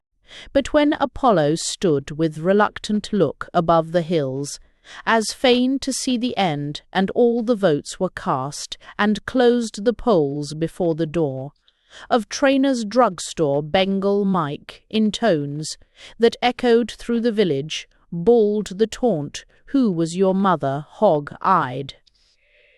In a trice, as when a wild boar turns upon the hound that through the brakes upon an August day has gashed him with its teeth, the hog-eyed one rushed with his giant arms on Bengal, Mike, and grabbed him by the throat. Then rose to heaven the frightened cries of boys and yells of men forth rushing to the street. And Bengal Mike moved this way and now that, drew in his head, as if his neck to shorten, and bent down, to break the death grip of the hog-eyed one, twixt guttural wrath and fast expiring strength, striking his fists against the invulnerable chest of hog-eyed Allen. Then, when some came in to part them, others stayed them, and the fight, spread among dozens, many valiant souls, went down from clubs and bricks. But tell me, Muse, what god or goddess rescued Bengal Mike? With one last mighty struggle did he grasp the murderous hands and turning kick his foe. Then, as if struck by lightning, vanished all the strength from hog-eyed Allen at his side. And quickly, as the lion leaps on its wounded prey, did Bengal Mike smite with a rock the temple of his foe, and down he sank, and darkness o'er his eyes passed like a cloud. As when the woodman fells some giant oak upon a summer's day, and all the songsters of the forest shrill, and one great hawk that has his nestling young, amid the topmost branches croaks as crash the leafy branches through the tangled boughs of brother oaks, so fell the hog-eyed one, amid the lamentations of the friends of A. D. Blood. Just then 4 lusty men bore the town marshal, on whose iron face the purple pall of death already lay, to Trainer's drugstore, shot by Jack Maguire, and cries went up of "Lynch him," and the sound of running feet from every side was heard, bent on the epilogue, the graveyard of Spoon River. 2 voices are heard behind a screen decorated with diabolical and angelic figures in various allegorical relations. A faint light shows dimly through the screen. First voice, a game of checkers? Second voice, well, I don't mind. First voice, I move the will. Second voice, you're playing it blind. First voice, then here's the soul. Second voice, checked by the will. First voice, eternal, good. Second voice, and eternal ill. First voice, I haste for the king row. Second voice, save your breath. First voice, I was moving life. Second voice, you're checked by death. First voice, very good. Here's Moses. Second voice. And here's the Jew. First voice. My next move is Jesus. Second voice. St. Paul for you. First voice. Yes, but St. Peter. Second voice. You might have foreseen. First voice. You're in the king row. Second voice with Constantine. First voice. I'll go back to Athens. Second voice. Well, here's the Persian. First voice. All right, the Bible. Second voice. Pray now, what version? First voice. I take up Buddha. Second voice. It never will work. First voice. From the corner, Mahomet. Second voice. I move the Turk. First voice. The game is tangled. Where are we now? Second voice. You're dreaming worlds, I'm in the king row. Move as you will, if I can't wreck you, I'll thwart you, harry you, rout you, check you. First voice. I'm tired. I'll send for my son to play. I think he can beat you finally. Second voice. First voice. I must preside at the Stars Convention. Second voice. Very well, my lord, but I beg to mention I'll give this game my direct attention. First voice. A game indeed, but truth is my quest. Second voice beaten. You walk away with a jest. I strike the table. I scatter the checkers. Or a rattle of a falling table and checkers flying over a floor. Aha! You armies and iron-deckers, races and states in a cataclysm. Now for a day of atheism. Now for a day of atheism. The screen vanishes and Beelzebub steps forward carrying a trumpet, which he blows faintly. Immediately, Loki and Yokarindra start up from the shadows of night. Beelzebub. Good evening, Loki. Evening, Loki. Loki. The same to you. Beelzebub and Yogarindra. Yogarindra. My greetings too. Loki. Whence came you, comrade? Beelzebub. From yonder screen. Yogarindra. And what were you doing? Beelzebub stirring his spleen. Loki. How did you do it? Beelzebub. I made it rough in a game of checkers. Loki. Good enough. Yogarindra. I thought I heard the sounds of a battle. Beelzebub. No doubt. I made the checkers rattle, turning the table over and strewing the bits of wood like an army pursuing. Yogarindra. I have a game, let us make a man. Loki. My net is waiting him, if you can. Yogarindra. And here's my mirror to fool him with. Beelzebub. Mystery, falsehood, creed and myth. Loki. But no one can mould him, friend, but you. Beelzebub. Then to the sport without more ado. Yogarindra. Hurry the work ere it grow today. Beelzebub. I set me to it. Where is the clay? He scrapes the earth with his hands and begins to model. One he. Shh. Beelzebub. Out of the dust, out of the slime, a little rust and a little lime. Muscle and gristle, mucin, stone braid with a pestle, fat and bone. Out of the marshes, out of the vaults, matter crushes gas and salts. What is this you call a mind, flitting, drifting, pale and blind, soul of the swamp that rides the wind?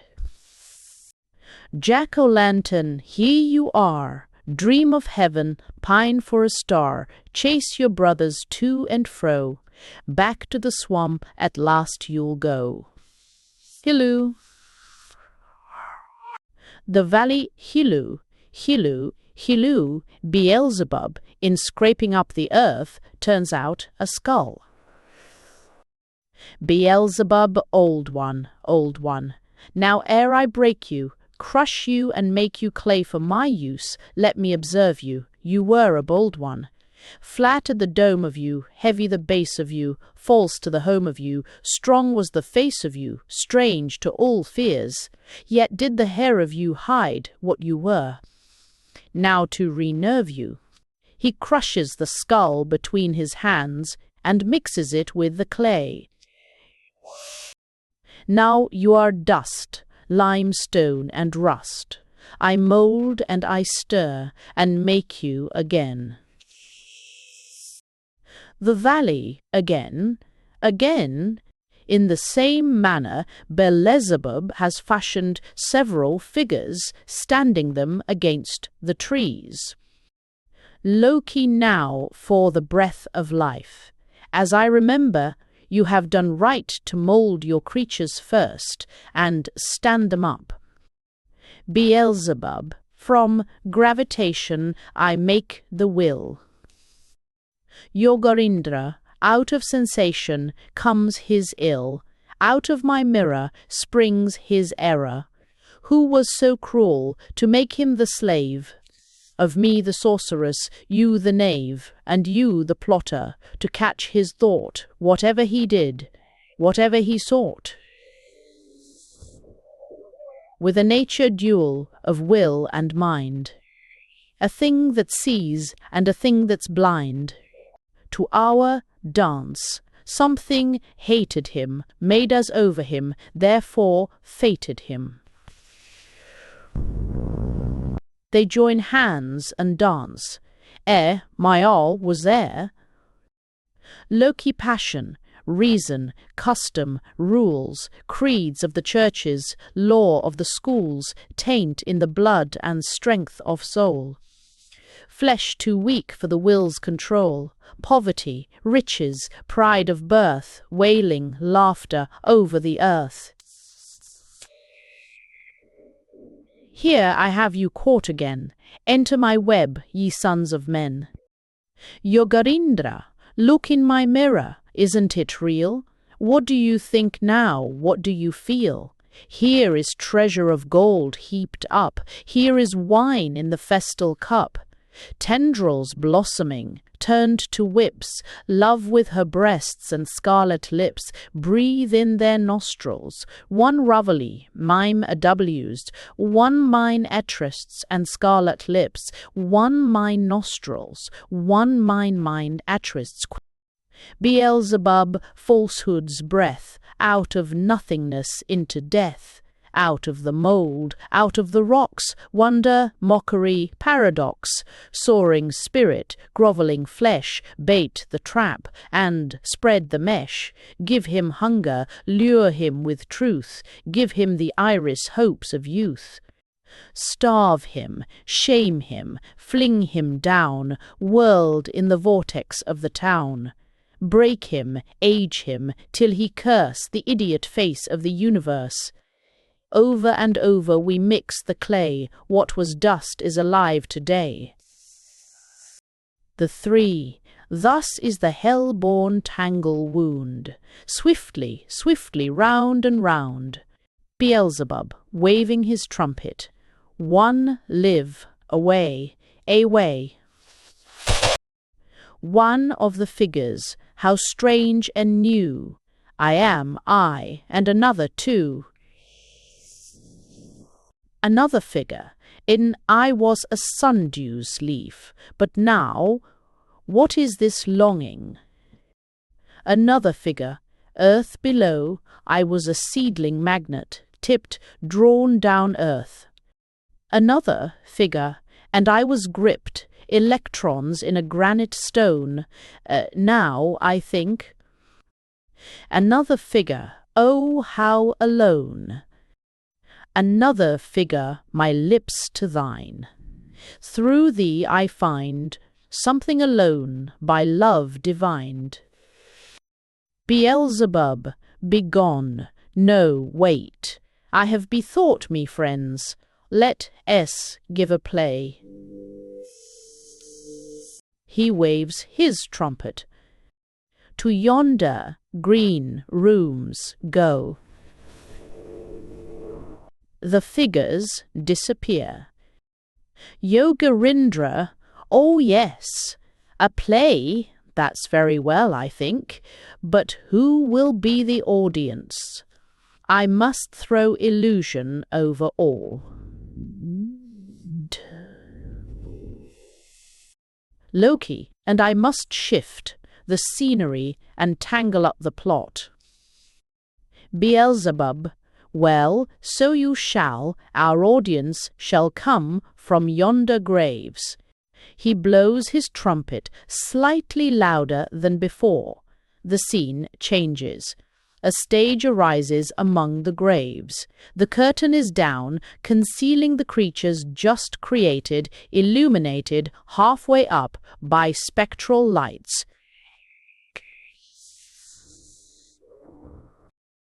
Beelzebub, a terrific blast of the trumpet, who oh oh oh oh oh oh. Immediately there is a rustling as of the shells of grasshoppers stirred by a wind, and hundreds of the dead, including those who have appeared in the anthology, hurry to the sound of the trumpet. A voice, Gabriel, Gabriel. Many voices, the judgment day. Beelzebub, be quiet, if you please, at least until the stars fall and the moon. Many voices, save us, save us. Beelzebub extends his hands over the audience with a benedictory motion and restores order. Beelzebub, ladies and gentlemen, your kind attention to my interpretation of the scene. I rise to give your fancy comprehension and analyze the parts of the machine. My mood is such that I would not deceive you, though still a liar and the father of it. From judgment's frailty I would retrieve you, though falsehood is my art, and though I love it. Down in the habitations whence I rise, the roots of human sorrow boundless spread. Long have I watched them draw the strength that lies in clay made richer by the rotting dead. Here is a blossom, here a twisted stalk, here fruit that sourly withers ere its prime, and here a growth that sprawls across the walk, food for the green worm which it turns to slime. The ruddy apple with a core of cork springs from a root which in a hollow dangles. Not skilful husbandry nor laborious work can save the tree which lightning breaks and tangles. Why does the bright nasturtium scarcely flower, but that those insects multiply and grow, which make it food, and in the very hour in which the veined leaves and blossoms blow? Why does a goodly tree, while fast maturing, turn crooked branches covered o'er with scale? Why does the tree whose youth was not assuring prosper and bear, while all its fellows fail? I under earth see much. I know the soil, I know where mould is heavy and where thin. I see the stones that thwart the ploughman's toil, the crooked roots of what the priests call sin. I know all secrets, even to the core, what seedlings will be upas, pine or laurel. It cannot change, howe'er the fields worked o'er. Man's what he is, and that's the devil's moral. So, with the souls of the ensuing drama, they sprang from certain seed in certain earth. Behold them in the devil's cyclorama, shown in their proper light for all their worth. Now to my task I'll give an exhibition of mixing the ingredients of spirit. He waves his hand. C, or 4, is a night burs or of Vaya's burs. Come, crucible, perform your magic mission. Come, recreative fire, and hover near it. I'll make a soul, or show how one is made. He waves his wand again. Party-coloured flames appear. This is the woman you shall see anon. A red flame appears.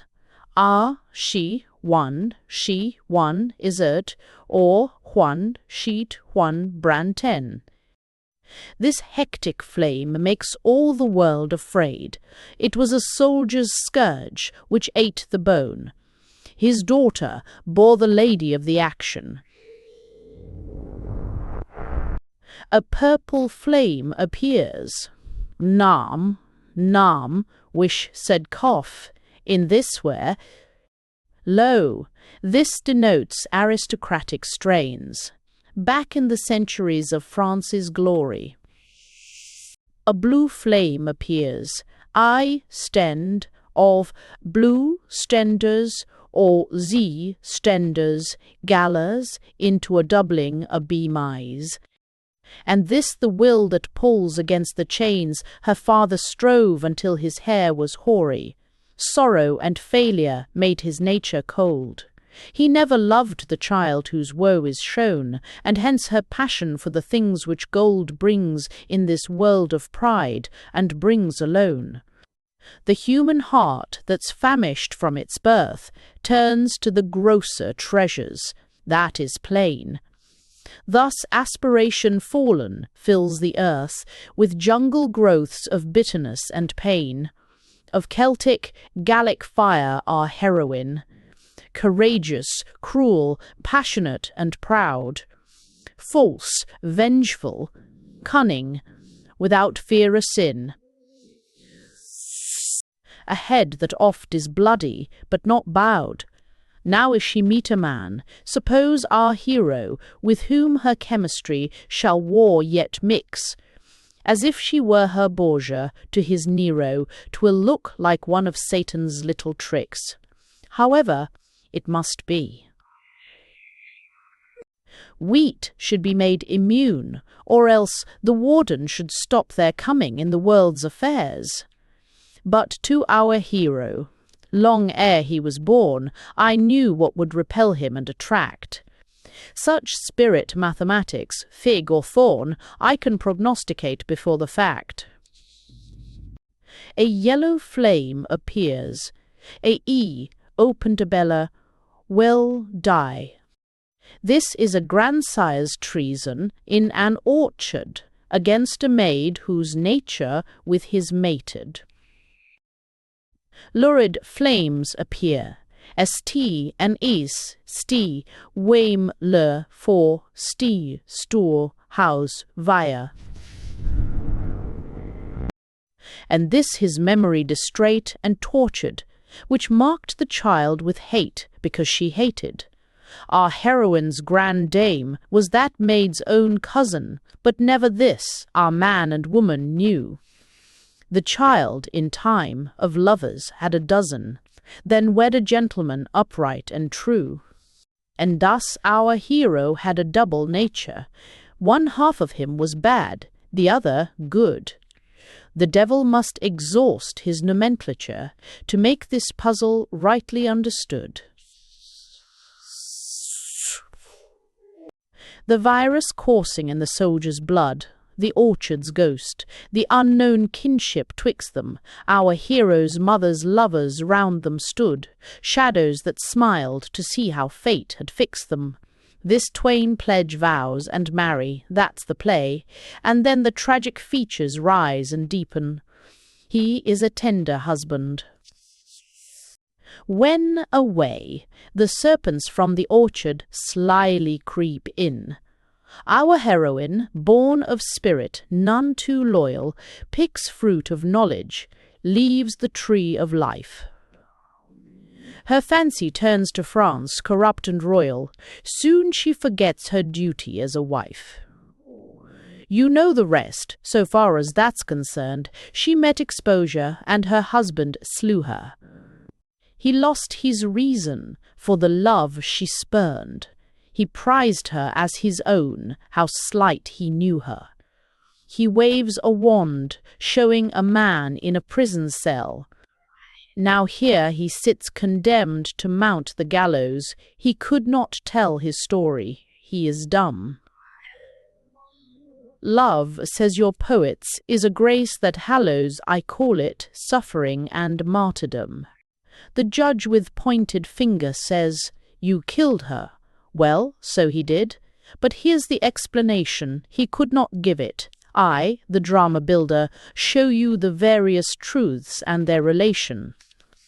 He waves his wand. Now, to begin. The curtain is ascending. They meet at tea upon a flowery lawn. Fair, is it not? How sweet their souls are blending. The author calls the play Lao Kun. A voice only, an earth dream. Another voice with which we are done. A flash of a comet upon the earth stream. Another voice. A dream, thrice removed, a spectral confusion of earth's dread illusion. A far voice. These are the ghosts from the desolate coasts. Would you go to them? Only pursue them. Whatever enshrined is within you is you. In a place where no wind is, out of the damps, be ye as lamps, flame like aspire, to me alone, true, the life and the fire. Beelzebub, Loki, and the Yogarindra vanish. The phantasmagoria fades out. Where the dead seemed to have assembled, only heaps of leaves appear. There is the light as of dawn. First voice. The springtime is come, the winter departed. She wakens from slumber and dances light-hearted. The sun is returning. We are done with alarms. Earth lifts her face burning, held close in his arms. The sun is an eagle who broods o'er his young. The earth is his nursling, in whom he has flung the life flame in seed, in blossom desire, till fire become life, and life become fire. Second voice. I slip and I vanish. I baffle your eye. I dive and I climb. I change and I fly. You have me, you lose me, who have me too well. Now find me and use me, I am here in a cell. Third voice. You are there in a cell? Oh, now for a rod with which to divine you. Second voice. Nay, child, I am God. Fourth voice. When the waking waters rise from their beds of snow, under the hill, in little rooms of stone where they sleep when icicles rain, the April breezes scurry through woodlands, saying, fulfill, awaken roots under cover of soil, it is spring again. Then the sun exults, the moon is at peace, and voices call to the silver shadows to lift the flowers from their dreams. And a longing, longing enters my heart of sorrow, my heart that rejoices in the fleeting glimpse of a shining face and her hair that gleams, hunting a vanishing light and a solace for joy too deep. Where do you lead me, wild one, on and on forever? Over the hill, and down to the meadows of sleep. The sun, over the soundless depths of space for 100 million miles, speeds the soul of me, silent thunder, struck from a harp of fire. What is my universe that obeys me, myself compelled to obey? A power that holds me and whirls me over a path that has no end. And there are my children who call me great, the giver of life and day. myself a child who cry for life, and know not whither I tend. A million suns above me, as if the curtain of night were hung before creation's flame, that shone through the weave of the cloth, each with its worlds and worlds and worlds, crying upward for light. For each is drawn in its course, to what? As the candle draws the moth. The Milky Way orbits, unending, life never-ending, power without end. A voice wouldst thou be, Lord, not peace, but a sword, not heart's desire, ever aspire. Worship thy power, conquer thy hour, sleep, not but strive, so shalt thou live. Infinite depths, infinite law, infinite life.